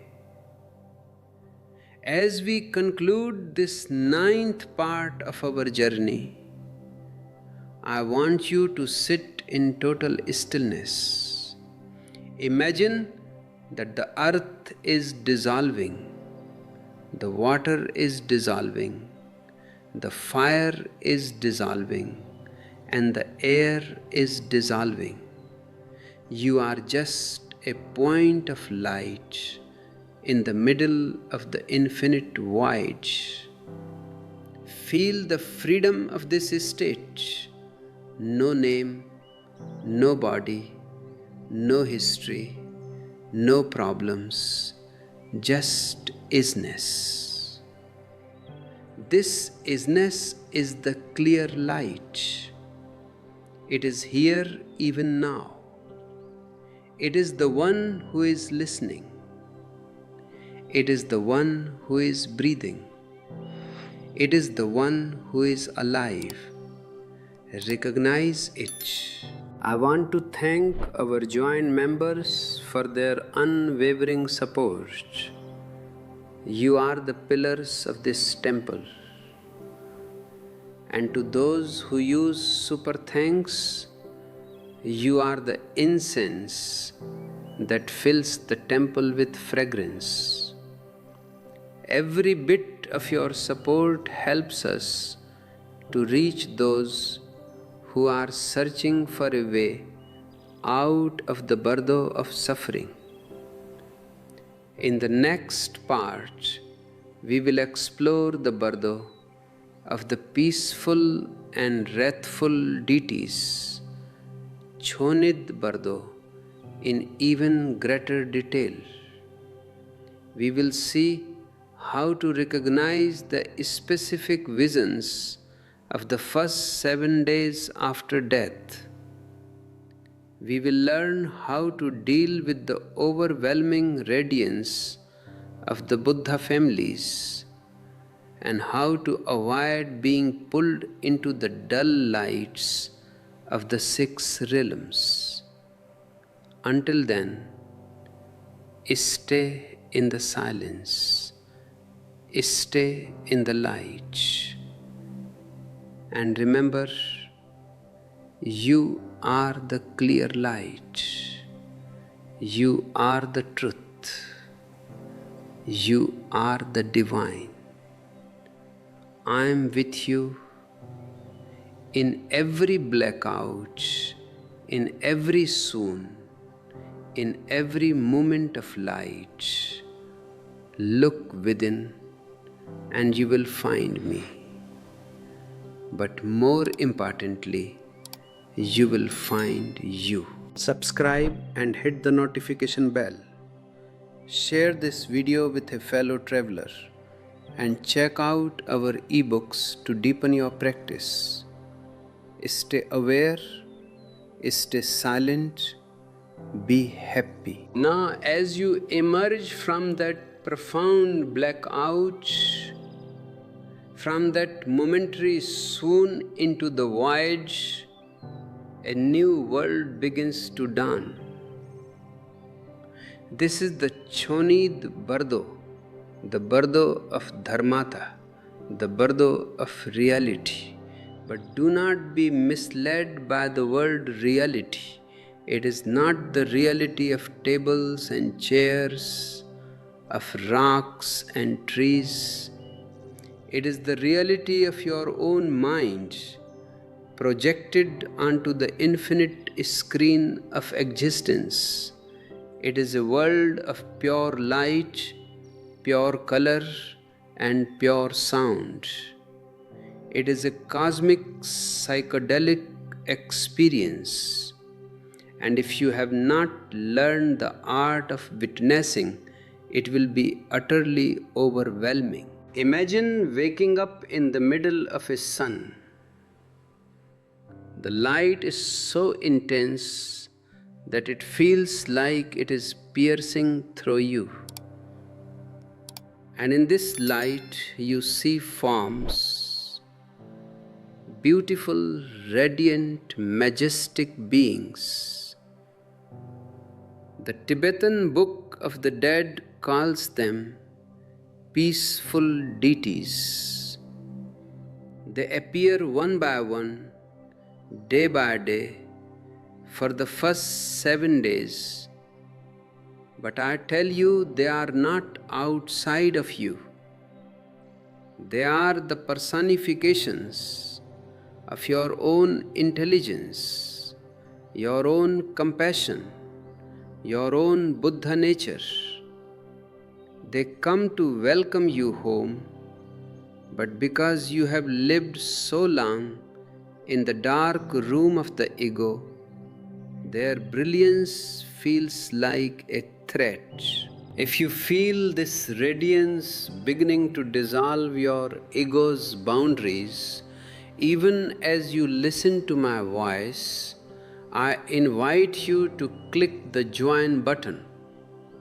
Our community is a space where we learn to face this inner brilliance together. By becoming a member, you help us keep this flame of awareness burning for all who are searching. Your support is what allows this digital Bardo to remain a sanctuary of truth rather than a market of distractions. Together, we are building a reservoir of silence that will be your greatest asset when these visions appear.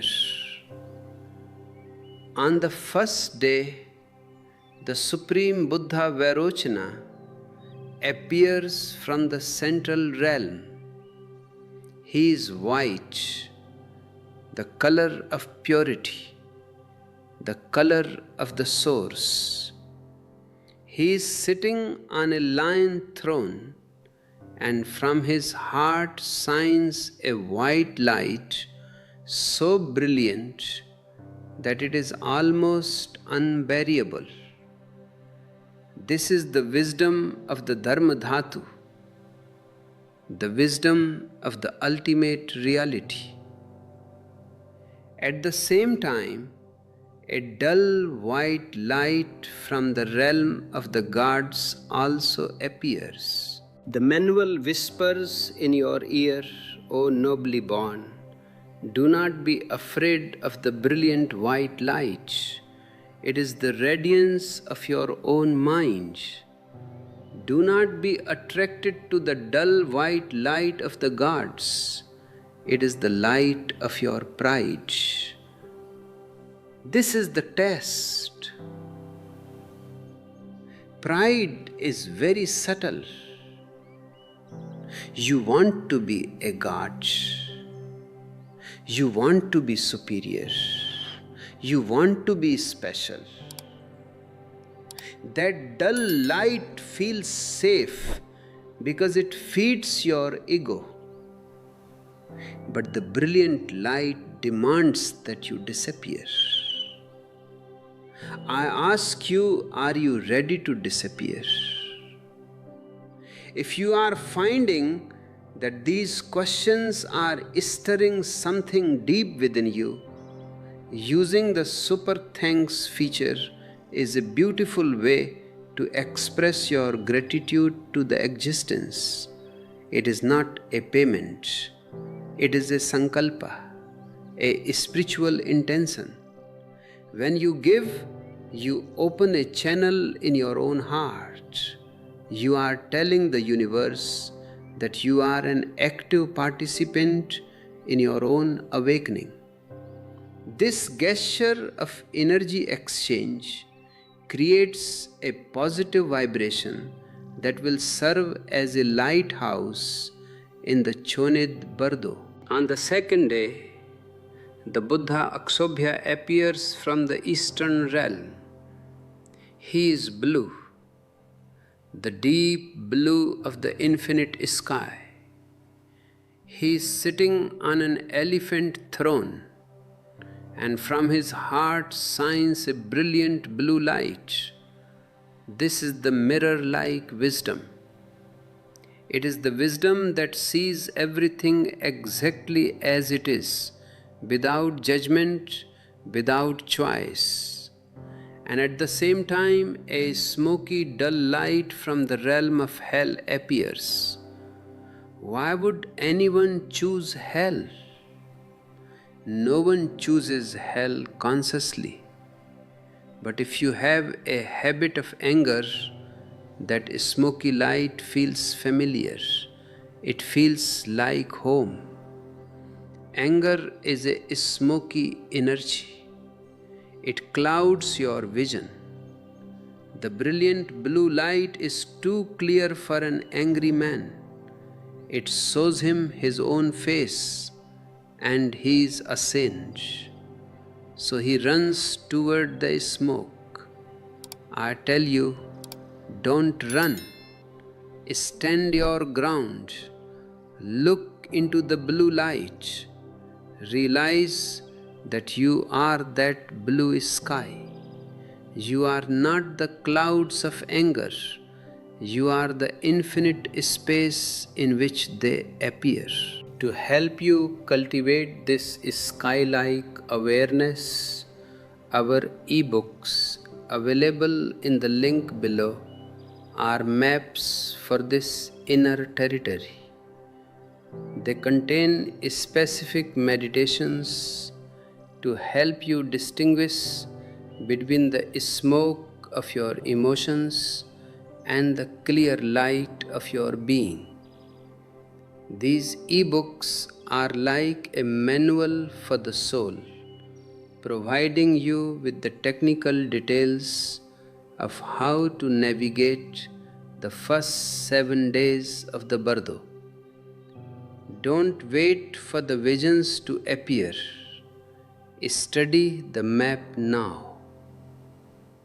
On the 3rd day, the Buddha Ratna Sambhava appears from the southern realm. He is yellow, the gold of the sun, the color of abundance. He is sitting on a horse throne, and from his heart shines a brilliant yellow light. This is the wisdom of equality. It is the wisdom that knows that the drop is the ocean, that the beggar is the king, that you are the divine. And at the same time, a dull blue-gray light from the human realm appears. The human realm is the realm of ego identity. It is the light of me and mine. It feels very comfortable because it is what you have known all your life. It is the light of your name, your family, your career. The brilliant yellow light is overwhelming because it tells you that you are everything. It takes away your specialness by making you universal. Most people are so afraid of losing their small I that they reject the infinite all. They choose the dull blue-gray light and are pulled back into another human womb. What are you choosing right now? Are you choosing to be a somebody, or are you choosing to be the whole? Leave a comment below and tell me, what is the one thing about your human identity that you are most afraid to lose? Is it your intelligence, your beauty, your goodness? By naming it, you are beginning to loosen its grip on you. We are here to support each other in this process of universalization. On the 4th day, the Buddha Amitabha appears from the western realm. He is red, the red of the lotus, the color of love and passion transformed. He is sitting on a peacock throne, and from his heart shines a brilliant red light. This is the discriminating wisdom. It is the wisdom that sees the uniqueness of every form while knowing their essential oneness. and at the same time a dull red light from the realm of the hungry ghosts appears. The hungry ghosts are the personification of lust and greed. If you have spent your life wanting, desiring, grasping, then that dull red light will be like a magnet to you. It will feel like the fulfillment of all your desires. But it is a trap, it is a mirage. The brilliant red light is the true fulfillment because it is the light of total satisfaction. It is the light of being so full that you have no more wanting. If you feel this fullness beginning to bubble up in your heart as you listen to my words, hit the like button and share this video. When you share, you are acting as a channel for Amitabha's wisdom. You are helping to transform the dull red light of the world's greed into the brilliant red light of awareness. And if you haven't subscribed yet, join our caravan. This is a journey of transforming our leaden desires into the gold of the spirit. On the fifth day, the Buddha Amoghasiddhi appears from the northern realm. He is green, the green of the forest, the color of action and accomplishment. He is sitting on a Garuda throne, and from his heart shines a brilliant green light. This is the all-accomplishing wisdom. It is the wisdom that knows that nothing is done, yet nothing is left undone. It is the wisdom of the non-doer, and at the same time, a dull green light from the realm of the jealous gods, the Asuras, appears. The Asuras are the ones who are always competing, always fighting, always trying to be better quote than others. If you are a person of quote unquote ambition, that dull green light will look like a field of victory. You will want to run toward it to prove yourself. But I tell you, there is nothing to prove. You are already perfect. The brilliant green light is the light of total relaxation in action. It is the light of the dancer who has become the dance. I want you to be that dancer. And to help you find your rhythm, I encourage you to use the join button. Our members have access to special discourses on the art of non-doing. We explore how to live in this competitive world without becoming an asura. Your support through membership is what allows us to keep this alternative way alive. It is a way of saying no to the rat race and yes to the divine dance. On the sixth day, all the Buddha families appear together.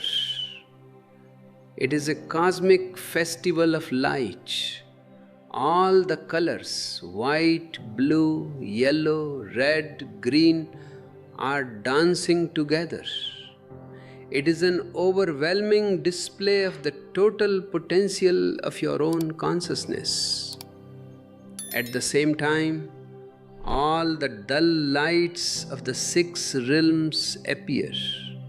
It is the final grand choice.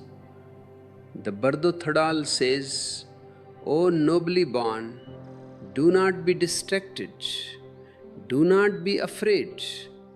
These are not external gods coming to judge you. These are the sparks of your own heart. They are your own Rikpa, your own pure awareness. Recognize them and be free. But the ego is terrified. It sees this explosion of light as its own death warrant. It looks for a hole to hide in. It looks for a womb to crawl into. This is why meditation is so important. Meditation is the practice of not hiding. It is the practice of standing naked in the middle of the storm. If you can sit silently for 1 hour and watch the storm of your thoughts without running away, you are preparing yourself for the 6th day of the Bardo. You are building the spiritual muscles that will allow you to stay in the light. If you are finding these muscles growing within you, please consider a super thanks. It is a way to nourish the energy field that we are creating. Your contribution helps us to reach those who are currently hiding in the darkness of their own minds. We are creating a net of light around the planet, and you are a vital knot in that net. On the 7th day, the knowledge-holding deities appear. They are semi-peaceful and semi-wrathful. They are dancing, they are laughing, they are playing music. They represent the spontaneity of the awakened mind. They are the Zorba, the Buddhas of the Bardo. And at the same time, the dull light of the animal realm appears. The animal realm is the realm of ignorance and stupidity. It is the light of not wanting to know. It is the light of just eating and sleeping. Many people choose this light because the laughter and dance of the knowledge holders is too much for them. They find it frivolous or crazy. They want the seriousness of their ignorance. I tell you, don't be serious. Seriousness is a disease of the soul. Laughter is the only prayer that reaches the divine. I want you to laugh your way through the Bardo. I want you to dance with the knowledge holders. To help you find your inner dance, check out our ebooks in the link below. They contain the essence of my dynamic meditations and other techniques designed to break the seriousness of your ego. These books are the keys to the 7th day. As we conclude this part of our journey through the Chonid Bardo, I want you to sit in a state of total recognition. Look at your life. Look at your anger, your pride, your greed, your jealousy. Don't judge them. Just see them as unconscious light. Realize that the same energy that becomes anger can become mirror-like wisdom. The same energy that becomes pride can become dharma dhatu wisdom. You are a transformer of energy. That is your only job in existence, and the Bardo is the ultimate laboratory for this transformation. If you have found this session helpful, please share it with one person who you think is hiding from their own light. Your share could be the sixth day reminder they need.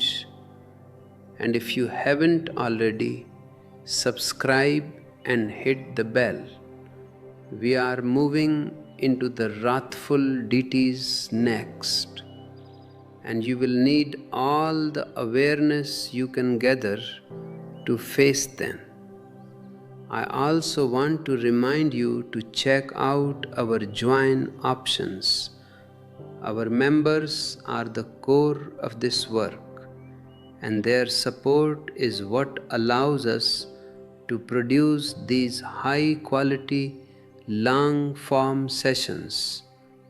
We are creating a new man, a man who is at home in the light and in the dark, in life and in death. Stay with the radiance. Let it burn away your smallness.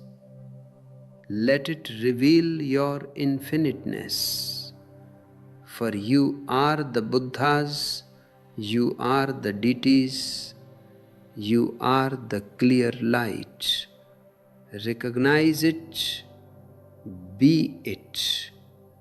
Stay aware, stay silent, be happy. Now, my beloved ones, the scene changes.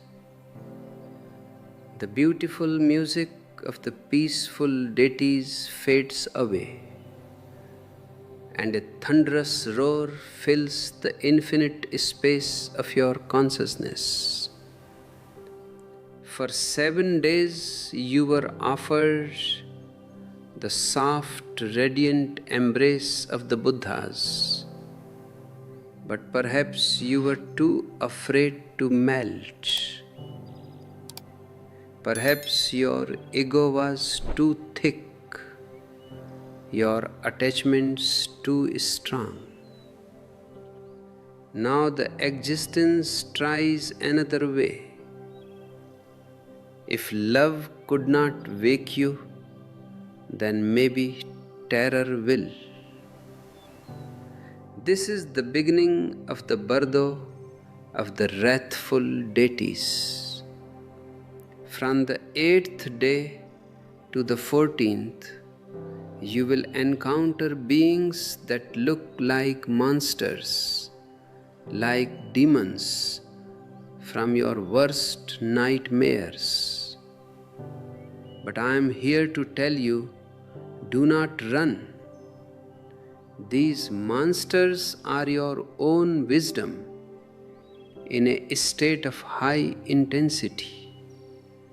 They are the same Buddhas you saw before, but now they are wearing the masks of fire. Imagine a beautiful, calm lake. That is Vairocana. Now imagine that same lake in the middle of a volcanic eruption with waves of fire and steam. That is the wrathful Heruka. The energy is the same, only the temperature has changed. If you have been a person who suppressed your life force, who tried to be nice and polite while hiding a volcano of energy inside, these deities will terrify you. They will appear with many heads, many arms, drinking blood from skull cups surrounded by flames. But they drink the blood of ego. They wear the skulls of ignorance. They are the ultimate surgeons, coming to cut away the cancer of yourself. If you feel the heat of this transformation rising in you right now, if you are brave enough to face the wild side of your own divinity, I invite you to click the join button. This journey into the wrathful Bardo is not for the timid. Our community of join members is a gathering of spiritual warriors who are willing to look into the mouth of the tiger. By becoming a part of this circle, you help us maintain this space of radical honesty, where we don't just talk about peace and light, but also about the fire and blood of total transformation. Your support is the fuel for this fire. The first of these beings to appear is the great Buddha Hiruka. He is dark brown, with 3 heads and 6 arms, embracing his consort. He is standing in a halo of flames. To the unconscious mind, he looks like the king of hell.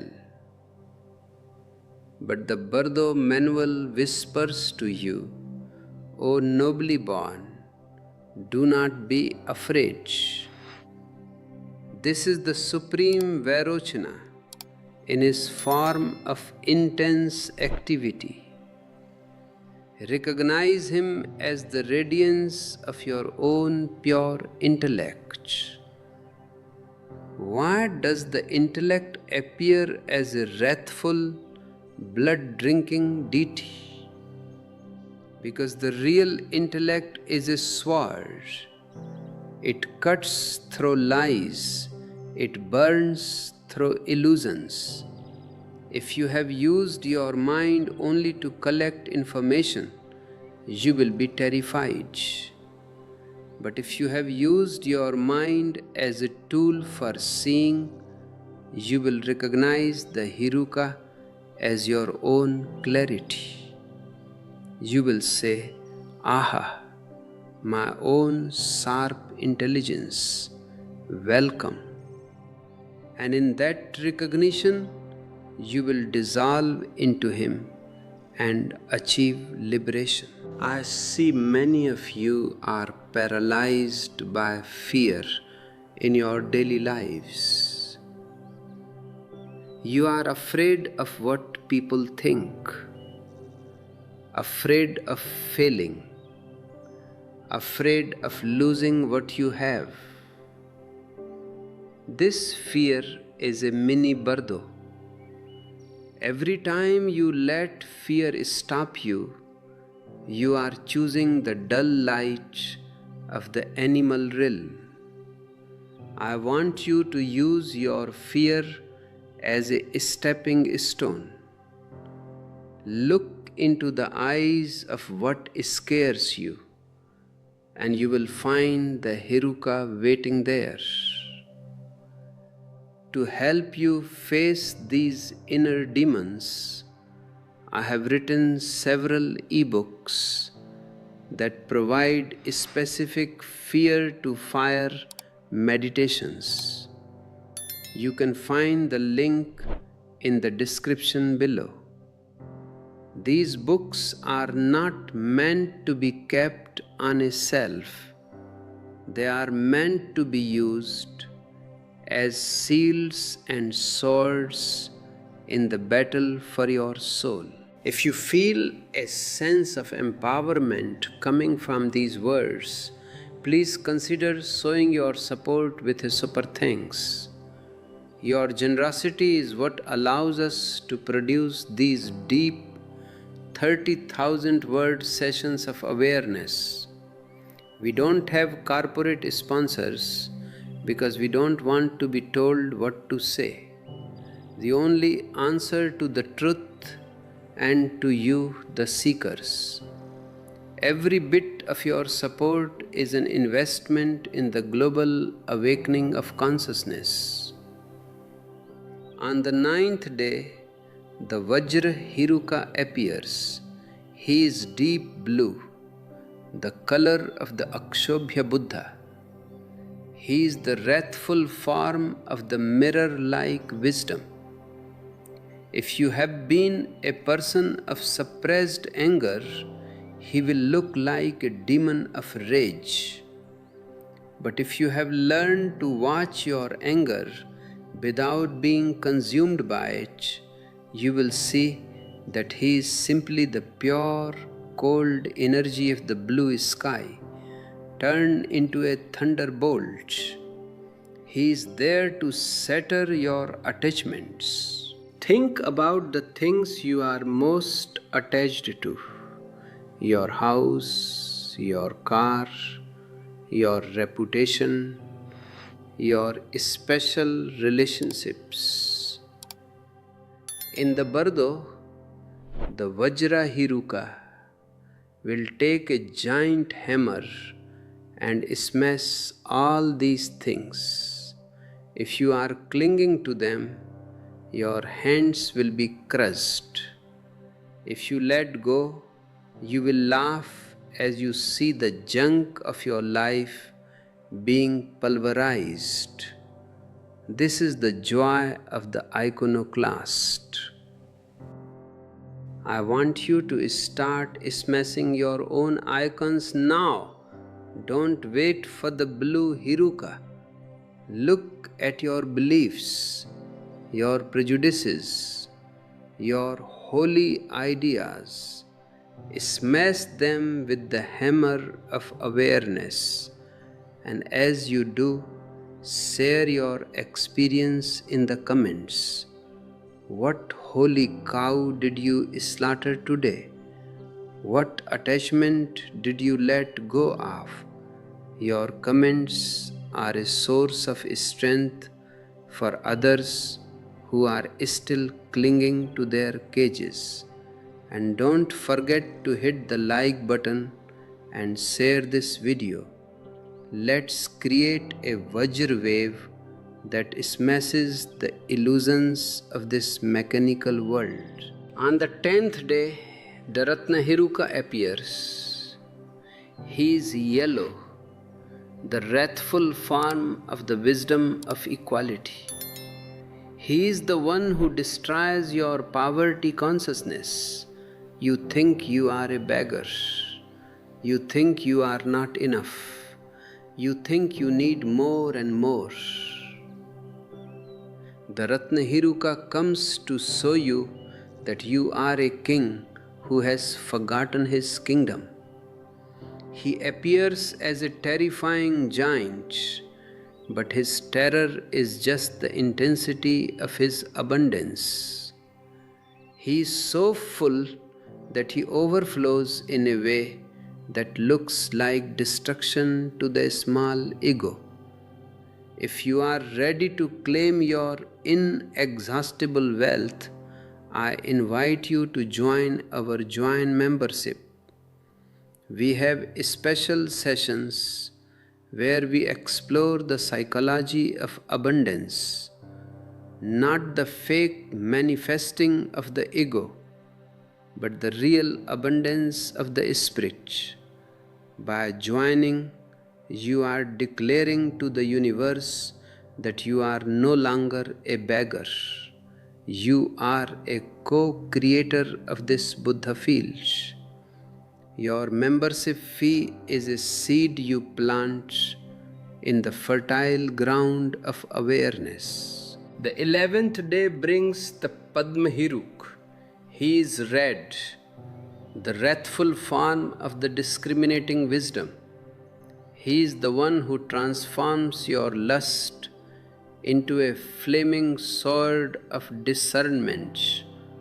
Most of you are either slaves to your desires or slaves to your repressions. The Padma Hiruk shows you a third way, the way of burning desire. He is the fire that consumes the lover and the beloved until only the love remains.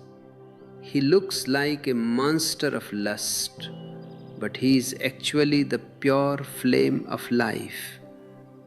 If you have lived a life of lukewarm love, you will be terrified of this fire. But if you have loved with total intensity, you will recognize the red Hiruk as your own heartbeat.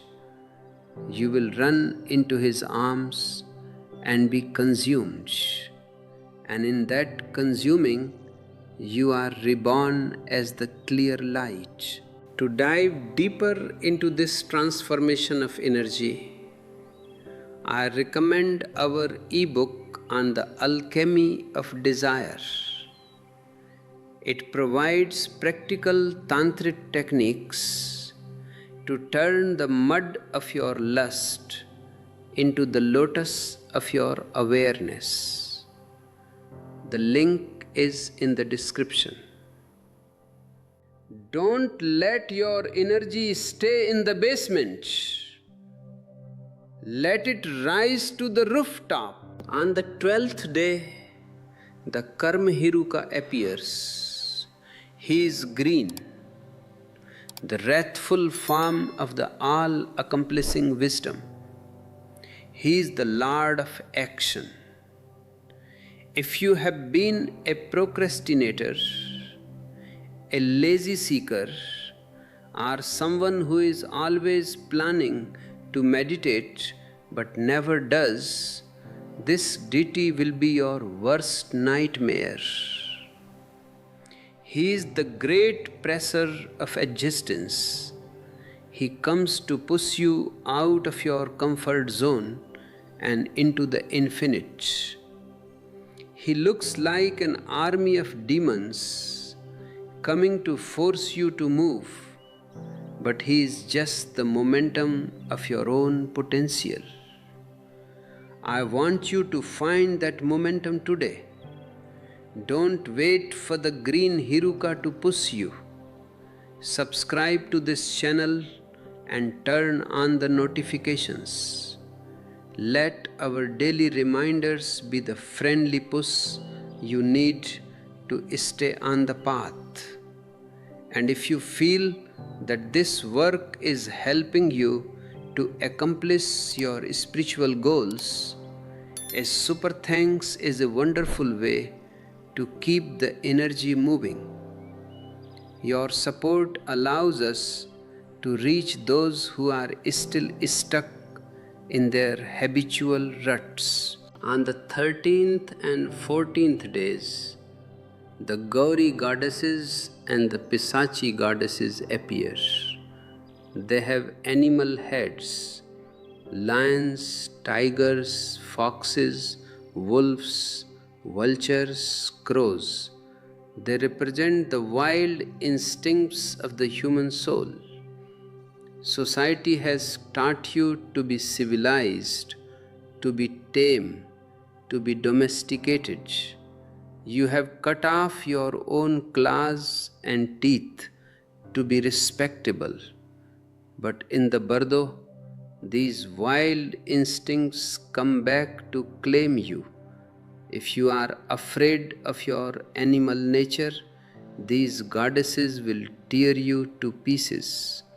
But if you have embraced your wildness, if you have lived with the strength of a lion and the freedom of a bird, you will recognize these goddesses as your own sisters. You will join their dance. You will see that the animal is not below the human, but is a part of the divine whole. The Bardo Thodol is a masterpiece of psychological integration. It tells you that there is nothing in the universe that is not you. The beautiful Buddhas are you, and the blood-drinking monsters are you. The peaceful gardens are you, and the fields of fire are you. If you can accept the whole, you are free. If you reject even a single part, you are a prisoner. I see you rejecting your anger, rejecting your sadness, rejecting your fear. I tell you, don't reject. Invite them to dinner. See what they have to say. If you can be a host to your own demons, they will eventually turn into angels. This is the secret of self-acceptance that I have been teaching you for 50 years. If you are beginning to feel this wholeness, as you listen to my voice, please leave a comment. Tell me, what is the animal head of your own soul? Are you a lion of courage, a fox of intelligence, a vulture of transformation? Let's celebrate our inner wilderness together. And don't forget to hit the like button. Let's show the world that a spiritual person is not a tame person, but a wild one. The Bardo of the wrathful deities is the ultimate Rorschach test. What you see says nothing about the deities and everything about you. If you see evil, it is because you haven't looked at your own darkness. If you see judgment, it is because you are judging yourself. If you see terror, it is because you are still identified with your small, fragile ego. I want to help you to become diamond-like. A diamond doesn't care if it's in a palace or a sewer. It remains a diamond. Awareness is like that. It is the indestructible essence. To cultivate this diamond awareness, check out our join options. We have specific meditations on Vajra Mind for our members. Your support through membership is what allows us to produce these long, challenging sessions that no one else is doing. We are a rebel school for the soul. Think about the priests who have told you about a God who is only good and a devil who is only bad. They have split your soul in two. They have made you a schizophrenic. This is the root of all human misery. I am here to heal that split.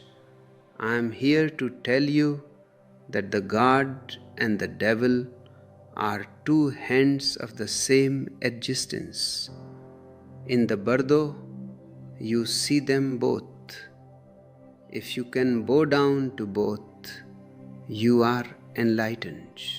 The Tibetan Book of the Dead says, O nobly born, listen. All these terrifying forms are but the radiance of your own mind. They are your own thoughts appearing in a body of light. Do not be attracted to them and do not be afraid of them. Stay in the state of non-dual awareness. This is the key. Non-dual awareness. It means seeing without judging. It means being the witness to the drama, not a character in it.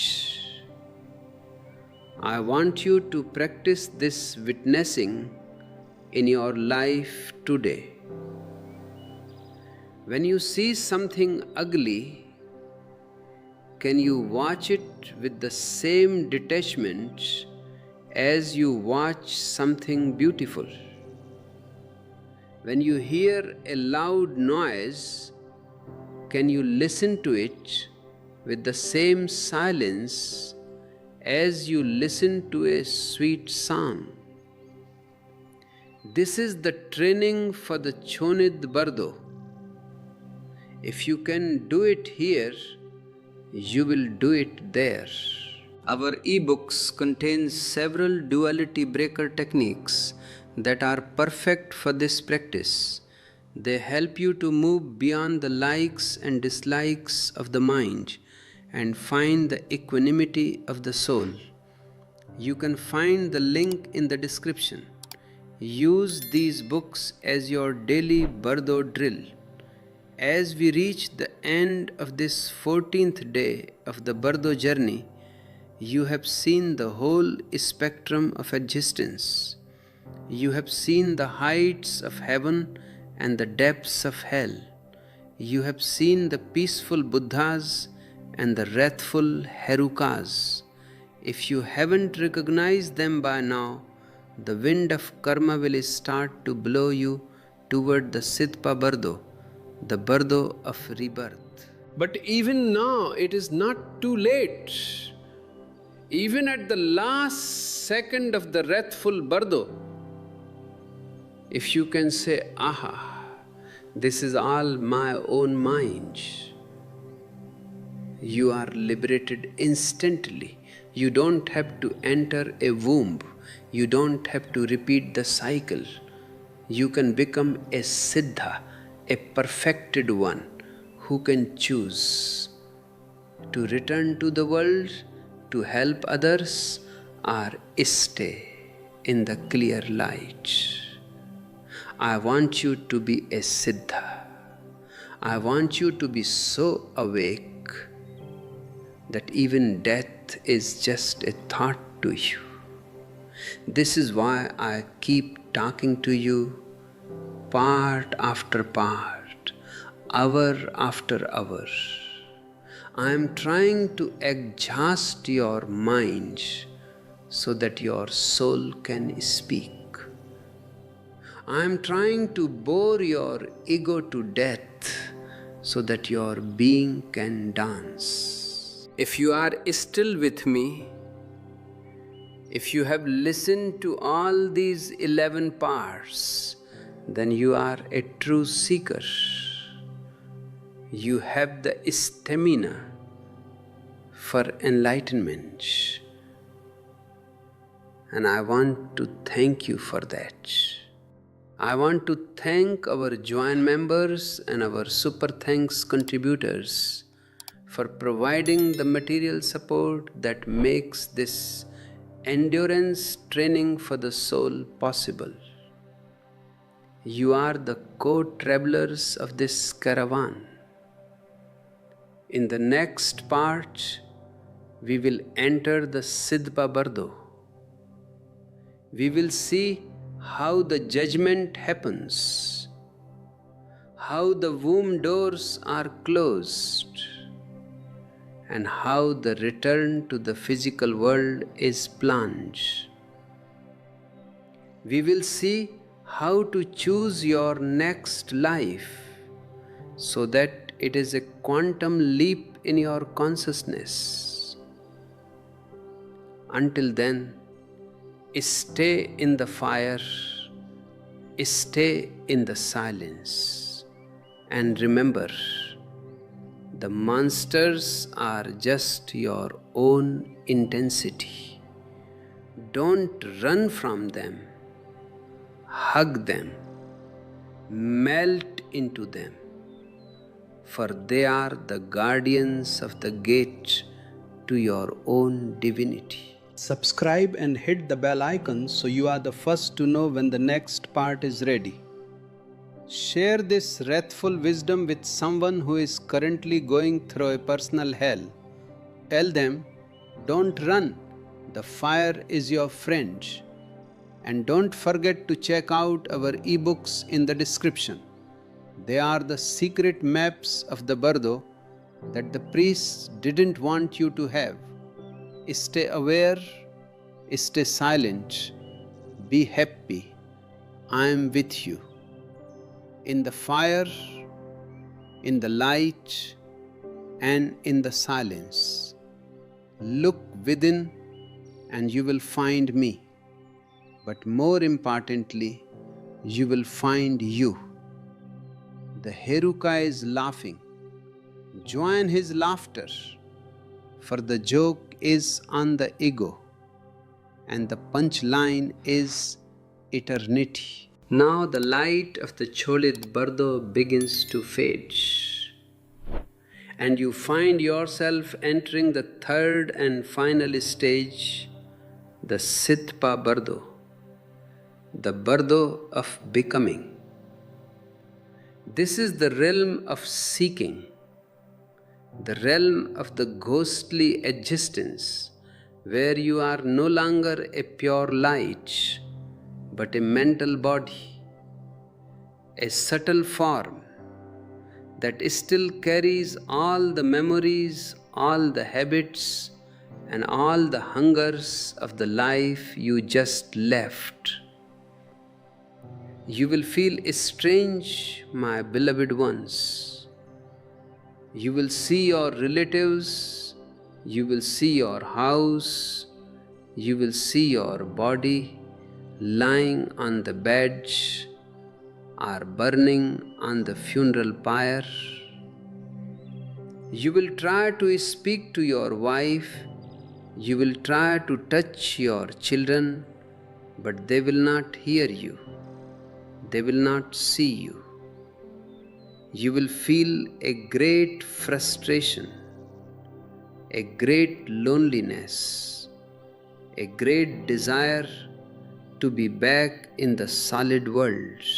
This mental body is very peculiar.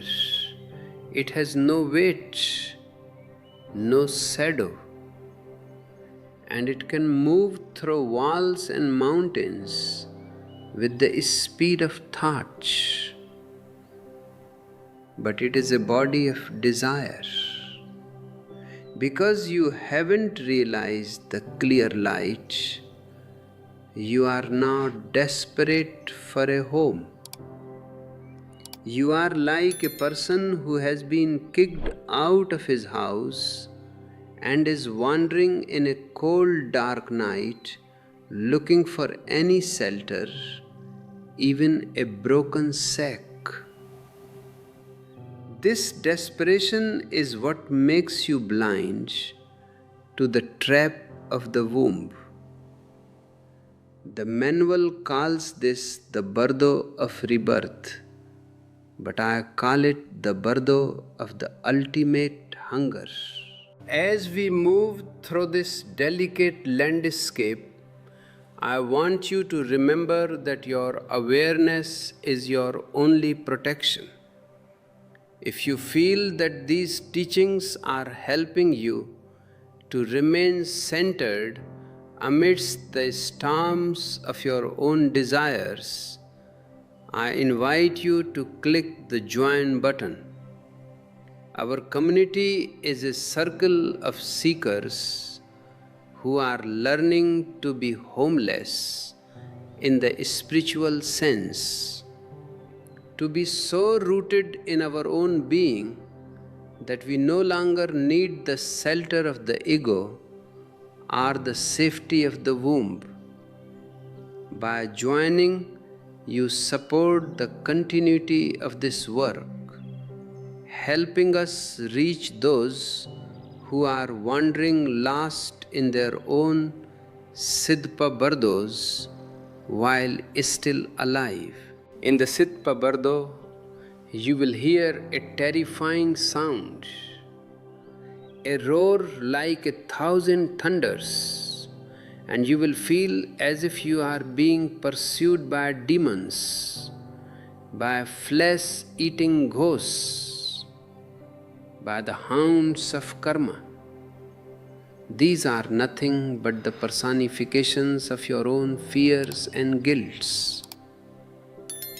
If you have lived a life of secrets, of deceptions, of hurting others, these demons will seem very real.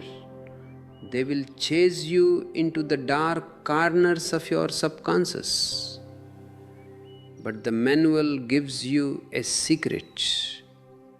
Do not run. If you run, you are caught. Stand still and realize that they have no substance. They are like clouds in the sky of your mind. But how can you stand still if you have never practiced stillness in your life? This is why I insist on meditation. Meditation is the practice of standing still in the middle of the storm. If you can sit for 1 hour and watch your thoughts of fear without moving, you have already conquered the demons of the Sidpa Bardo. You are building the inner mountain that no wind can shake. I see many of you are paralyzed by the demons of your daily life, the fear of the future, the guilt of the past, the anxiety of the present. I tell you, they are shadows. They have no power over you unless you give them your energy by running. If you want to dive deeper into the techniques of shadow integration, I highly recommend our ebooks. They are available in the link below and provide specific exercises to help you turn your demons into your disciples. Use them as your guidebook while you still have the solid ground of the body to practice on. In this bardo of becoming, you will eventually reach the judgment. I have told you before, there is no God sitting there with a big book. There is only the mirror of your own conscience. You will see your life played back to you, and you will be the judge, the jury, and the executioner. If you feel a deep shame, that shame will pull you toward a lower realm. If you feel a deep pride, that pride will pull you toward the realm of the gods. Only if you feel nothing, a total, cool, detached witnessing, can you stay in the light. This coolness is what the world needs today. We are living in a very hot world,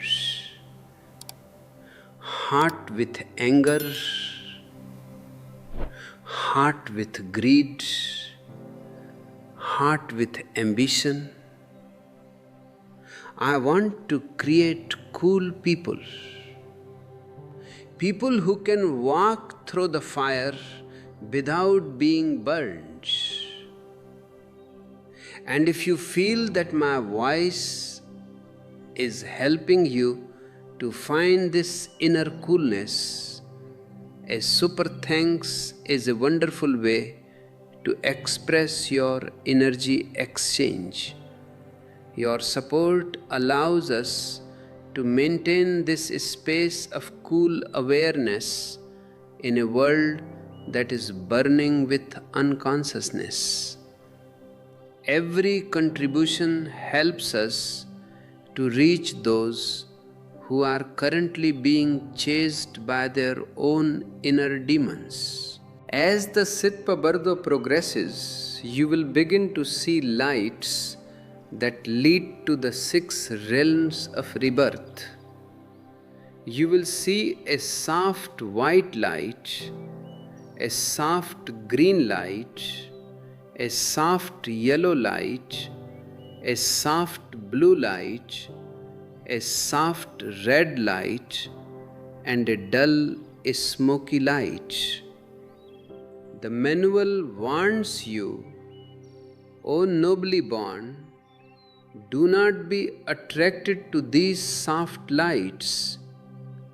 They are the lights of the 6 realms of suffering. They are the doors to the womb. But you are so tired, so cold, so lonely that any light looks good to you. You are like a moth attracted to a flame that will consume it. I want you to be a sun, not a moth. A moth is attracted to light because it is in the dark. A sun is its own light. If you are your own light, you are not attracted to any outside light.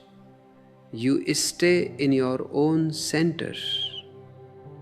This self-luminosity is the goal of all my work. It is the only way to avoid the trap of rebirth. Think about your longing for a home. You are always looking for a place to belong, a family, a country, a religion, a political party. This longing to belong is what will lead you into a womb in the Bardo. You will see a couple in the act of love and you will feel a pull to enter. You will feel, aha, here is my family, here is my body, here is my shelter. And in that moment of attraction, the door of the womb closes and you are trapped for another 90 years of misery.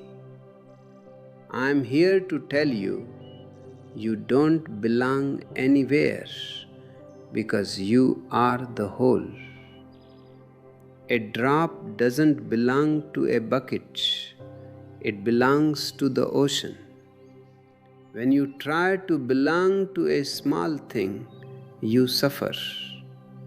When you realize you are the whole, you are free. Stop trying to find a home. Be the home. Be the space in which everything happens. If you are beginning to feel this spiritual homelessness as a form of ultimate freedom, please hit the like button and share this video. When you share, you are helping to break the hypnosis of belonging that keeps humanity in chains. And if you haven't subscribed yet, what are you waiting for? Join this caravan of the soul.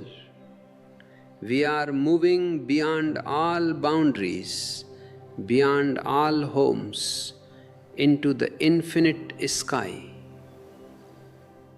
The Tibetan Book of the Dead gives several instructions on how to close the womb doors. This is a very practical section. One way is to meditate on your personal deity or your guru. You visualize the guru is standing at the entrance of the womb, blocking the way with his sword of light. This guru is not an external person. It is your own awakened intelligence. It says to you, stop. This is a trap. This is just more of the same. Go back to the clear light. Another way to close the door is Vajrasattva meditation. You visualize your own being as pure, white, transparent light, and you let all your desires and attachments dissolve into that light. When you are pure transparency, there is no hook for the womb to catch. The womb needs a solid ego to enter it. If you are liquid light, you just flow past it. I want you to practice being liquid light in your daily life. Don't be solid. When someone tries to argue with you, be like water. Let the argument pass through you. When someone tries to insult you, be like air. Let the insult go through you. A solid person is always being hurt, always being bumped into, always being trapped. A liquid person is free. To help you with this liquefaction of the ego, I have prepared a series of ebooks that contain specific dissolving meditations. They are designed to help you break down the solid walls of your personality so that your essence can flow freely. You can find the link in the description. Don't let your ego become a brick. Let it become a cloud. I see many of you are worried about your unfinished business.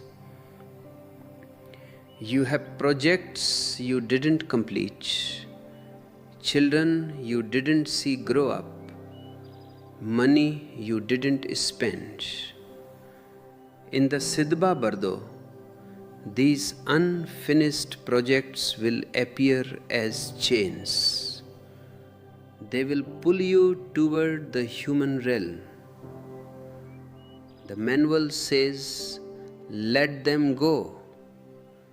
They are no longer your concern. They were just part of the dream. Wake up.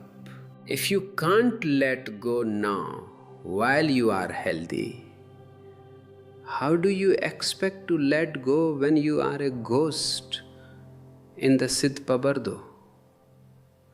Practice letting go every day. Every night before you sleep, say to yourself, I have no unfinished business. If I don't wake up tomorrow, the world will still go on. I am free. This daily death is the most beautiful preparation for the final death. I invite you to leave a comment below. What is the one unfinished business that you are most afraid to leave behind? Is it a person, a project, a dream? By sharing it, you are starting to cut the chain. You are telling the universe that you are ready to be free. And don't forget to check out our join options. Our members have access to a special letting go circle where we support each other in this process of spiritual unburdening. The Sitpa Bardo is also the realm where you meet the Lord of Death and his recording angels. They check your black and white deeds. I have told you, this is just your own psychological mirror. But the manual gives a very interesting instruction here. It says, if you find yourself before the Lord of Death, do not try to lie. He knows everything. Instead, tell the truth and meditate on emptiness. Say to him, you are an illusion. I am an illusion. The mirror is an illusion. When you say this with total conviction, the whole scene dissolves into light. This is the power of emptiness. Nothing can touch the one who knows he is empty. No judgment, no guilt, no hell. I want you to find this emptiness within you. It is the sunyata of the Buddha. It is the zero of Pythagoras. It is the nothingness that is everything. If you find that my words are taking you toward this full nothingness, please consider a super thanks. Your contribution is a way to support the void that we are creating here, a space where there are no judgments, no labels, and no egos. We are trying to create a black hole of awareness that can swallow the world's darkness and turn it into light. Every bit of your support is a vital part of this alchemy. If, after all these efforts, you still find yourself being pulled toward a womb, the manual gives the final instruction. Choose your rebirth consciously. Don't just jump into the first womb you see. Look for a womb where the parents are meditators, where the environment is full of love, where you will have the opportunity to continue your spiritual journey. This is called conscious reincarnation. You can choose to be a bodhisattva, someone who returns to the world not out of desire but out of compassion, to help others wake up. This is a very high stage. You are like a person who goes back into a burning building to rescue those who are still sleeping.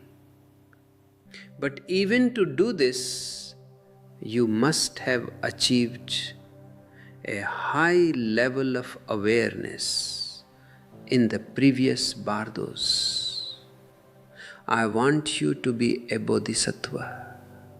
I want you to be so full of light that you can return to this dark world and be a lighthouse for others.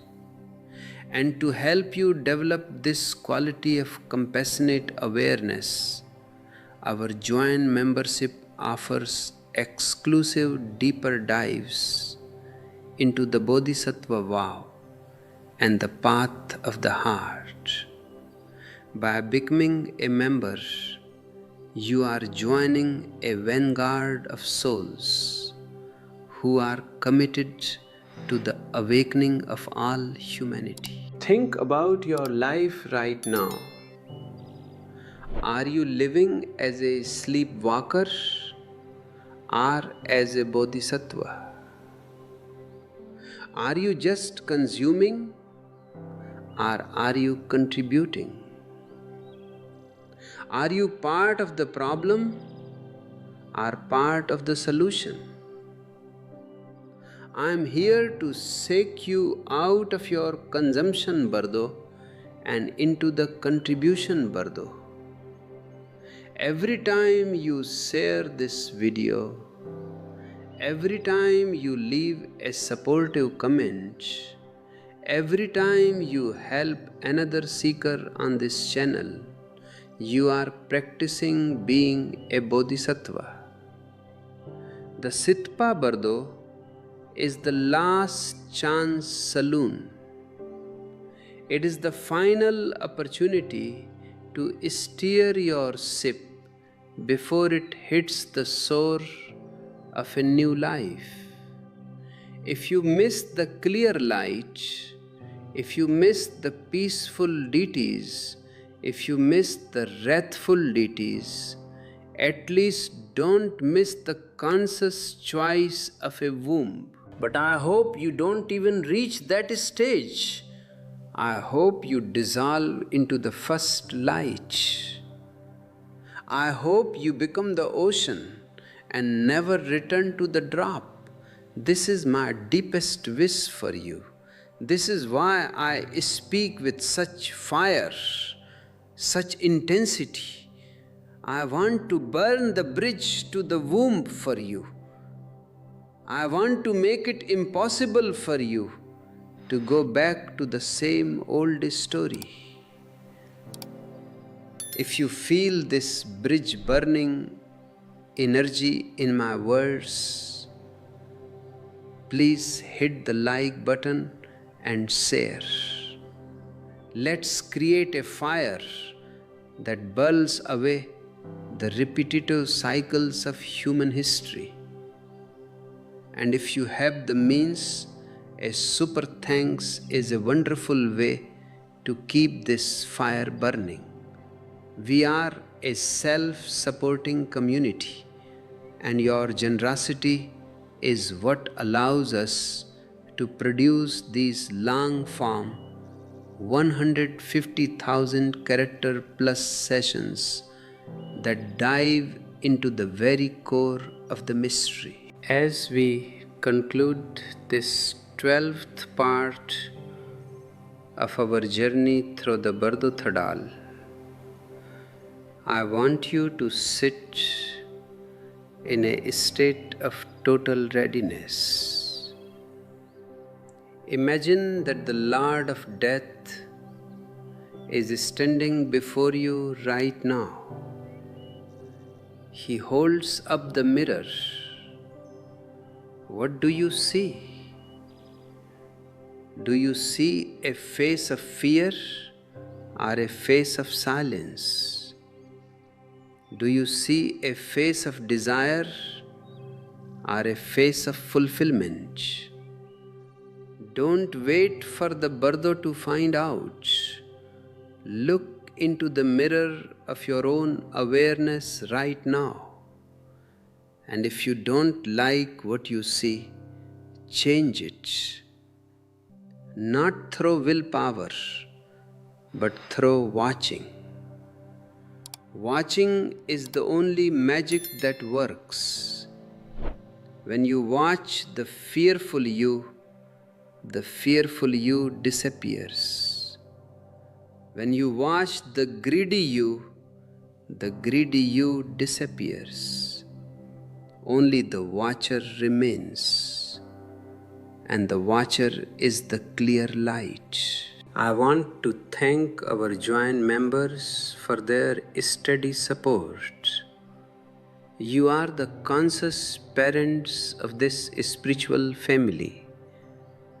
And to our super thanks contributors, you are the sudden rain that nourishes the seeds of our work. Every bit of your support helps us to reach those who are currently trapped in the mechanical Bardo of modern life. In the final part of our series, we will summarize the whole path of the Bardo. We will look at how to live every day as a Bardo master. We will see how to turn your work, your relationships, and even your illness and aging into a ladder to the divine. We will learn the final secret of the great liberation through hearing. Until then, stay in the silence, stay in the light, and remember, the womb is a prison, the sky is your home. Don't settle for anything less than the infinite. Subscribe and hit the notification bell. Share this wisdom with those who are seeking a way out of the circle of rebirth. And check out our ebooks in the description for a deeper, more practical study of these mysteries. Stay aware, stay silent, be happy.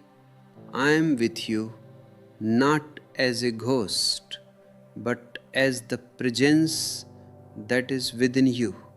Feel it, trust it, be it. The Bardo is just a dream. Wake up and you are God. Now we reach the final synthesis, the ultimate convergence of all the Bardos. You have traveled through the moment of death. You have faced the peaceful and the wrathful deities. You have navigated the halls of judgment, and you have stood at the threshold of the womb. But I want to tell you the final secret, the great liberation through hearing that gives this book its name. The secret is not in the journey itself, but in the one who is making the journey. Whether you are in the physical world, in the state of dreaming, or in the intermediate state after death, the key is always the same: awareness, recognition, witnessing. If you can remember who you are in any of these states, you are free. The Bardo is not a place you go, it is a state of mind you transcend. I want you to look at your life as a training ground for this ultimate recognition.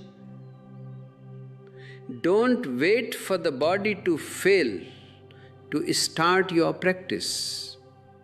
Every time you find yourself in a difficult situation, every time you feel overwhelmed by emotion, you are in a Bardo.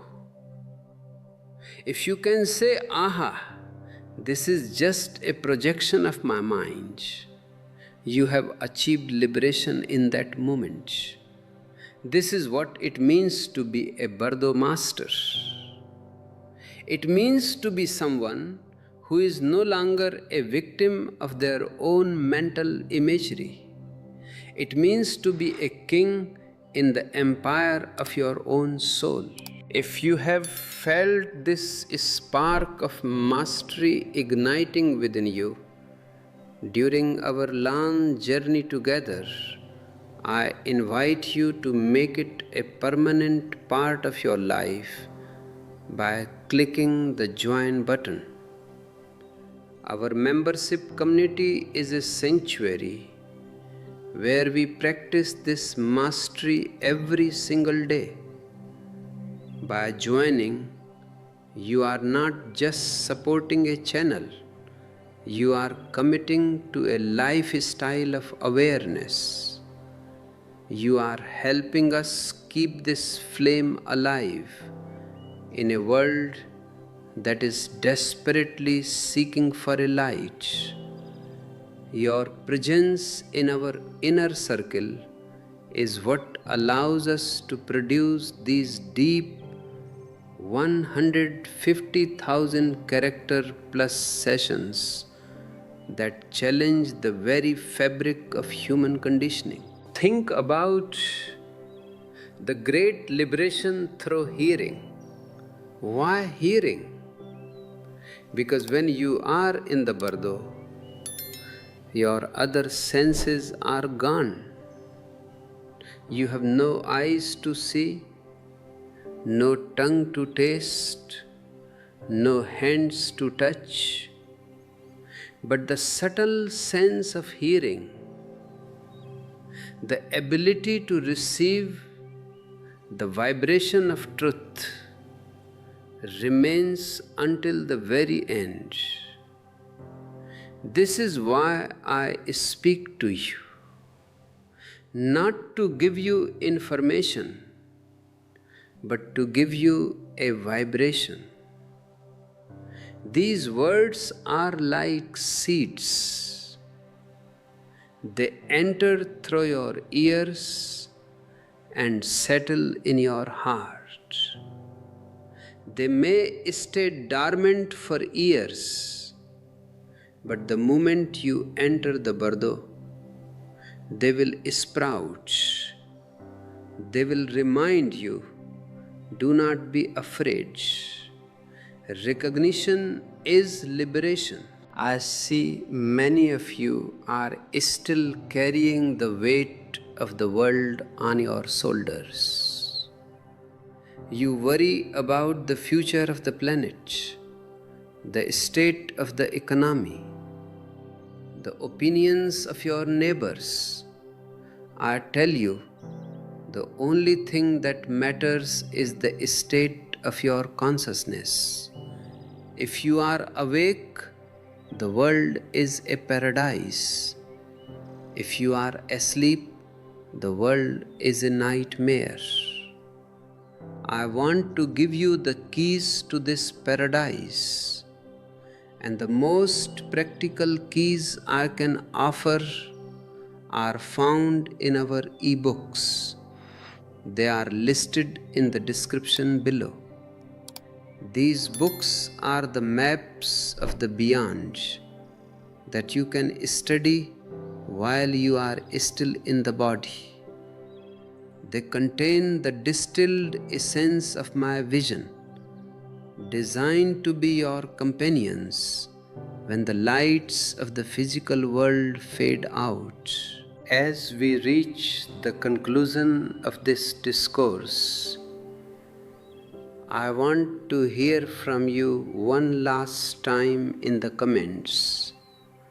What has been your biggest aha moment in this 13-part journey?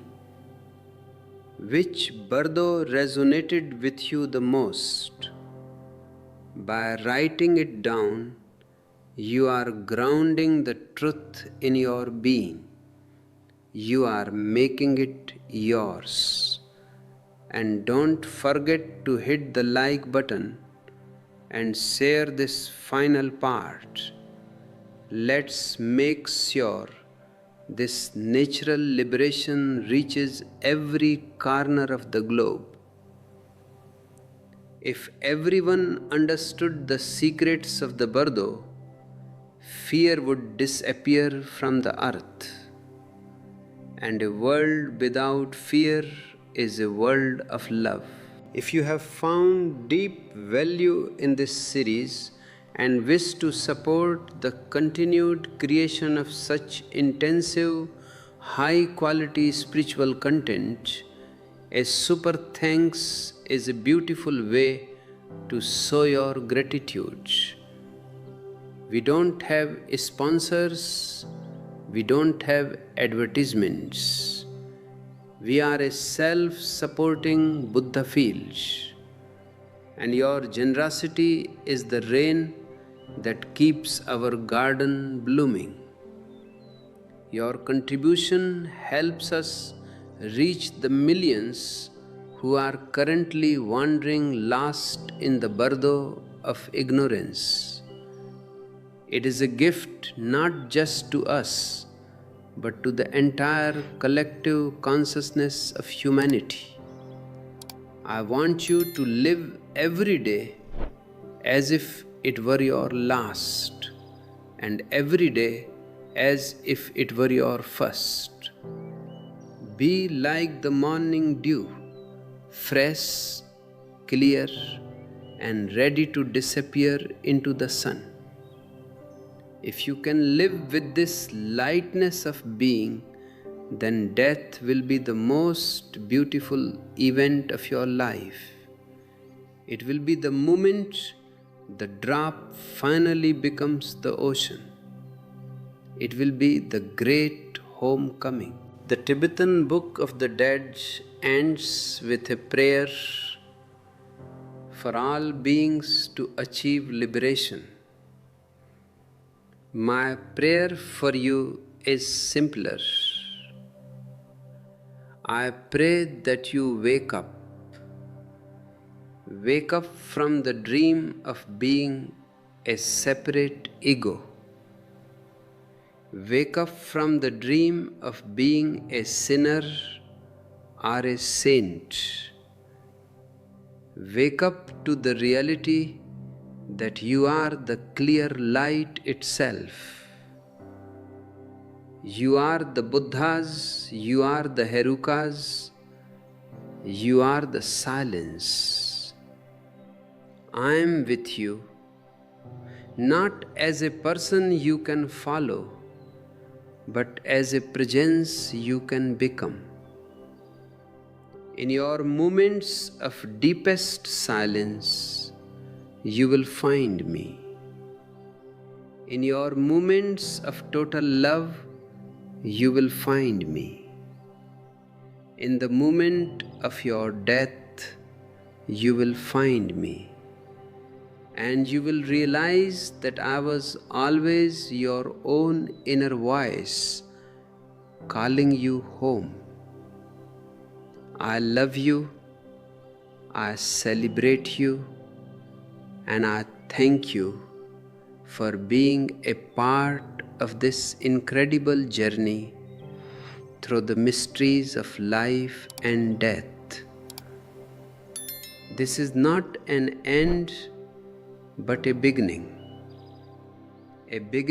of a new way of living, a new way of being. Subscribe to this channel and hit the notification bell so you are ready for our next exploration into the heart of the divine. Check out our join options and our ebooks to keep the momentum going. And remember, the super thanks button is always there for when you feel the need to overflow with gratitude. Stay aware, stay silent, be happy. I am leaving you in the silence. This silence is the truth. This silence is the Bardo. This silence is you. Good luck on your journey into the clear light. I will meet you there.